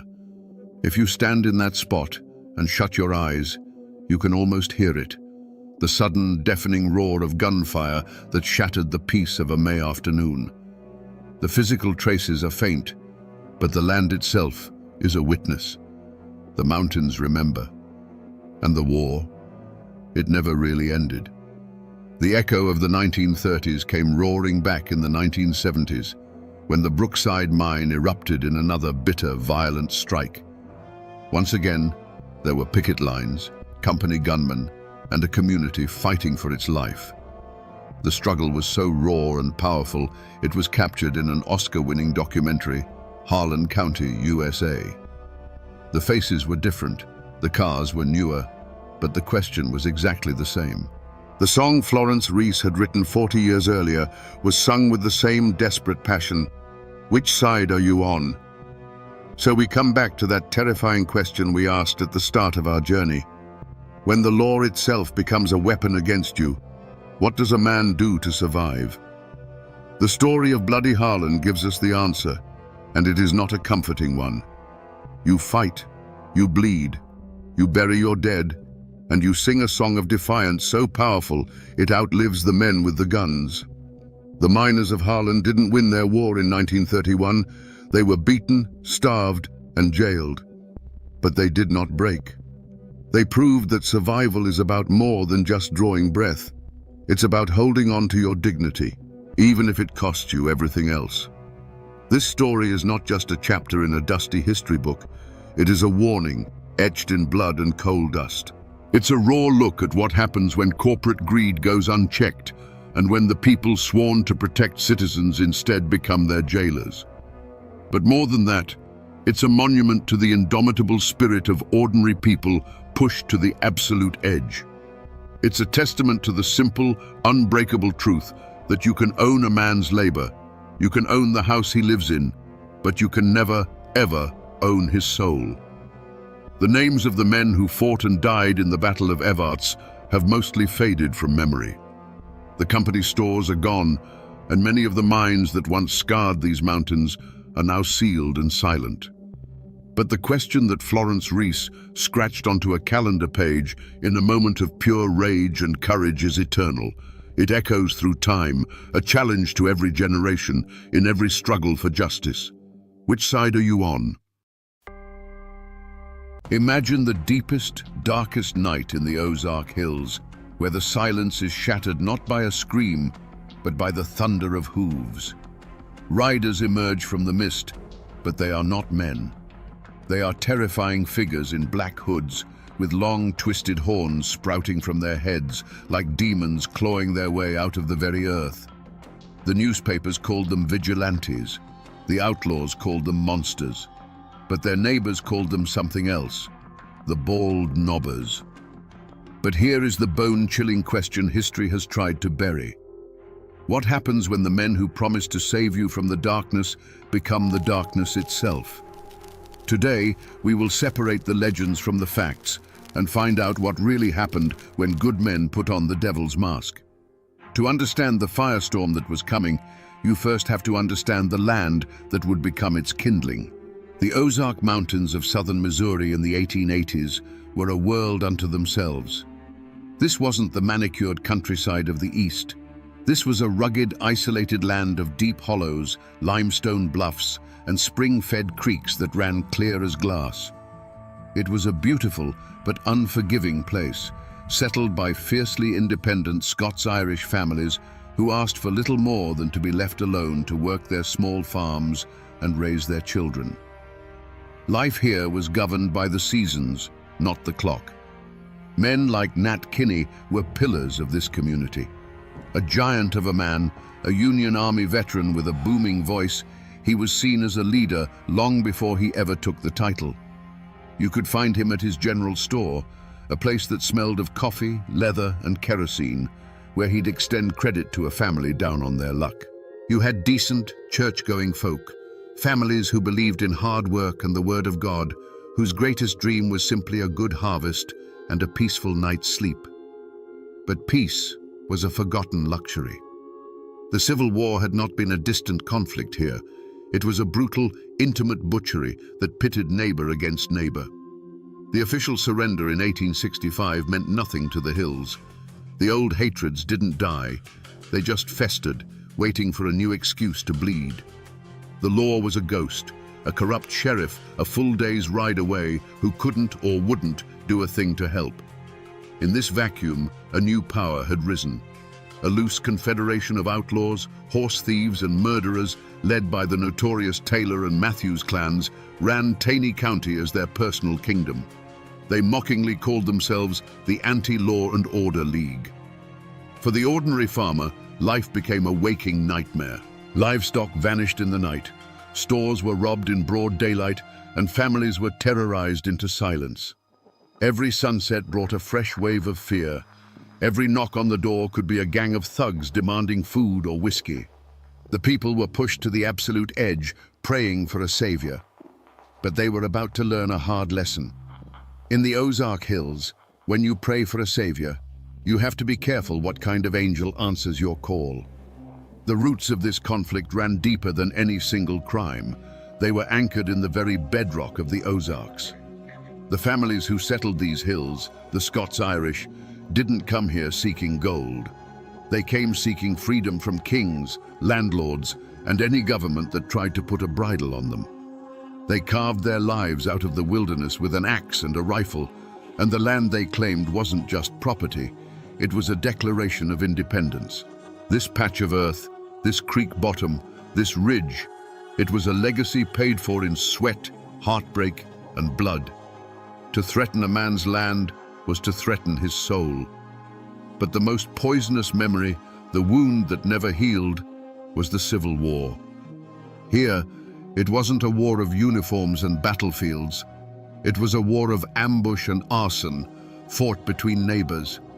Pro-Confederate bushwhackers and pro-Union jayhawkers turned the Ozarks into a slaughterhouse.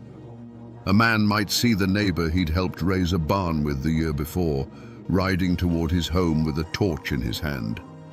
The official surrender at Appomattox was just a whisper from a world away. In these hills, the war never truly ended. It just went quiet. The hatreds were passed down from father to son like a family Bible. The Anti-Law and Order League wasn't born in a vacuum. It was the direct descendant of the bushwhacker gangs. Families like the Taylors and the Matthews had ridden for the Confederacy, and they saw the post-war government as a hostile, occupying force. For them, robbing and terrorizing their old Unionist neighbors wasn't just crime, it was a continuation of the war. They were settling old scores that the history books said were already settled. In this land, a family name was a heavy thing. It was your history, your allegiance, and your honor, all rolled into one. To be a Taylor or a Matthews meant you remembered the wrongs done to your kin during the war, and you never, ever let them go unavenged. To be a Kinney, a proud Union veteran, meant you believed in order, in the flag, and in the idea that the war was over and the law should be respected. The coming storm wasn't just about crime. It was the ghosts of the Civil War rising from their shallow graves, ready to fight one last time. The ground wasn't just fertile for a feud, it was salted with the blood of the last one. In a place as small and tight-knit as Taney County, there was no neutral ground. Friendships that had weathered droughts and hard winters now fractured under the weight of a single whispered question: are you for Kinney, or are you against him? The general store, the church, the blacksmith shop, these weren't just places of commerce or worship anymore. They were listening posts where every word was weighed and judged. Siding with the outlaws could get your barn burned by reformers. Siding with the reformers could get your throat cut by the outlaws. The simmering conflict gave old grudges a new, deadly purpose. A fistfight over a stray hog 10 years prior was suddenly remembered. A bitter argument over a boundary line marked by an old oak tree became a justification for violence. Men who had simply disliked each other for personal reasons now found themselves on opposite sides of a brewing war, giving their private hatred a righteous banner to fly under. The chaos was a perfect cover for settling old scores, and everyone knew it. Whispers became the currency of the hills, and they were poison. A story told at the grist mill in the morning would be a full-blown death threat by the time it reached the far hollows at dusk. Rumors traveled faster than a man on horseback, twisting and growing with every retelling. Did you hear that so-and-so was seen sharing a drink with one of the Taylor boys? Did you hear that man's wife say she thought Kinney was going too far? In this atmosphere, accusation was as good as a conviction, and suspicion was a death sentence waiting to be carried out. And then there were men like William Edens. He wasn't an outlaw. He hated the thieves and killers as much as anyone. But he was a stubborn, honest man who believed that justice delivered from the shadows was just another kind of crime. He spoke out, not in saloons, but in public, arguing that a secret committee of men acting as judge, jury, and executioner was a cure far worse than the disease. To Nat Kinney's supporters, this wasn't principled opposition, it was treason. Edens was marking himself and his family as an obstacle. He was a voice of reason in a world that was rapidly going deaf with rage. The community was no longer a community. It was a tangled web of fear, loyalty, and festering resentments. Every man was sizing up his neighbor, wondering which side he'd be on when the shooting started. The air itself felt heavy, charged with unspoken threats. It was a place holding its breath, waiting for the first man to reach for his gun. In the hollows, where old beliefs clung like moss to the north side of an oak, people felt the change in the air. The old folks would tell you the land itself was sick. They said the panthers cried with a human voice at night, a sound that meant blood was about to be spilled. A strange, unseasonable fog would roll in before dusk and refuse to burn off by morning, shrouding the hills in a ghostly silence. Women spoke in hushed tones of unsettling dreams, dreams of faceless riders and burning homes, of a darkness that had a shape and a name they couldn't quite speak. These weren't just superstitions, they were the collective dread of a community beginning to fracture under an unbearable pressure. The true omen, however, wasn't in the sky or the woods. It was in the eyes of Nat Kinney. The man who once offered easy credit and a kind word was gone. In his place was a figure of pure, righteous fury. His voice, once used for friendly greetings, now boomed with the fire of an Old Testament prophet calling down damnation. He was the human catalyst, the gathering storm cloud. When he sent word, man by man, for a secret meeting at the schoolhouse on that treeless hill, that bald knob, it wasn't an invitation. It was a summons. It was the moment the vague, simmering anger of the people began to sharpen into a weapon. On that cold night in 1885, as a dozen men slipped away from their cabins, their wives felt a knot of dread tighten in their stomachs. They saw their husbands clean their rifles, not with the calm focus of a man going hunting, but with the grim determination of a man going to war. They didn't know the specifics of the meeting, but they understood its nature. This wasn't about building a new fence or organizing a church social. This was about blood. They were trying to cast out the devil, But they couldn't shake the terrible feeling that to do so, their husbands were about to invite a whole new kind of demon into their homes. The shadow of what was to come was already falling across their doorsteps. Inside that cold schoolhouse, by the flickering light of a single lantern, Nat Kinney's voice was a clap of thunder. He laid out the nightmare they were all living, the stolen livestock, the terrorized families, the mockery of the law. He told them that if the government had forsaken them, then they would have to become their own government. If the law wouldn't protect them, they would become the law. That night, they swore a blood oath of secrecy and allegiance. They were no longer just a dozen angry farmers. They were an army. They were the Bald Knobbers. And an army needs an enemy to fight. They didn't start with the hardened outlaws. Their first target was chosen carefully. A notorious wife-beater.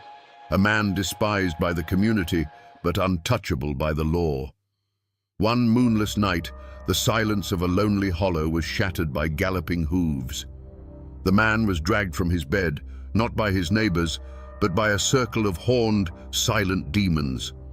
They tied him to a tree and whipped him raw with a hickory switch. They didn't speak a single word.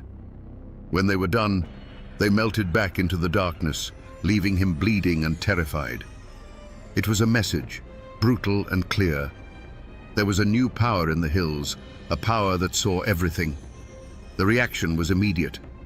Decent folk, who had lived in fear for so long, breathed a collective sigh of relief. The whispers were no longer of fear, but of gratitude. Justice had been done. This success was like a drug to the Bald Knobbers. It emboldened them, swelling their ranks and hardening their resolve. They moved from punishing social outcasts to targeting the outlaws themselves. They burned down the corrupt saloons and gambling dens that served as the gang's headquarters, a direct assault on their power. The true point of no return came a few weeks later. A crude notice was nailed to the door of a known horse thief's cabin. It didn't have a signature, only a crude drawing of a horned mask. It gave the man and his associates 24 hours to leave Taney County. There was no negotiation, no trial. It was an ultimatum: leave or be found hanging from an oak tree. This was no longer about punishing a single sin. This was a declaration of war. The Bald Knobbers had taken it upon themselves to cleanse the entire county by force. The first drops of blood, drawn by a hickory switch, had been a test. Now, having found their power, they were promising a flood. The outlaws, for the first time, were scared. And a scared man with a gun is the most dangerous thing in the Ozark Hills. The war had begun. Power born from rage is a fire that eventually consumes the hand that wields it.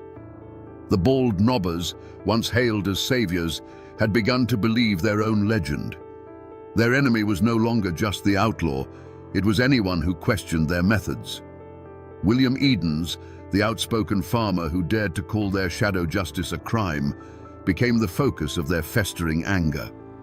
On a cold night in 1887, they decided his voice would be silenced forever. This time, there were no ghostly horns, no pretense of demonic judgment. A large group of men, their faces bare in the moonlight, surrounded the small, isolated cabin. The pretense was over. This wasn't a warning, it was an execution. Inside, the Edens family and their house guest, Charlie Green, were asleep, unaware that their world was about to end. The first sound was not a knock, but a chorus of angry shouts from all sides, a predator's cry that left no room for escape. Then, the night exploded. It wasn't a single shot, but a deafening, continuous roar as dozens of rifles opened fire at once. The thin wooden walls of the cabin offered no protection. They might as well have been made of paper. The air filled with the shriek of splintering wood and the high-pitched shattering of the window panes. Inside, it was a hurricane of lead and splinters. The lantern on the table danced crazily from the impacts before its glass chimney burst, plunging the room into a terrifying darkness pierced only by the muzzle flashes from the tree line. Through the eyes of Edens' wife, it was a nightmare of incomprehensible chaos. She felt a searing pain in her own body as she fell. She heard a sharp final gasp from her husband, followed by the heavy, dull thud of his body collapsing onto the floorboards he had laid with his own hands. From the corner where their guest, Charlie Green, had been sleeping, there was a second thud, and then a profound silence. The attackers kept firing long after any movement inside had ceased, their fury needing to exhaust itself into the unresisting wood. And then, just as suddenly as it began, the shooting stopped. The silence that rushed back in was heavier, more terrifying than the noise. The only sound was the wind whistling through the new, ragged holes in the walls. The sharp, acrid smell of gunpowder hung in the air, thick enough to taste. It was the smell of murder. When the first rays of dawn finally crept into the shattered cabin, they illuminated a scene of utter devastation. The moonlight streamed through dozens of fresh holes in the walls, creating a horrifying constellation of death. There were no masks, no warnings, no hickory switches. This wasn't vigilante justice. This was a cold-blooded massacre. The bald knobbers had crossed a line from which there was no return. The heroes of the Ozarks were now just murderers. To the men who surrounded that cabin, this wasn't murder. It was a grim, necessary surgery. In their minds, William Edens was not an innocent man exercising his right to speak. He was a cancer. His words were a poison that threatened to undo everything they had accomplished. They had faced down killers and thieves. They had brought a semblance of peace to a land of terror. And now this one man, with his talk of process and law, was giving comfort to the enemy.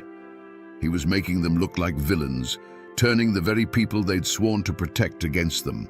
Their logic was twisted but terrifyingly simple. If Edens turned the community against them, the outlaws would rise again, and the old nightmare would return. To save the county, Edens had to be silenced. The transformation from savior to killer had been gradual, almost imperceptible. It began the first time a man used his horned mask to settle a personal score. It grew each time they took a fine that felt more like extortion. The righteous fire had slowly burned down into the cold, hard ash of self-preservation. The switch flipped the moment they realized that Edens' arguments were working. The fear of losing control, of being exposed, arrested, and hanged by the very law they had replaced, became a paranoia that consumed them. The mission was no longer about saving Tiny County. It was about saving the bald knobbers from their own destruction. That is why they didn't wear their masks that night. This wasn't a symbolic act of justice. It was a personal, brutal act of elimination. But what did they feel as they walked away from that bullet-riddled cabin, leaving the smell of gunpowder and death hanging in the night air? There was no triumph. There was no righteous satisfaction. There was only a cold, hollow pit in their stomachs. The adrenaline of the firefight faded, replaced by the deafening silence of what they had done. They had just slaughtered a man in his bed, in front of his wife. They had become the very monsters they once hunted, night-riding killers who brought terror to the innocent. On the dark ride home, a few might have tried to justify it with hollow bravado, muttering it had to be done. But in the quiet of their own homes, alone with their thoughts, the truth would be waiting. The image of that splintered door, the sound of the glass shattering, the memory of the final heavy silence from inside the cabin. They hadn't felt like judges or executioners. They had felt like butchers. And in that chilling private moment of self-awareness, they finally understood. The horned mask wasn't something they wore anymore. It was something they had become. The silence that followed the gunfire was a living thing, a heavy blanket of horror that smothered the hollow. Inside the cabin, the cold night air began to creep through the dozens of new holes in the walls, carrying with it the sharp, metallic smell of gunpowder and fresh blood. For what felt like an eternity, the only movement was the moonlight shifting across the floor, illuminating the two still forms and the splintered wreckage of a once peaceful home. But there was a survivor. Gravely wounded, drifting in and out of consciousness, was William Edens' wife. The pain was a fire in her body, But a colder, fiercer fire burned in her mind, the need to bear witness. She could not let them get away with this. She couldn't scream. Her lungs wouldn't obey. So she began to crawl, dragging her wounded body across the floor, past the body of her husband, out the shattered door, and into the freezing mud of the yard. Every foot was an agony, a testament to a will that refused to be extinguished by a volley of bullets. Her destination was the nearest neighbor, a lifetime away in the darkness. When the first neighbors arrived at dawn, summoned by the wounded woman's desperate gasps, they were met with a scene that would be forever seared into their minds. This wasn't the work of outlaws. This was something different, something more terrifying. The sight of William Edens, a good and honest man, lying dead on his own floor, turned the community's stomach. The awe and respect many had held for the bald nobbers curdled into pure, unadulterated horror. They hadn't just killed a man, they had murdered a neighbor in his bed. The news of the Edens massacre was a lit match dropped on a dry tinderbox. It traveled faster than any posse, a wave of shock and revulsion that swept through the Ozark Hills. The story was told in hushed, horrified tones at every crossroads and general store. They hadn't worn masks. They had shot the house to pieces. Mrs. Edens had survived.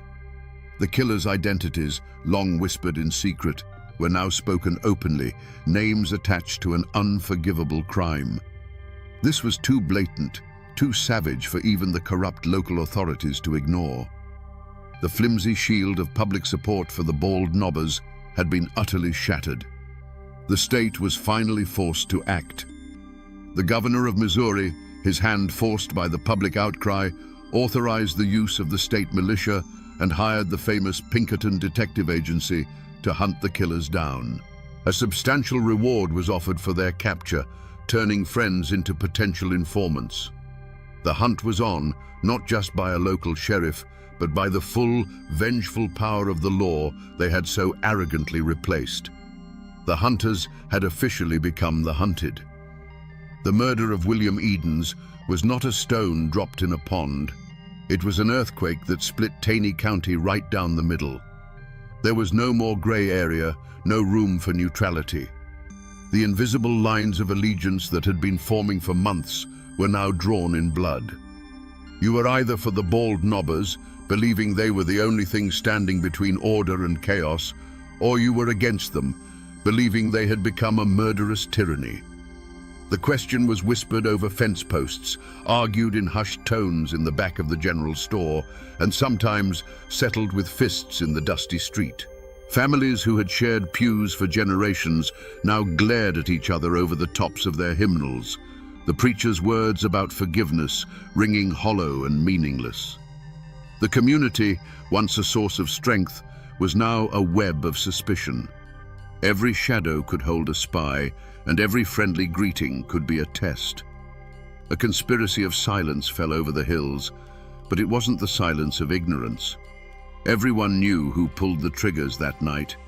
The killers were their neighbors, their cousins, the men they'd helped raise barns with. But to speak that knowledge aloud was to paint a target on your own family's door. Fear was a gag in the mouth of justice.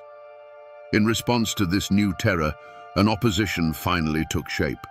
They called themselves the Anti-Bald Nobbers. This wasn't a formal army, but a desperate coalition of the outlaws' families, old enemies of Kinney, and decent men who were simply horrified by the Edens massacre. The hills erupted into a full-scale guerrilla war. A bald nobber's barn would mysteriously catch fire in the night.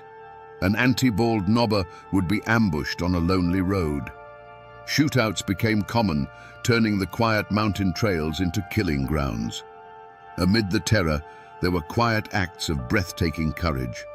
A neighbor, knowing the risk, would leave a basket of food on the porch of the surviving Edens family under the cover of darkness. Another, his conscience finally outweighing his fear, would slip away to meet with the Pinkerton detectives, his whispered testimony the first crack in the wall of silence. But for every act of courage, there was an act of cowardice. Men who knew the truth would provide false alibis for the killers, choosing the bonds of kinship or the safety of their own skin over the rule of law. The community was eating itself alive, and the war for the soul of the Ozarks had begun in earnest. The law that had been a ghost in Taney County for a generation finally arrived, and it arrived as an army. The state militia, disciplined and impersonal, marched into the hills, their blue uniforms a stark contrast to the greens and browns of the Ozarks. Alongside them came the Pinkerton detectives, quiet, observant men in city clothes who missed nothing. They weren't swayed by old loyalties, and they weren't intimidated by local reputations. They brought with them the cold, methodical logic of the ledger book and the arrest warrant. An unlikely and dangerous posse was formed. It was a volatile mix of state troopers, professional detectives, and the raw, vengeful fury of the anti-bald nobbers. For the lawmen, these local guides were a necessary evil, men who knew the secret paths and hidden hollows. For the anti-bald nobbers, this was their chance for revenge, now sanctioned by the state.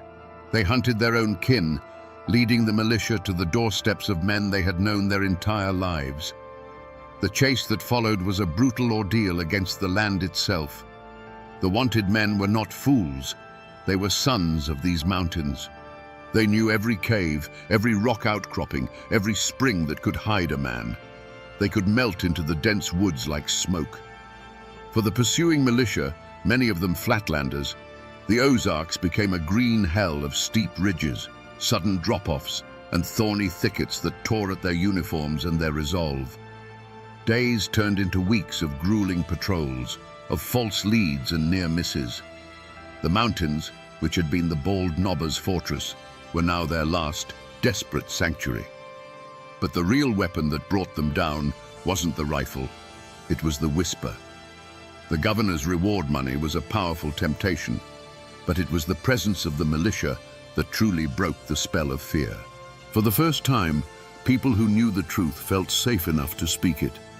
A farmer, his conscience gnawing at him, would secretly meet a detective and trade a name for a promise of protection. A woman, tired of the bloodshed, would leave an anonymous note detailing a hiding spot. One by one, the cracks in the wall of silence began to spread. The end came not in one epic firefight, but in a series of swift, merciless raids. Acting on the new intelligence, the militia would surround a cabin in the pre-dawn darkness, their rifles appearing like a thorny crown around the house. Some men were taken from their beds, blinking in confusion as the cold steel of handcuffs snapped onto their wrists. Others tried to fight, their defiance ending in a brief, desperate exchange of gunfire.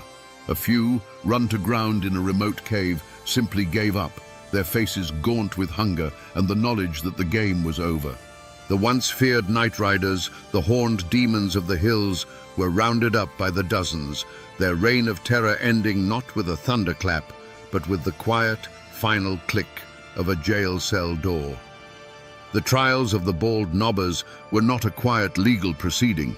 They were the final battle of the war, fought not with rifles, but with testimony and lies. The entire county descended on the small town of Ozark, Missouri, turning it into an armed camp. State militia with bayonets fixed stood guard on the courthouse steps and at the doors, their stoic presence a thin wall against the seething tension in the streets. Inside, the courtroom was packed to the rafters, a stifling, airless space filled with the families of the accused, the families of the victims, and curious onlookers, all watching each other with a mixture of hatred and fear.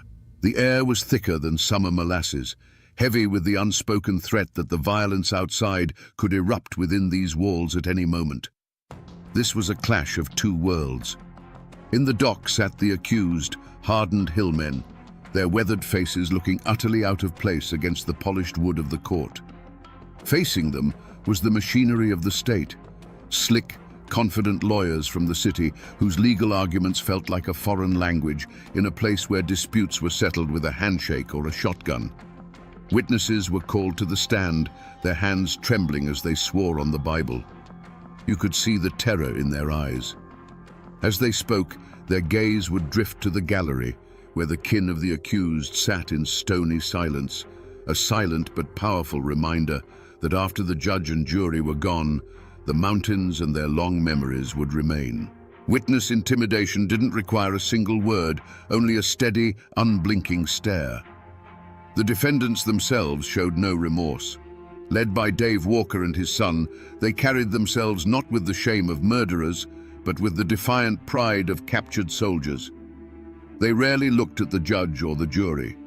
Their eyes were fixed on their own people in the crowd, a silent exchange of loyalty that defied the authority of the court. In their minds, they were being tried by a foreign power for an act of war, for executing a traitor who threatened their cause. They did not recognize this law, and they would not bow to it, even with the shadow of the gallows falling over them. The great captain, Nat Kinney himself, was not among them in the dock for this final judgment. He had a solid alibi for the night of the Eden's murder and was acquitted in a separate trial, a legal technicality that felt like a dagger in the heart of true justice. The mastermind, the voice that had summoned the demons in the first place, would walk free. The state needed convictions, and it focused its full weight on the men whose triggers had been pulled that night. The jury, a group of terrified local men, deliberated under immense pressure, knowing their decision could make them heroes to one half of the county and targets to the other. Finally, they filed back in, their faces grim. The foreman stood, his voice shaking slightly as he read the verdict. Guilty. 4 men, Dave Walker, his son Bill, John Matthews, and Tubal Matthews, were sentenced to be hanged by the neck until dead. A collective gasp sucked the air from the room, followed by a single piercing sob from the Walker family pew. The condemned men did not flinch. They simply stood, their faces like granite, and were led away. The law of men had spoken. The gallows would have its due. But as the crowd shuffled out into the tense evening air, the question hung unspoken between them. With dozens of others who fired into that cabin walking free, with the leader of the whole movement absolved, was this justice? Or was it just a sacrifice, a few lives taken by the state to pretend that the war was finally over? On a bright spring day in May of 1889, a gallows was built in the town of Ozark. A crowd gathered, not to cheer, but to watch in grim silence as Dave Walker, his son Bill, John Matthews, and Tubal Matthews were led to the platform. The trapdoors fell, the ropes snapped taut, and the law of men had its final, brutal word. But for the Ozark Hills, this was not an ending. It was simply the beginning of a long and bitter reckoning. The great captain, Nat Kinney, had walked out of the courtroom a free man, but the Ozark Code of Justice he had unleashed had a long memory. In August of 1888, months before the hangings, he was standing in his own general store. His sworn enemy, Billy Miles, walked in, raised a shotgun, and fired. There was no fiery speech, no final plea, just the deafening roar of a shotgun and the thud of the giant falling behind his own counter. The man who had sought to bring his own law to the mountains died by that same law. For the dozens of other bald knobbers who were acquitted or never charged, there was no gallows, but there was a different kind of sentence. They returned to their farms to find themselves living in a prison without walls. They faced the silence of a neighbor turning his back in the street, the sudden chill in a once friendly general store. Their names were now a poison in the well of their reputation. Some found their crops failing, their livestock sickening, and whispered it was a curse. Others, unable to endure the shame and the constant accusing stares, simply sold their land for pennies on the dollar and vanished, their families swallowed by the westward migration. And what of the survivors? For Mrs. Edens, the woman whose will to live had brought the whole machine of justice down on the bald knobbers, there could be no peace in Taney County. Every ridge, every creek, every familiar tree held the ghost of her husband and the memory of that terrible night.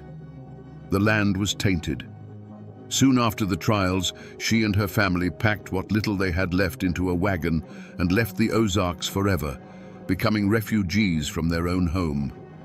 The creak of their wagon wheels on the dusty road was the sound of a final, heartbreaking goodbye. The community, ripped apart by the violence and the trials, did not heal. It simply scarred over. A thick, heavy blanket of silence was pulled over the whole affair. People stopped talking about it. The names Bald Knobber and Edens became words spoken only in hushed whispers.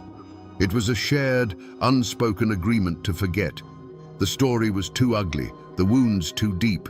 They buried the history, hoping that if they piled enough dirt on it, the ghosts would eventually stay down. For generations, the official history of Taney County was a story with a missing chapter. But the past never truly dies. It just goes to ground. Today, the descendants of both the Bald Knobbers and the anti-Bald Knobbers still live in those hills. They are farmers, business owners, and teachers. But they carry a heavy inheritance. A name like Walker or Matthews still carries a faint echo of that old war, a history that is rarely, if ever, spoken of aloud. It's a private knowledge, a story kept behind closed doors, because in a place this small, the great-grandchildren of the hanged man might still live just down the road from the great-grandchildren of the men who hanged him. The physical traces are harder to find, but they are there for those who know where to look. The old schoolhouse on the Bald Knob is long gone, reclaimed by the woods. But the hill itself remains, a quiet, windswept place that feels different from the land around it. In the old cemeteries, you can still find the tombstones. There's the grave of Nat Kinney, the murdered captain, and not far away, the final resting places of the men who were hanged. The simple, weathered stones, with just a name and a date, give no hint of the firestorm that consumed their lives. The mountains have quietly swallowed the evidence, leaving only the ghosts. But the story refused to stay buried. In 1907, an author named Harold Bell Wright published a novel called The Shepherd of the Hills. The book was a sensation, one of the most widely read American novels of its time. In its pages, the raw, bloody truth of the Bald Knobbers was sanded down, romanticized, and transformed into a mythic tale of heroic mountain men fighting for justice. Wright turned the complex and brutal vigilantes into archetypes of the American frontier spirit. He gave the world a legend it could stomach, and in doing so, he cemented the name Bald Knobbers in the nation's memory forever. And then came the final, strangest chapter of their legacy. As tourism came to the Ozarks and the town of Branson began its transformation, the story was sanitized one last time. In the mid-20th century, a family of entertainers started a country music show. Looking for a memorable local name, they chose one that would echo through the hills, the Bald Knobbers Jamboree. Today, tourists clap along to fiddles and laugh at comedians, their family-friendly fun promoted by cartoon figures of men in horned masks. The terrifying night-riding demons of the 1880s have become a brand. The ghost was repackaged and sold, its bloody history washed clean for the sake of entertainment. But if you drive away from the bright lights of the Branson Strip, back into the deep, dark hollows on a moonless night, and turn off your engine, you can still feel it. A silence so deep it feels ancient. And in that silence, you can almost hear the whisper of the wind through the oak trees. People may have forgotten, the novel may have romanticized, and the show may have sanitized. But the mountains remember everything. So we return to the question we asked in the beginning, in the cold, misty dark of the Ozark Hollows. What happens when the men who promise to save you from the darkness become the darkness itself? The story of the Bald Knobbers gives us a chilling and timeless answer. It tells us that the line between a savior and a tyrant is terrifyingly thin, a line drawn not in the dirt, but inside the human heart. It shows us that justice, when stripped of process and mercy, is no longer justice. It is merely vengeance with a righteous name. This is more than just a forgotten tale from the Missouri hills. It is a profoundly American tragedy, a cautionary tale written in blood. It is a story about the indomitable frontier spirit, that fierce, independent streak that demands order in a chaotic world. But it is also a warning about the terrible danger of that same spirit when it becomes convinced of its own infallibility, when good men decide that their rage is the only law that matters. The law may be slow, it may be flawed, and it may sometimes fail us. But the bald knobbers stand as a grim, horned monument to the fact that the alternative is a far more terrifying monster. Their story is a lesson that was paid for with lives, with a community torn apart, and with ghosts that still linger in the deep woods. A lesson that the masks we wear to fight monsters have a way of sticking to our skin, and that the abyss, when stared into for too long, always stares back. And now, my friends, you know the rest of the story.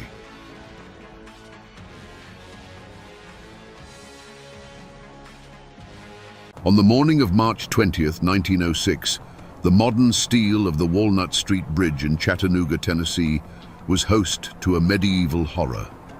Dangling from a thick rope tied to a girder was the body of a man riddled with bullet holes, a silent silhouette against the rising sun. This wasn't a secret crime, hidden in the shadows. This was a public spectacle, a brutal message left for the entire city and the entire nation to see. The victim was a man named Ed Johnson, and just hours before his death, he had been granted a stay of execution by the United States Supreme Court. He was, by law, under federal protection. So what happened on that bridge?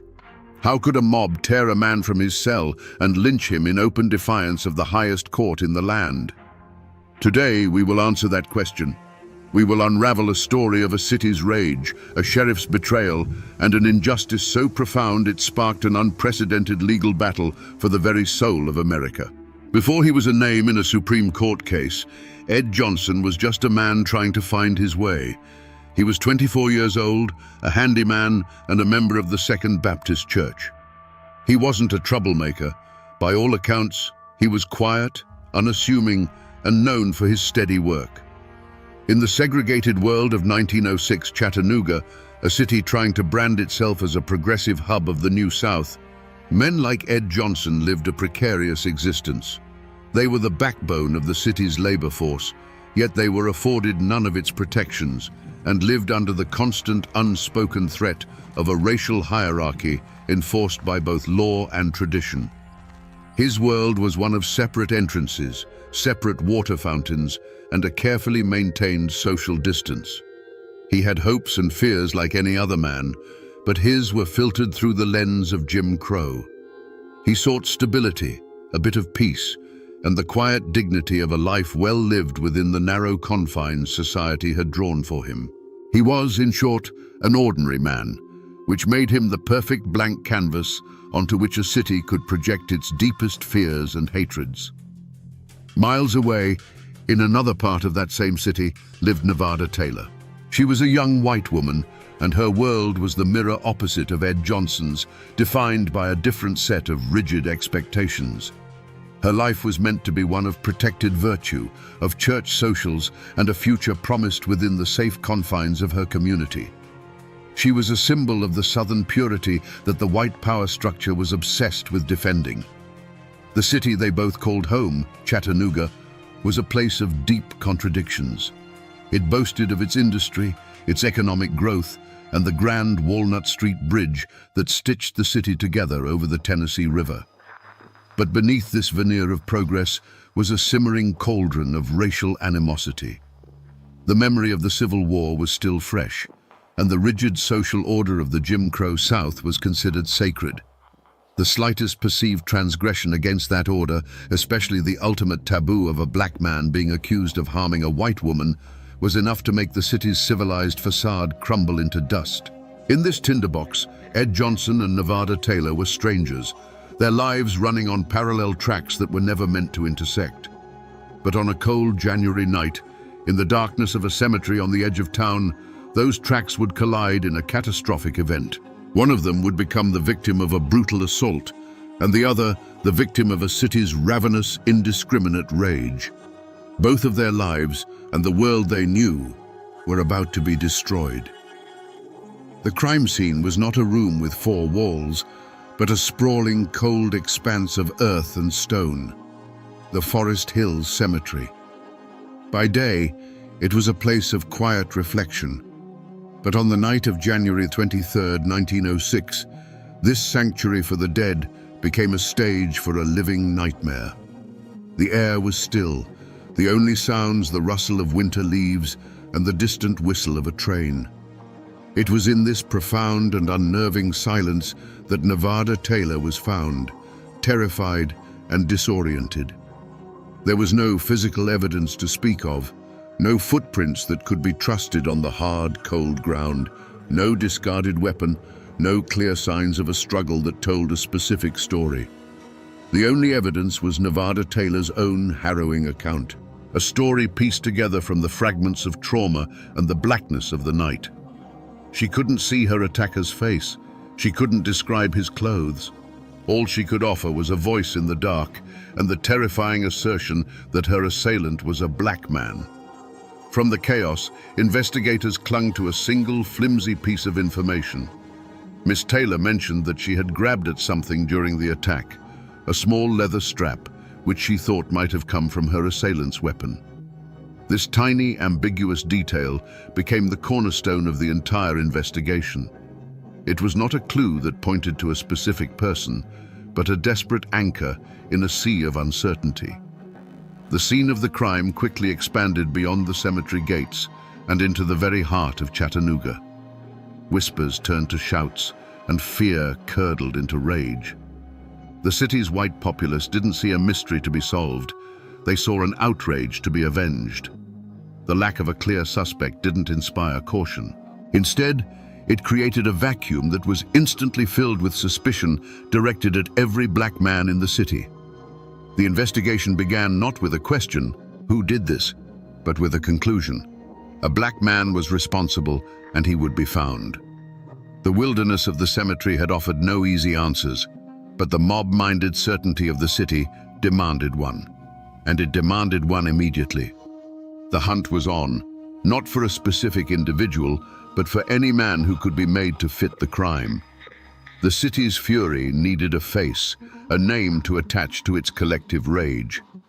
That pressure fell squarely on the shoulders of Hamilton County Sheriff Joseph F. Shipp.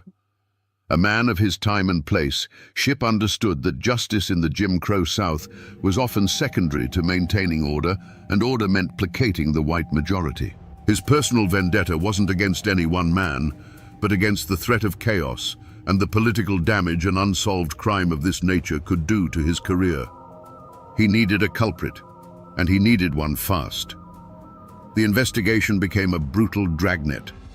Deputies swept through the black neighborhoods of Chattanooga, rounding up men by the dozen. It wasn't about finding clues. It was about creating a lineup of potential sacrifices. And in this trawl, they found Ed Johnson.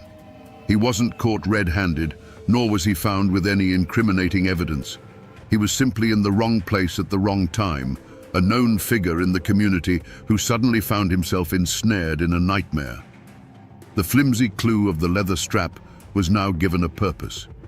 A rumor began to circulate, likely started by the authorities themselves, that Johnson had been seen with a similar strap. It was a lie, but a powerful one. Suddenly, the community had something to latch onto. Ed Johnson fit the profile not because of evidence, but because he was available. He was a black man, he was young, and he was powerless. The entire weight of the investigation now shifted onto him. Every aspect of his quiet life was re-examined through a lens of presumed guilt. His unassuming nature was twisted into sullen secrecy, his work as a handyman seen as a cover for a darker character. The community didn't have a motive rooted in personal animosity, so they invented one for him. The racist, monstrous caricature of a black man driven by uncontrollable lust. A vile stereotype used for a century to justify racial violence. The mob had its villain. The Whispers had found their target. In the face of a lynch mob and a hostile legal system, a man has one last line of defense: his own lawyers. They are supposed to be his sword and his shield, the one party in the room bound by oath to fight for him, no matter the odds. For Ed Johnson, this sacred trust was placed in the hands of two court-appointed attorneys, W.G.M. Thomas and Robert Cameron. But this is where the story takes a chilling turn. The deepest betrayal wouldn't come from the mob in the streets, but from the very men sitting beside him at the defense table. There was no hidden affair or secret greed driving these men. Their motive was something far more common and far more poisonous. They simply did not believe their client was innocent. They were products of their time, white men of standing in a society that had already condemned Ed Johnson in its heart. To them, defending him was not a pursuit of justice, but an unpleasant professional obligation. A vigorous defense would mean alienating their peers, the judges, and the entire white community of Chattanooga. It was a battle they had no intention of fighting. Their actions in the courtroom, when re-examined, tell a story not of a failed defense, but of a defense that was never truly mounted. They met with Johnson only once, for a few minutes, before the trial began. They called no witnesses to the stand to testify to his character or to help establish an alibi. They offered only a timid, half-hearted cross-examination of the prosecution's witnesses. The trial was a sham, and his own lawyers were willing participants in the charade. The final, damning proof of their betrayal came after the inevitable guilty verdict was handed down. Ed Johnson, terrified but resolute in his innocence, begged them to file an appeal. They refused. In their eyes, the case was closed. They had performed their duty as they saw it, and now they were washing their hands of the condemned man. This wasn't just legal malpractice, it was an act of profound abandonment. Ed Johnson's supposed guardians had delivered him, bound and gagged, to his executioners. He was utterly and completely alone. Just when Ed Johnson's fate seemed sealed, a new and unexpected force entered the fray. It did not come from within Chattanooga's white power structure, but from outside of it, from a quarter no one had bothered to consider. Two local black attorneys, Noah Pardon and Styles Hutchins, stepped out of the shadows.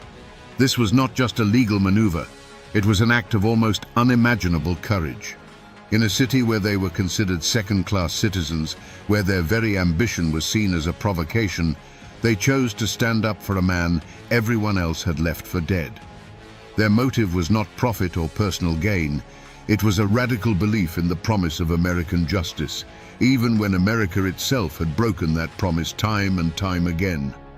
They saw a sham trial, an innocent man railroaded, and a violation of the most basic constitutional rights. Their interest clashed directly with the unwritten law of the city, which demanded a swift execution to satisfy the mob. Pardon and Hutchins were not just fighting for Ed Johnson, they were challenging the entire corrupt edifice of Jim Crow justice. Their presence created an immediate and dangerous unease. They were threatened, intimidated, and ostracized. But they refused to back down. When the Tennessee Supreme Court slammed its doors in their face, they made a decision that would change legal history. They decided to appeal to an authority far outside the state, a power that the Chattanooga mob could not control, the Supreme Court of the United States. This was the ultimate external threat. The news that two black lawyers were taking their case to Washington, D.C. was seen as an outrageous act of defiance. To Sheriff Shipp and the city's leaders, this wasn't an appeal, it was an invasion. It was the federal government, the same force that had crushed the Confederacy 40 years prior, once again threatening to meddle in their affairs. The conflict was no longer just about Ed Johnson. It was a battle for control, a struggle between local mob rule and the supreme law of the land. The entire official investigation into the assault of Nevada Taylor was, from the very beginning, a grand and tragic false trail. The objective was never to find the truth, but to secure a conviction. The so-called clues that led to Ed Johnson were not discoveries, but constructions, red herrings deliberately laid to guide public opinion toward a predetermined conclusion. The central piece of evidence, the small leather strap, was the most potent of these fictions. Investigators treated it like a smoking gun, a direct link to Johnson, despite the fact that no one could ever definitively prove it belonged to him or that it was even connected to the crime. The trail led from this flimsy object to the Hamilton County Jail, where the most crucial piece of misdirection was staged. The identification of Ed Johnson by Nevada Taylor was not a moment of clarity, but of manufactured certainty. She was brought into a dim room where Johnson was the only suspect presented. Her initial hesitation, her uncertainty, was brushed aside by the forceful suggestions of the lawmen around her. Under immense pressure, she gave them the identification they wanted. This shaky, coerced statement, which should have been a dead end, was instead treated as an irrefutable fact. Meanwhile, any path that might have led to the truth was quickly blocked off. Ed Johnson had an alibi. Witnesses in the black community could place him at a saloon far from the cemetery at the time of the attack. But these leads, the only ones that actually pointed toward his innocence, were never pursued. The authorities simply weren't interested. Every testament to Johnson's good character, every inconsistency in the timeline, was ignored. These promising trails didn't evaporate. They were deliberately buried under the weight of the official narrative. This created a strange and dangerous kind of frustration. For Sheriff Shipp and the white mob, the frustration wasn't that the case was stalled, but that the legal process, however flawed, was taking too long. They had their man, their simple answer, and the appeals filed by Pardon and Hutchins were seen as infuriating obstacles. For the black community, the feeling was one of growing terror. They were watching a legal system actively lead itself down a false path, and they knew that at the end of this trail lay not justice, but a hangman's noose for an innocent man. In Chattanooga, the truth was not buried by a lack of evidence, but by two formidable walls of silence. The first was a wall built by the white community, not of quiet whispers, but of a deafening, unified roar. It was an unspoken agreement that Ed Johnson was guilty, a conclusion reached before the trial even began. This wasn't just about one crime, it was about defending a fragile social order. To question Johnson's guilt was to question the very foundation of their world, to suggest a white woman could be wrong and a black man could be innocent. Any white person who harbored doubts learned quickly to keep them to themselves, lest they be branded a sympathizer, a traitor to their own. The second wall was built by the black community, and it was a wall of pure, unadulterated terror. People knew Ed Johnson. They knew his character. Some even knew where he was on that fateful night. But the code of the Jim Crow South was brutally simple. You saw nothing, you heard nothing, and you knew nothing that contradicted the white mob.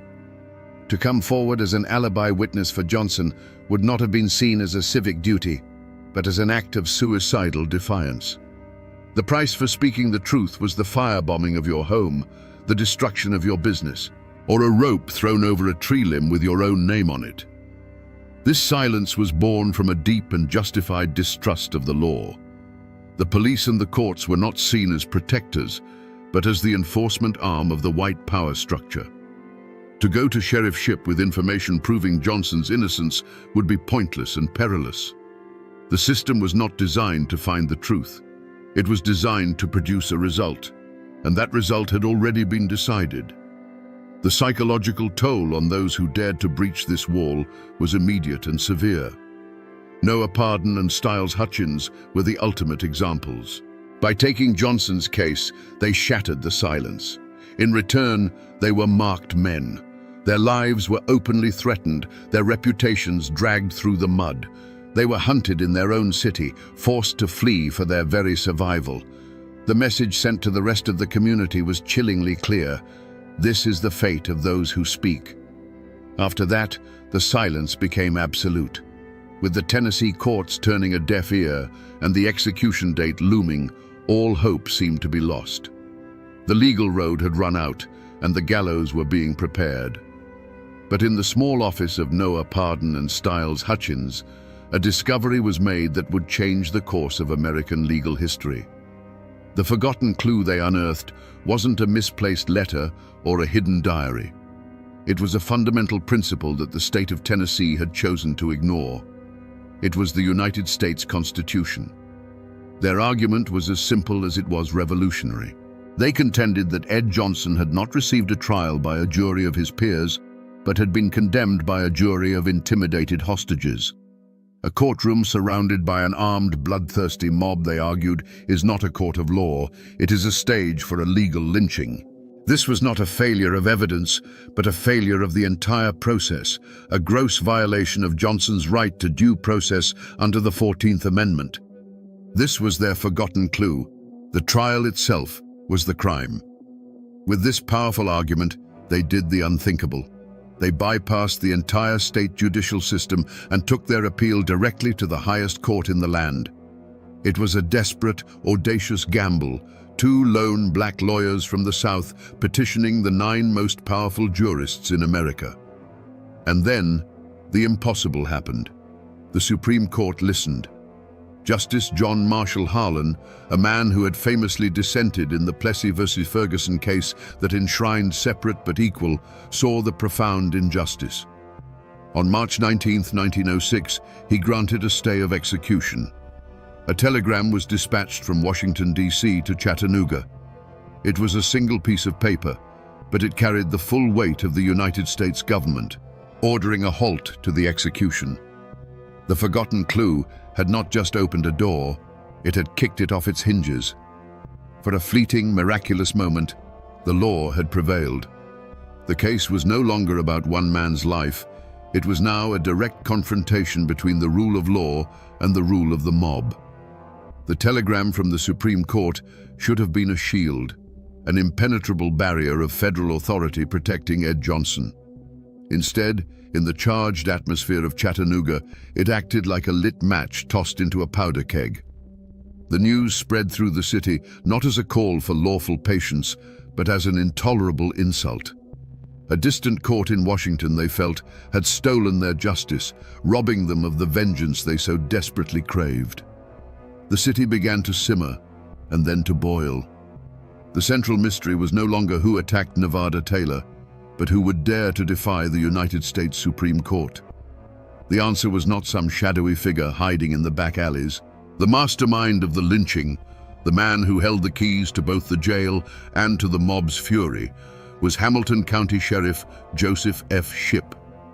His unmasking came not from a forgotten clue, but from his own deliberate, chilling actions on the night of March 19th. His motive was a toxic cocktail of wounded pride, political calculation, and pure racist ideology.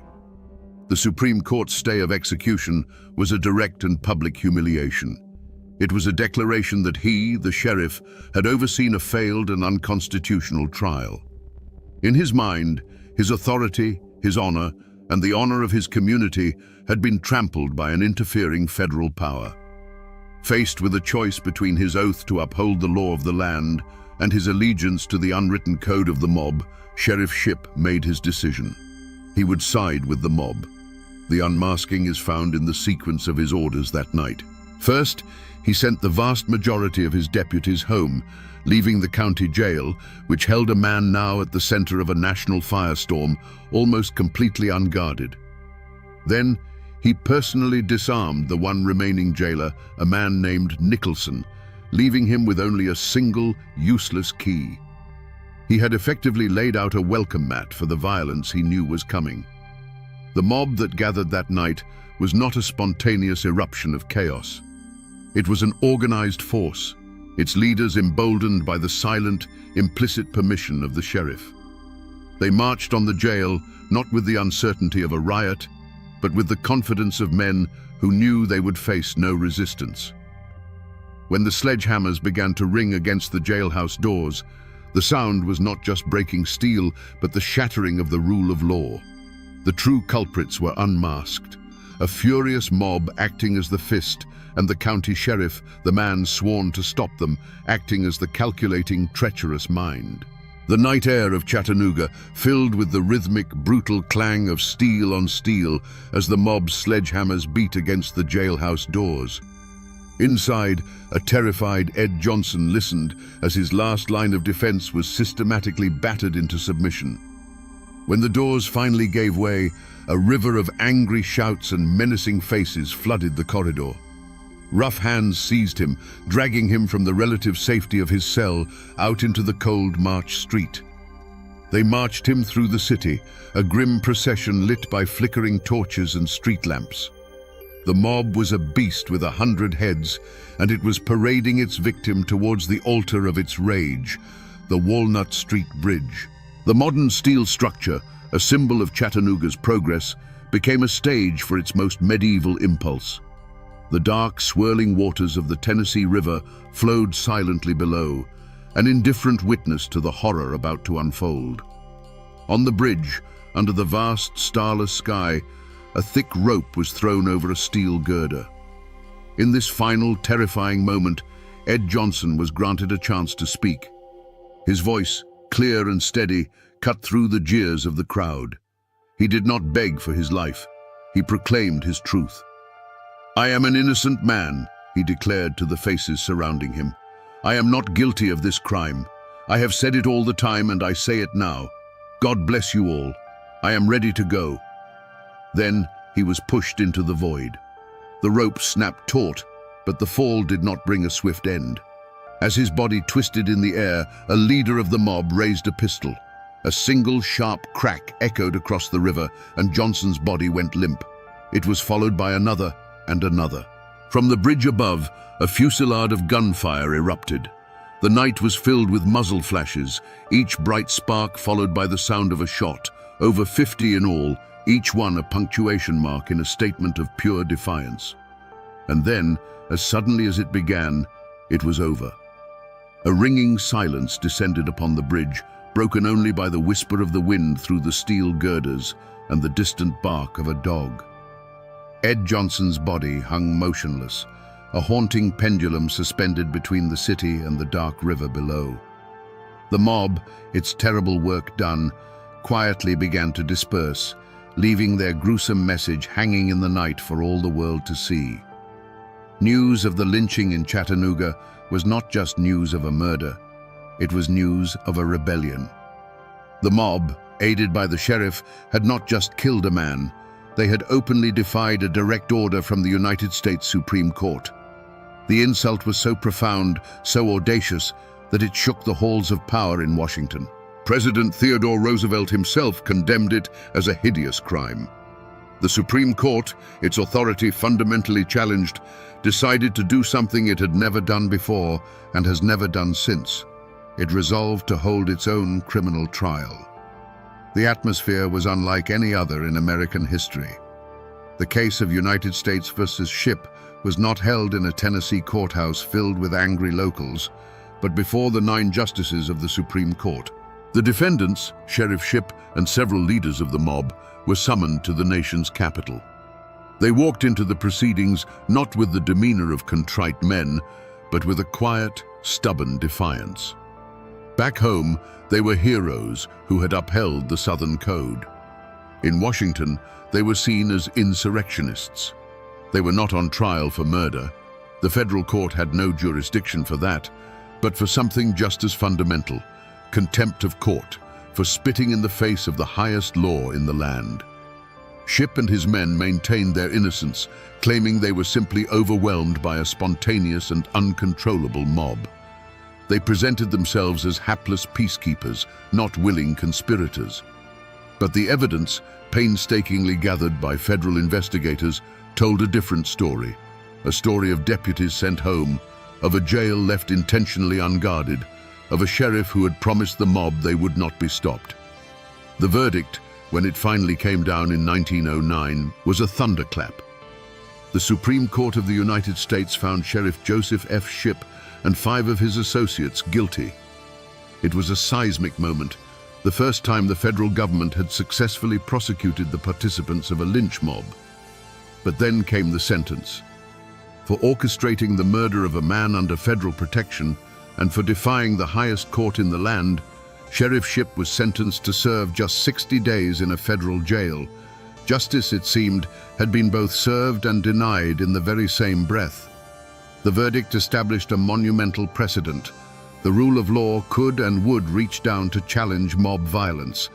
but the punishment was so laughably light that it felt like a slap on the wrist. Shipp served his time and returned to Chattanooga not as a disgraced criminal, but as a celebrated martyr, his reputation enhanced by his brief and comfortable imprisonment. The verdict was a landmark victory for the principle of law, but a bitterly hollow one for the cause of true justice. The lives of everyone touched by the tragedy of Ed Johnson were permanently fractured, their futures sent spinning in new and often tragic directions. For the two men who fought for him, Noah Pardon and Styles Hutchins, the price of their courage was exile.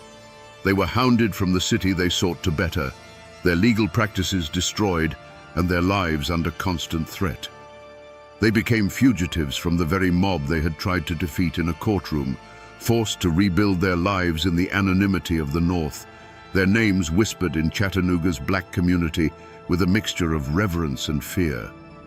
They had won a moral victory, but suffered a devastating personal defeat. The opposite was true for Sheriff Joseph Shipp.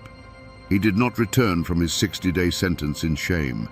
He was welcomed back to Chattanooga as a conquering hero. He walked the streets not as a convicted criminal who had defied the Supreme Court, but as a champion of Southern honor who had stood up to federal overreach. His complicity in the lynching did not end his career. It solidified his legacy among the white majority. He became a living symbol of the South's defiance, his life a testament to the fact that in the Jim Crow era, some crimes were not only tolerated, but celebrated. Nevada Taylor, the young woman whose assault was the catalyst for the entire nightmare, retreated into a life of quiet obscurity. The trauma of that night in the cemetery was compounded by the horror of what was done in her name. She never spoke publicly of the events again, living out her days in the long shadow of a crime she survived and a murder she inadvertently caused. Her life, like Johnson's, was irrevocably defined by that one terrible night. For the black community of Chattanooga, the lynching of Ed Johnson became a ghost story told for generations, a brutal lesson in the consequences of defiance. It cast a pall of fear that lingered for decades, reinforcing the city's rigid racial hierarchy with the haunting image of a body hanging from the Walnut Street Bridge. But a seed of resolve was also planted. The fight for Ed Johnson's name did not die with him. It was a slow, stubborn pursuit of justice that spanned nearly a century, a legal and moral reckoning passed down through the years, waiting for a time when the city would finally be forced to confront its past. If you walk across Chattanooga's Walnut Street Bridge today, you will see a city reborn. It is now a pedestrian walkway, a beautiful expanse of blue steel where families stroll, cyclists glide by, and tourists take photos of the Tennessee River below. It is a symbol of the city's vibrant present, but the steel beneath your feet tells a different story. The massive girders that support this scene of modern leisure are the very same girders from which a noose was hung in 1906. The bridge is not just a landmark, it is a monument to a murder, a tangible physical remnant of a night of profound horror. For nearly a century, the official story of Ed Johnson was a ghost, a tale whispered in the black community but largely erased from the city's public memory. But ghosts have a way of demanding to be seen. In the year 2000, 94 years after his death, the Hamilton County Court officially overturned Ed Johnson's conviction, a stunning and long overdue admission of the injustice that had been done. The echo of his last words, "I am an innocent man," had finally found its way back into a courtroom and been affirmed as truth. Today, not far from the foot of that very bridge, a new monument stands. It is the Ed Johnson Memorial, a solemn and powerful space dedicated to his memory and to the courage of Noah Pardon and Styles Hutchins. It is a deliberate act of reclamation, a place where the story is no longer whispered but told in bronze and stone for all to see. It stands as a counter-narrative to the silence, a permanent testament to a history that the city is finally beginning to confront. The mountains that cradle Chattanooga have seen empires rise and fall, and the river has carried 1,000 secrets to the sea. They were the silent witnesses to the crime, the trial, and the lynching. For decades, the world tried to forget what happened on that bridge, to pave over the past with progress. But the steel remembers, the river remembers. And now, thanks to the tireless pursuit of justice, the city is finally being forced to remember too, ensuring that the echo of Ed Johnson's story will never again fade into silence. So we return to the question that hung in the air with Ed Johnson's body. How could this happen in open defiance of the nation's highest court? The answer, we now know, is as simple as it is terrifying. The law is not a fortress of stone. It is a fragile agreement, utterly dependent on the integrity of those sworn to uphold it. On that night in Chattanooga, the man with the badge decided the mob's will was more important than the court's word, and in that moment, the law ceased to exist. But this story is more than just a chronicle of a failure of justice. It is a profound lesson in the slow, stubborn, and often painful pursuit of it. It teaches us that the arc of the moral universe may bend toward justice, as the saying goes, but it does not bend on its own.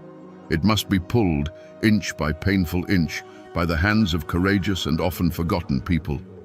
Men like Noah Pardon and Styles Hutchins, who risked everything for a man they knew was innocent, pulled on that arc. Their fight seemed lost in 1906, but it started a conversation that refused to die, a quiet echo that grew louder with each passing generation. The story of Ed Johnson is a reminder that history is never truly in the past. It lives in the steel of a bridge, in the names carved on a memorial, and in the ongoing struggle to reconcile our ideals with our actions. The Supreme Court's verdict was a landmark for the rule of law, but the real justice, the clearing of an innocent man's name, took nearly a century to arrive. It is a story that teaches us that the loudest shouts for truth often come from the quietest graves. And now, my friends, you know the rest of the story. You know how the law can be both a shield and a sword, and how sometimes it is simply a whisper in a storm of rage. For the law can be written on paper, but justice must be carved into the heart of a community. And that is a task that is never truly finished.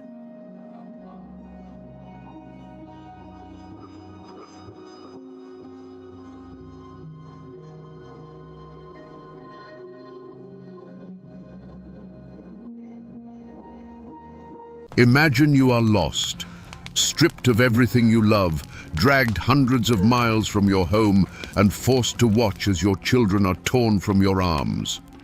Now, imagine it's October. The Appalachian winter is closing in like a fist, and your only way home is a 600-mile walk through an untamed wilderness. You have no food, no map, and no weapon but your own will to live. How far would you go to get back? Would you eat tree bark and frozen roots? Would you crawl on frostbitten feet until the bones showed through? And what would you do if the only person with you went mad from hunger and decided you were her next meal? This isn't a Hollywood script. This is the true story of Mary Draper Ingalls, a 23-year-old mother from the edge of the Virginia frontier. Her name isn't as famous as Daniel Boone's, but her journey is one of the most brutal and terrifying survival epics in American history. The official records tell us she escaped captivity and walked home. But the whispers and legends passed down through the generations tell a much darker story, one of starvation, madness, and the absolute limits of human endurance. Today, we're going to follow her bloody footprints back through time and ask a bone-chilling question. What unspeakable things did Mary have to do to survive those 43 days in a frozen hell? Before the screams, there was the quiet work of building a life from scratch. Picture it. The year is 1755, and you're standing in Draper's Meadow, a small settlement on the very edge of the known world. Today, it's near Blacksburg, Virginia, but back then, it was the last stop. Beyond it lay an ocean of trees, a wilderness so vast and ancient, it felt like it could swallow you whole. The mountains weren't just a backdrop, they were a living, breathing entity that watched over the valley. They gave you timber for your home and game for your table, but they also held secrets, and they never let you forget how small you were. This little patch of cleared land was a fragile bubble of civilization, and at its heart were families like the Ingalls and the Drapers. William and Mary Ingalls were young, strong, and filled with the kind of hope that only pioneers can understand. They weren't looking for gold or glory. They were looking for a future. Their days were measured by the sun and the seasons. William's hands were calloused from the axe and the plough, carving a farm out of the forest. Mary, just 23 years old, ran the home, her life a steady rhythm of mending clothes, tending the garden, and raising their two little boys, 4-year-old Thomas and 2-year-old George. And as that summer sun beat down, Mary was heavy with their third child. Every stitch she sewed, every meal she prepared, was an act of faith in a future that seemed to stretch out before them, as promising as the valley itself. They weren't alone in this endeavor. A community is a fortress built of people, and Draper's Meadow was a tight-knit clan. When a new cabin needed to be raised, every man lent his back. When sickness came, the women shared remedies and watched over each other's children. They were bound together by hardship, by faith, and by the shared, unspoken understanding that their survival depended on one another. But beyond their cleared fields, the world was on fire. The French and Indian War wasn't some distant conflict fought by men in red coats. Here, on the frontier, it was a phantom war fought in the shadows. The French, desperate to halt the westward push of the British colonies, had forged alliances with native tribes, including the powerful Shawnee. They armed them, paid them, and pointed them east, urging them to unleash chaos on the remote settlements. Draper's Meadow, isolated and miles from any fort, was a perfect target, a lone candle flickering in a gathering storm. The people of the meadow knew the danger, of course. It was a low hum of anxiety beneath the surface of their daily lives. Every strange sound from the woods, every rumor that trickled in from the east, was a reminder of their vulnerability. Yet, life had to go on. The corn was growing tall, the harvest needed to be brought in, and a new baby was on the way. They held on to the comforting routines of their existence, praying that the war would remain a distant thunder. They didn't know that the storm was already upon them, and that in a matter of hours, their entire world was about to be washed away in blood. To understand the blood that was spilled in Draper's Meadow, you have to understand the ink that was used to claim the land. That valley wasn't empty when the first settlers arrived. For generations, it had been a thoroughfare, a seasonal hunting ground for the Shawnee and other tribes. It was a part of their world, a land not owned but used, a place woven into the fabric of their memory and their survival. The streams had their names, the mountains held their spirits. Then, men from the east arrived with pieces of paper issued by a distant king that claimed this ancient land was now theirs. The architect of this push into the wilderness was a man named Colonel James Patton. He was an Ulster Scot, tough as a hickory root and driven by a relentless ambition. He'd secured a massive land grant from the British Crown, 100,000 acres, with the mission to settle the Virginia frontier. He was a land speculator, a military man, and a politician. To the colonial government, he was a visionary, building a buffer against the French and their native allies. To families like the Drapers and the Ingalls, he was the man who offered them a dream, a piece of land to call their own, a chance to build something that would last. They were the human bricks in the wall he was building against the wilderness. But this grand vision was built on a foundation of betrayal. Just over a decade earlier, at the Treaty of Lancaster, colonial officials had made a deal with the Iroquois Confederacy, who, in a move of political power, sold off the rights to the Ohio Valley, land they didn't truly control and that the Shawnee considered their own. The Shawnee never signed that treaty. They never agreed to it. In their eyes, every cabin razed, every tree felled, every field plowed in places like Draper's Meadow was an invasion. Colonel Patton's land grant wasn't a legal document to them. It was a declaration of war written on sheepskin. In these mountains, a family name was everything. For the Ingalls and the Drapers, their name was a seed they were planting in new soil, a legacy they hoped would grow into a dynasty of farmers and families. Their identity was tied to the deed in their pocket and the sweat on their brow. But for the Shawnee, a name like Cornstalk carried the weight of ancestors, the sacred duty to protect the hunting grounds that fed their people.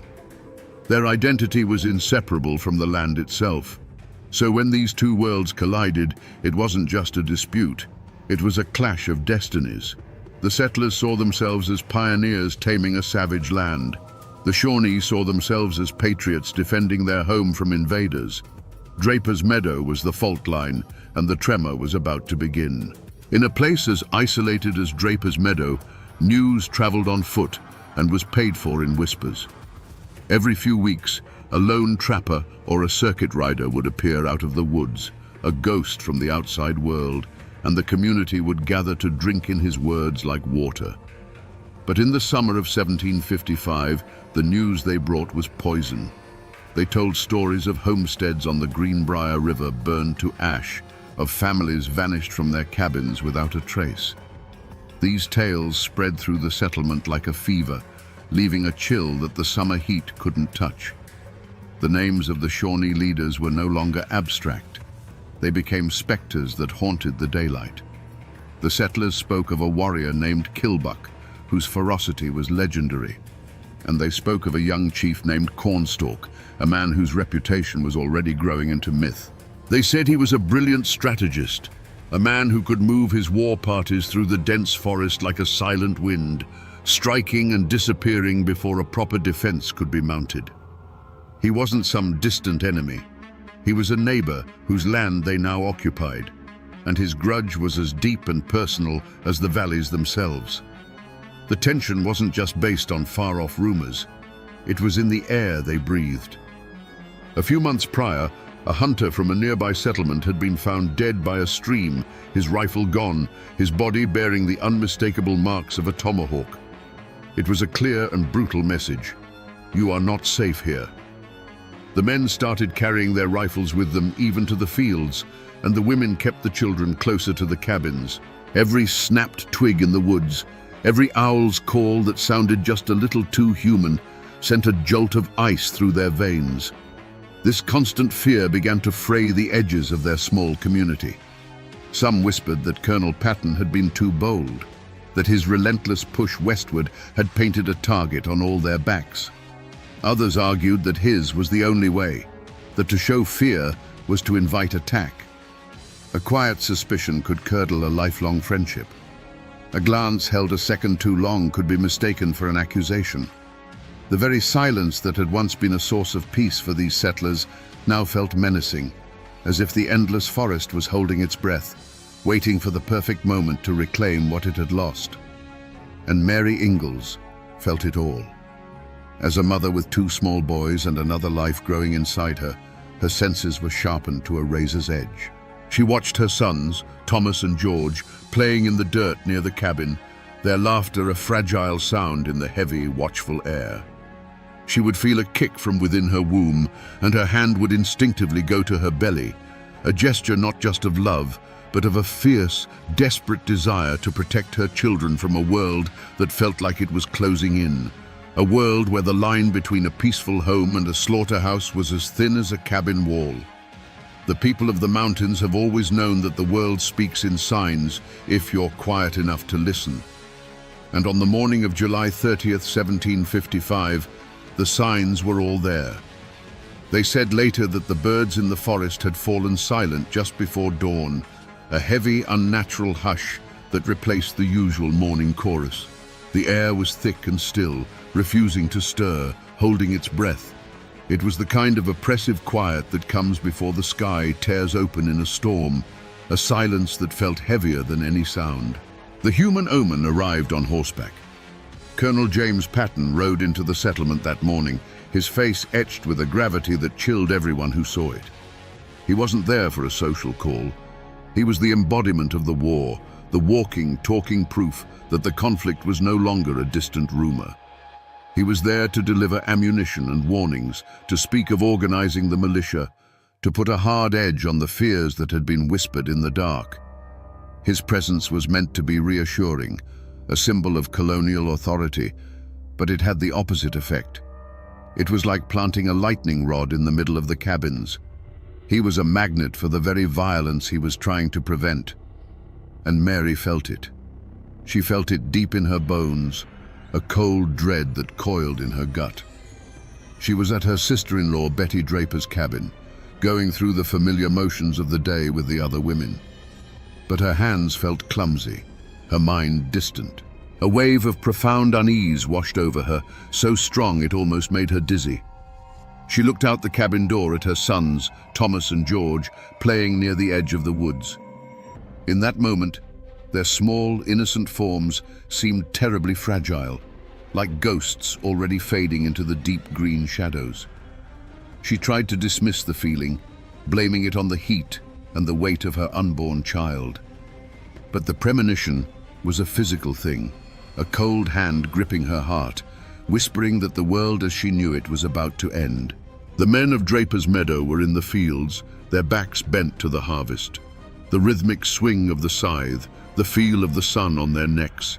It was the hard, honest work that had defined their lives. They were far enough from the main cabins that the sounds of the settlement were just a faint murmur on the summer air. William Ingalls worked alongside his brother, his mind on the harvest, on the coming winter, on the new baby his wife Mary was due to deliver any day. Suddenly, a sound ripped through the tranquility. It wasn't a bear or a mountain lion. It was the unmistakable, terrifying crack of a rifle shot, followed instantly by another, and then a chorus of them. But it was the sound that came next that froze the blood in their veins. A human scream. A woman's scream, high and sharp with pure terror, cut short. Then another, and the chilling war cries of the Shawnee warriors, a sound they had only heard in frightened tales around the fire. William dropped his scythe. For a heart-stopping second, he was paralyzed, his mind refusing to process the horror. Then instinct took over. He and the other men broke into a desperate sprint toward the cabins, their hearts hammering against their ribs. They were farmers, not soldiers. Some had rifles, but they were leaning against a fence line 100 yards away, useless. All they could do was run, fueled by a primal terror and a desperate need to protect their families. They burst through the tree line just in time to see hell itself. Their homes were wreathed in smoke and flame. The Shawnee warriors, their bodies slick with sweat and paint, moved with brutal efficiency. William saw it all in a horrifying slow-motion tableau. He saw Colonel Patton fall, a tomahawk cleaving his skull. He saw his neighbor, Caspar Barger, cut down as he tried to flee. But the image that would be burned into his memory forever was of his wife, Mary. He saw her being dragged from a cabin, her face a mask of shock and terror. He saw his two little boys, Thomas and George, crying, being herded like livestock by the warriors. And he saw his home, the cabin he had built with his own two hands, beginning to burn. He was 100 yards away, unarmed, helpless. To charge forward was suicide. To stay was to witness the end of his world. He could only watch in impotent agony as the raiding party gathered its terrified captives and melted back into the shadows of the forest, leaving behind a scene of carnage, silence, and smoke. The first drops of blood had become a flood, and for the survivors of Draper's Meadow, there was no going back. Inside Betty Draper's cabin, the world was small and safe. The women worked, their movements familiar, the air filled with the quiet sounds of domestic life. Then, the sound came. It wasn't thunder. It was the sharp, flat crack of a rifle, so close it made the floorboards vibrate. Before a single question could be asked, another shot echoed it, and the outside world erupted into a symphony of terror. The cabin door didn't open. It was obliterated, kicked in with a single violent motion. It was as if the forest itself had burst into the room, a whirlwind of painted faces, dark eyes, and the glint of steel. There was no negotiation, no warning. It was a storm of pure, calculated violence. Time seemed to stretch and warp. A minute of chaos felt like an eternity. the air filled with the coppery smell of gunpowder and fear. Betty Draper instinctively clutched her infant child to her chest, a desperate, futile shield of a mother's love. A warrior moved towards her with a terrifying, fluid speed. There was a swift, brutal motion, a blur of action that the mind couldn't properly track, followed by a hollow thud against the cabin's log wall. The infant's desperate cry was instantly and unnervingly silenced. Betty's mouth opened in a scream that made no sound, her arms, suddenly light, falling empty to her sides. Outside, Colonel James Patton, a man who had faced down governors and generals, met his end not in a formal battle, but in his own front yard. He was a pillar of colonial strength, but against the lightning speed of the raid, he was just a man. He managed to draw his sword, a flash of silver in the chaos, but he was overwhelmed in an instant. He fell face down into the very dirt he had fought so hard to claim, his authority dissolving into the bloody earth. Mary saw it all in disconnected flashes of nightmare logic. She saw a painted hand clamp down on her son Thomas' small arm, yanking him forward. She saw George, just a toddler, his face a mask of tears and utter confusion as he was lifted from his feet.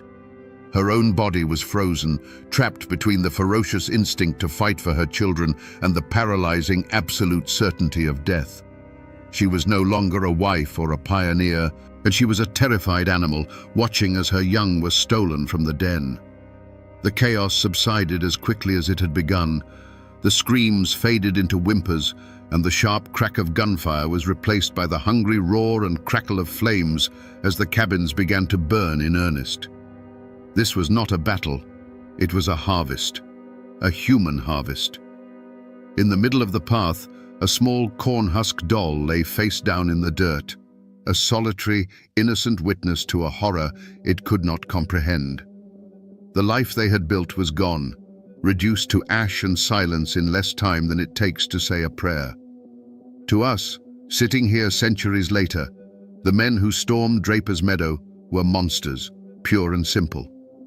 But to understand the true horror of that day, you have to do something deeply uncomfortable. You have to try, just for a moment, to see the world through their eyes. In their own minds, they were not criminals. They were soldiers, patriots.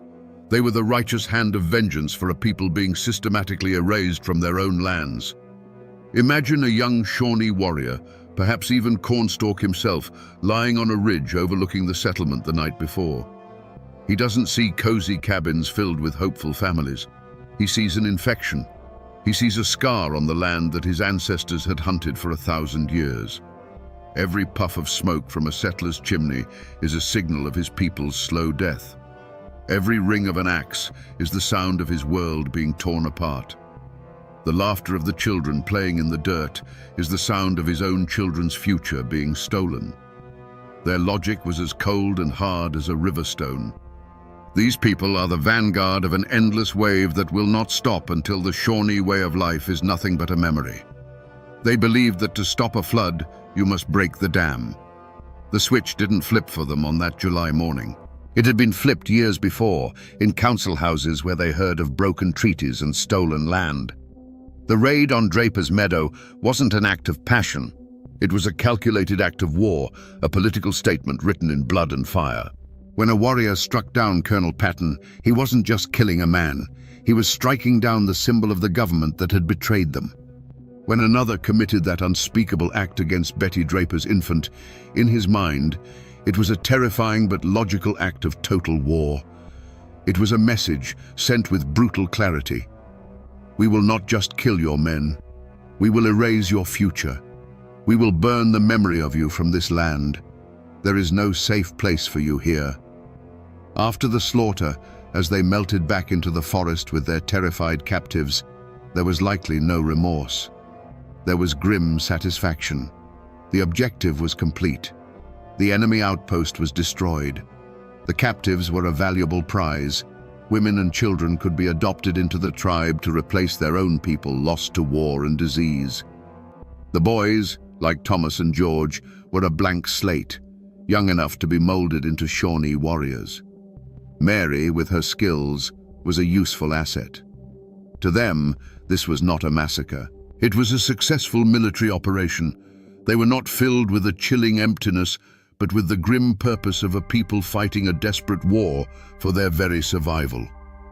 And that, my friends, is a far more terrifying truth than simple, mindless evil. For a long time, no one moved. The surviving men stood frozen at the edge of the tree line, watching the black smoke curl into the indifferent blue sky. The silence that fell over Draper's Meadow was louder than any scream. It was a dead, hollow quiet, punctuated only by the hungry crackle of the fires that were consuming their homes, their past, and their future. Finally, cautiously, William Ingalls and the others began to walk forward, moving like old men into the ruins of their own lives. The scene that met them was one of biblical devastation. The ground was littered with the refuse of the attack, spent wadding from the rifles, a discarded tomahawk, and the bodies of their friends and neighbors. They found Colonel Patton, his silver hair matted with blood. They found Caspar Barger. They found the others who hadn't been fast enough. Every step was a new horror, a new confirmation of the nightmare they had just witnessed. William's heart hammered in his chest as he searched for his family, a desperate, sickening prayer on his lips that he wouldn't find them here, among the dead. He reached the spot where his cabin had stood. It was now just a collapsing skeleton of burning logs. His wife and 2 sons were not there. A wave of something that was part relief and part a deeper, more profound terror washed over him. They weren't dead. They were taken. He sank to his knees in the dirt, the reality of it crashing down on him. Mary, 9 months pregnant. Little Thomas and George, dragged into that endless, hostile wilderness. The image of their terrified faces was a brand on his soul. The other survivors gathered in the smoking clearing, a small, dazed band of broken men. Their shock was a physical thing, a heavy blanket that smothered thought. But as the sun began to dip toward the mountains, shock curdled into a white-hot rage. Philip Barger, seeing his brother's body, grabbed his rifle and swore an oath of vengeance. He wanted to go after them, right now, to plunge into the forest and hunt them down. For a moment, a wild, suicidal energy gripped them all. The primal need to do something was overwhelming. But William Ingalls, his heart shattered, forced himself to think. The Shawnee were expert woodsmen on their own ground. They had a massive head start. To charge blindly into the forest at dusk was not a rescue mission. It was suicide. They were farmers, not trackers. Their grief was a fire, but it would not light their way in the dark. A grim, terrible reason prevailed. They had to get help. As night fell on the smoldering remains of Draper's Meadow, one of the men mounted the least injured horse and galloped east, a messenger of horror, to raise the alarm and summon a posse. For William Ingalls, the hunt had already begun, but it would be a hunt of agonizing patience, of staring into the dark woods and praying for a miracle that felt impossible. The news of the Draper's Meadow massacre traveled faster than any horse. It was a poisoned arrow shot into the heart of the frontier, and it spread a sickness of fear through every isolated cabin and fortified settlement along the New River. The fragile illusion of safety that these pioneers clung to was shattered. If a community as established as Draper's Meadow could be wiped out in broad daylight, then no one was safe. Absolutely no one. In the days that followed, settlers from the surrounding area gathered at the small, palisaded fort that served as the local strongpoint. They came for safety, but they brought their terror with them, and it filled the cramped space like a thick smoke. The community, once a fortress built on mutual reliance, began to crack under the strain. You see, my friends, a tragedy like this doesn't just unite people, it can also tear them apart, exposing the fault lines of fear and self-preservation that run beneath every society. Lines were drawn in the dirt, right there in the muddy courtyard of the fort. On one side were men like Philip Barger, their eyes burning with grief and rage. They demanded immediate bloody retribution. They wanted to form a war party right then and there, ride into the Ohio country and burn every Shawnee village they found. To them, caution was just another word for cowardice. On the other side were the older, more pragmatic men. They understood the futility of such a plan. They argued that a small, vengeful posse charging into the wilderness would be an ant marching into a hornet's nest. It would only lead to more death and leave their own homes defenseless. They urged patience, waiting for the official colonial militia for a proper, organized campaign. And then there was the third group, the largest group of all, the silent.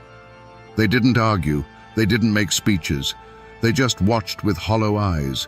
And at night, they would whisper to their wives about packing up and heading back east, back over the mountains where the hand of the law was stronger.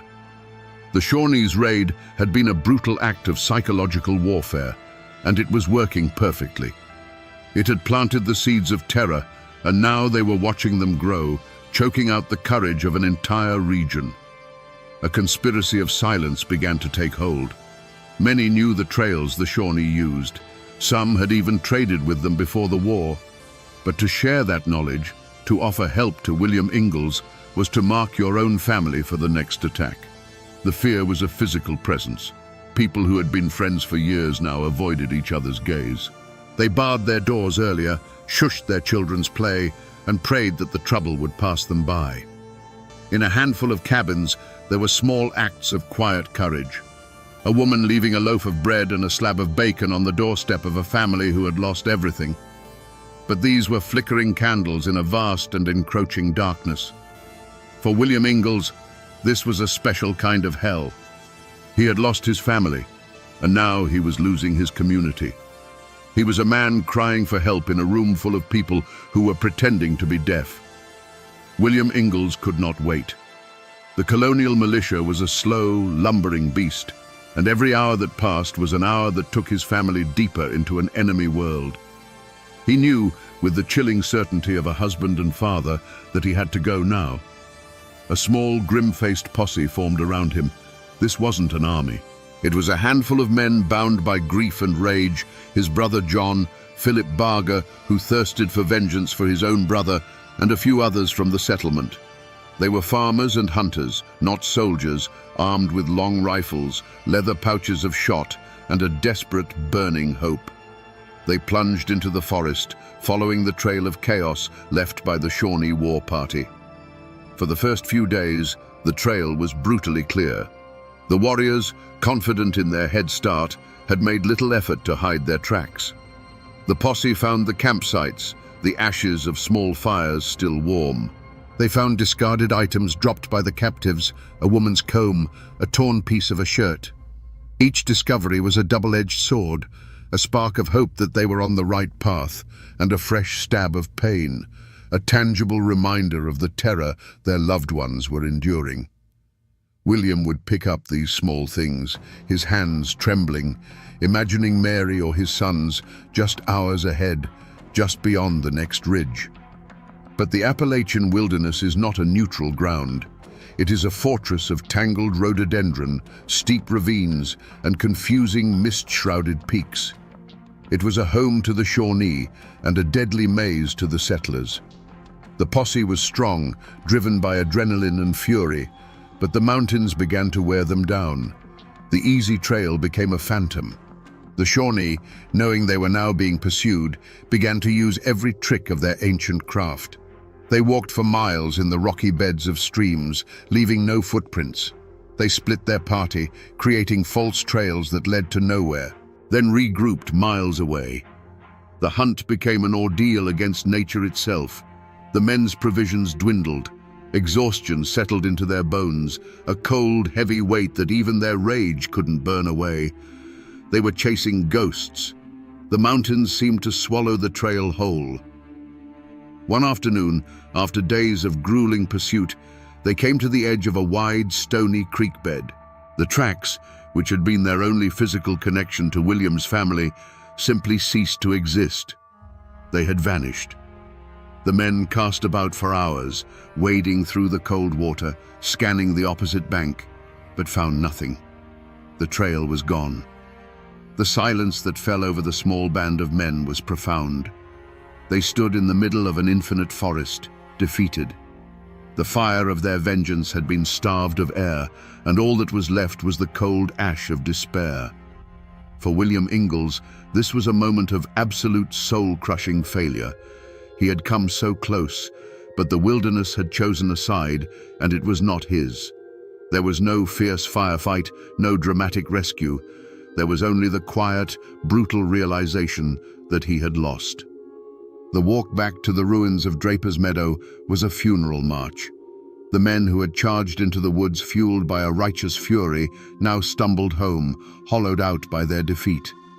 William Ingalls had lost his family in the massacre, and now, standing at the edge of that cold stream, he had lost them all over again. He returned not as a rescuer, but as a man condemned to wait and to wonder, a ghost haunting the edge of a wilderness that had swallowed his entire world. And so, my friends, if you're waiting for the part of the story where a sheriff slaps iron cuffs on the guilty men and hauls them before a bewigged judge, I have to tell you, that story doesn't exist. There was no grand trial for the warriors who fell upon Draper's Meadow. In the eyes of the colonial government, this wasn't a crime to be prosecuted. It was an act of war. The Shawnee weren't fugitives hiding within the law. They were an enemy nation with its own territory, its own leaders, and its own reasons for fighting. Cornstalk and Kilbuck would never see the inside of a Virginia courtroom. The only justice the law of men could offer was slow, clumsy, and distant.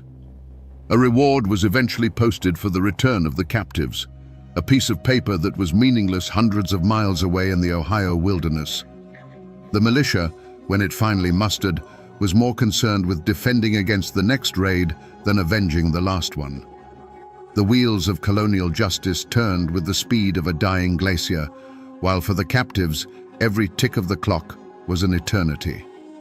For William Ingalls, the verdict was clear. The system had failed. The law was a distant abstraction, useless against the immediate brutal reality of his loss. But in the mountains, there is another kind of court, another kind of justice.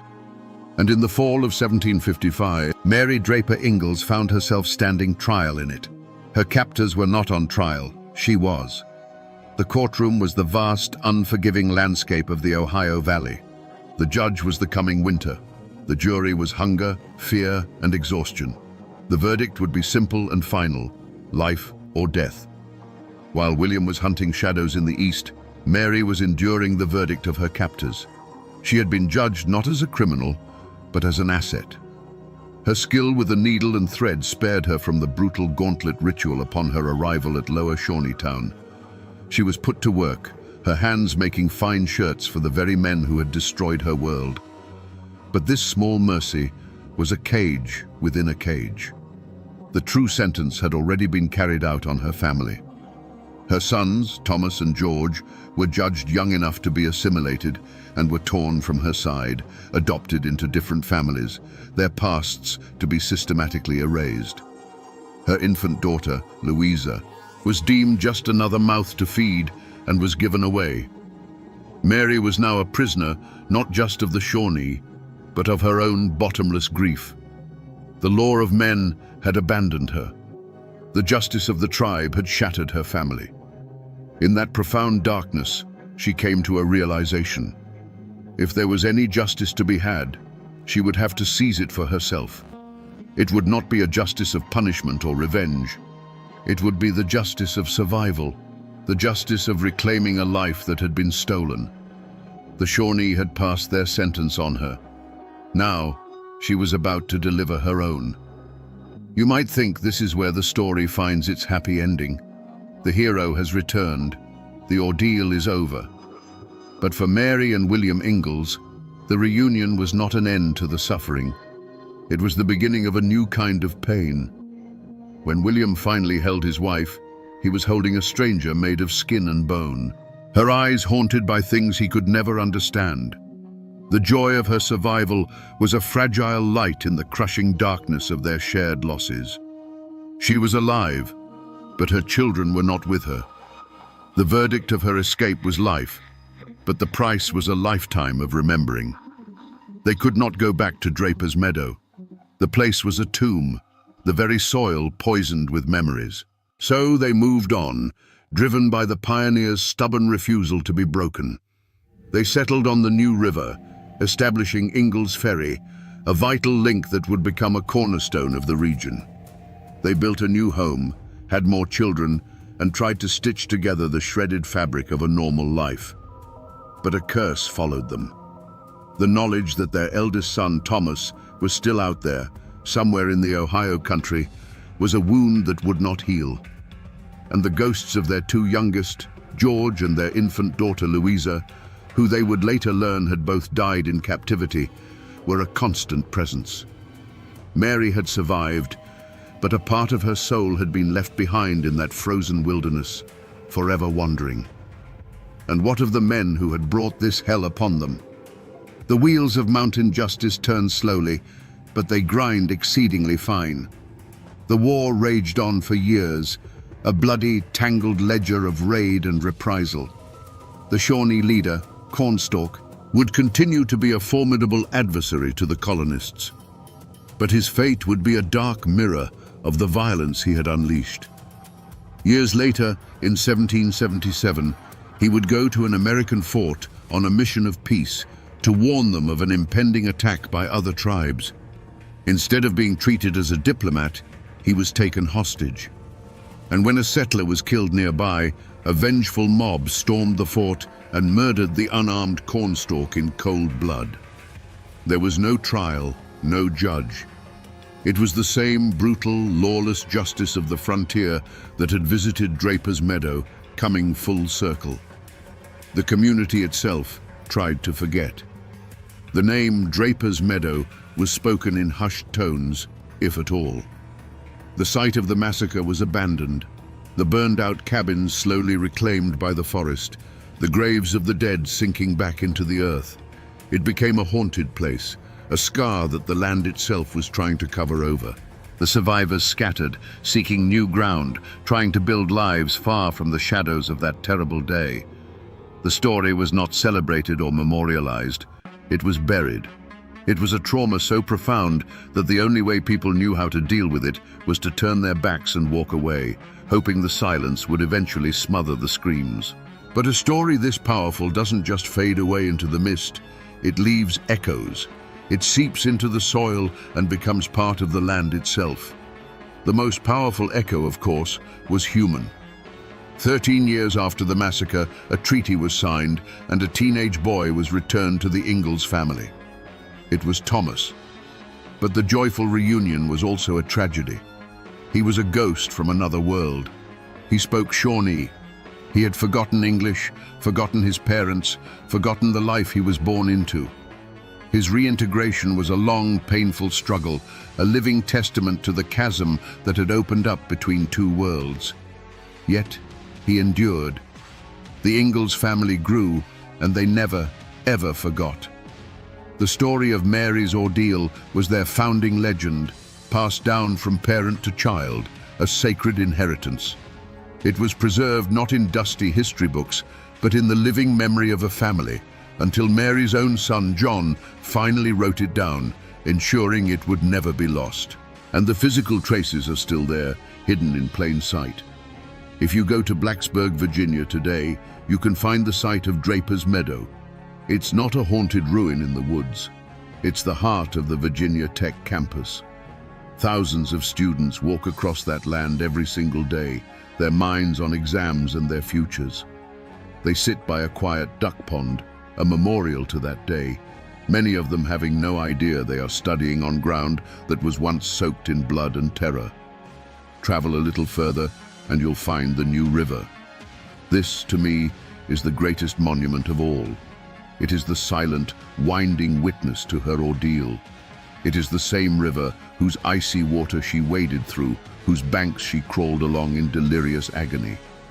When you stand on its edge, you are standing in the exact footsteps of her 600-mile journey into hell. Its currents still whisper her name. You can even go and stand at her grave in Radford, Virginia, and touch the cold stone that bears her name. It's a tangible link, a direct connection to this woman of impossible courage. People build new lives. They pave roads and raise buildings and try to look forward. But they can never completely erase the past. It's always there, just beneath the surface. The highways and the college campuses can cover the scars, but they can't erase them.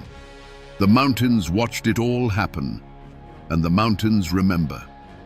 So we come back to the question we asked at the very beginning around this digital campfire.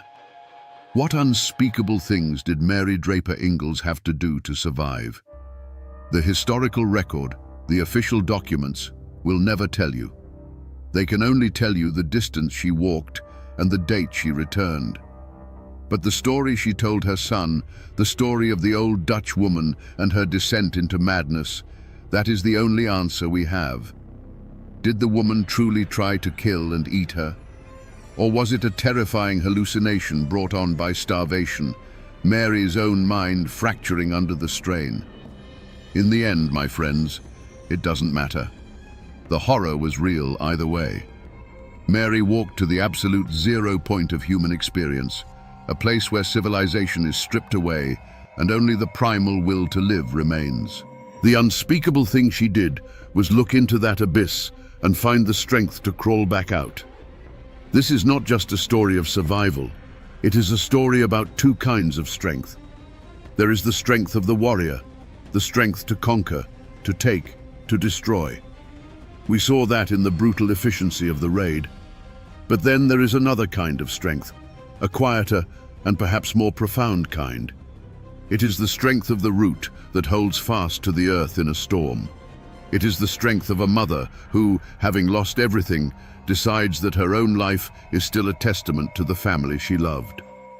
Mary Draper Ingalls had that strength. She refused to be erased. Her journey home was an act of defiance, a declaration that even after the fire, after the slaughter, after the loss of her children, she was still here.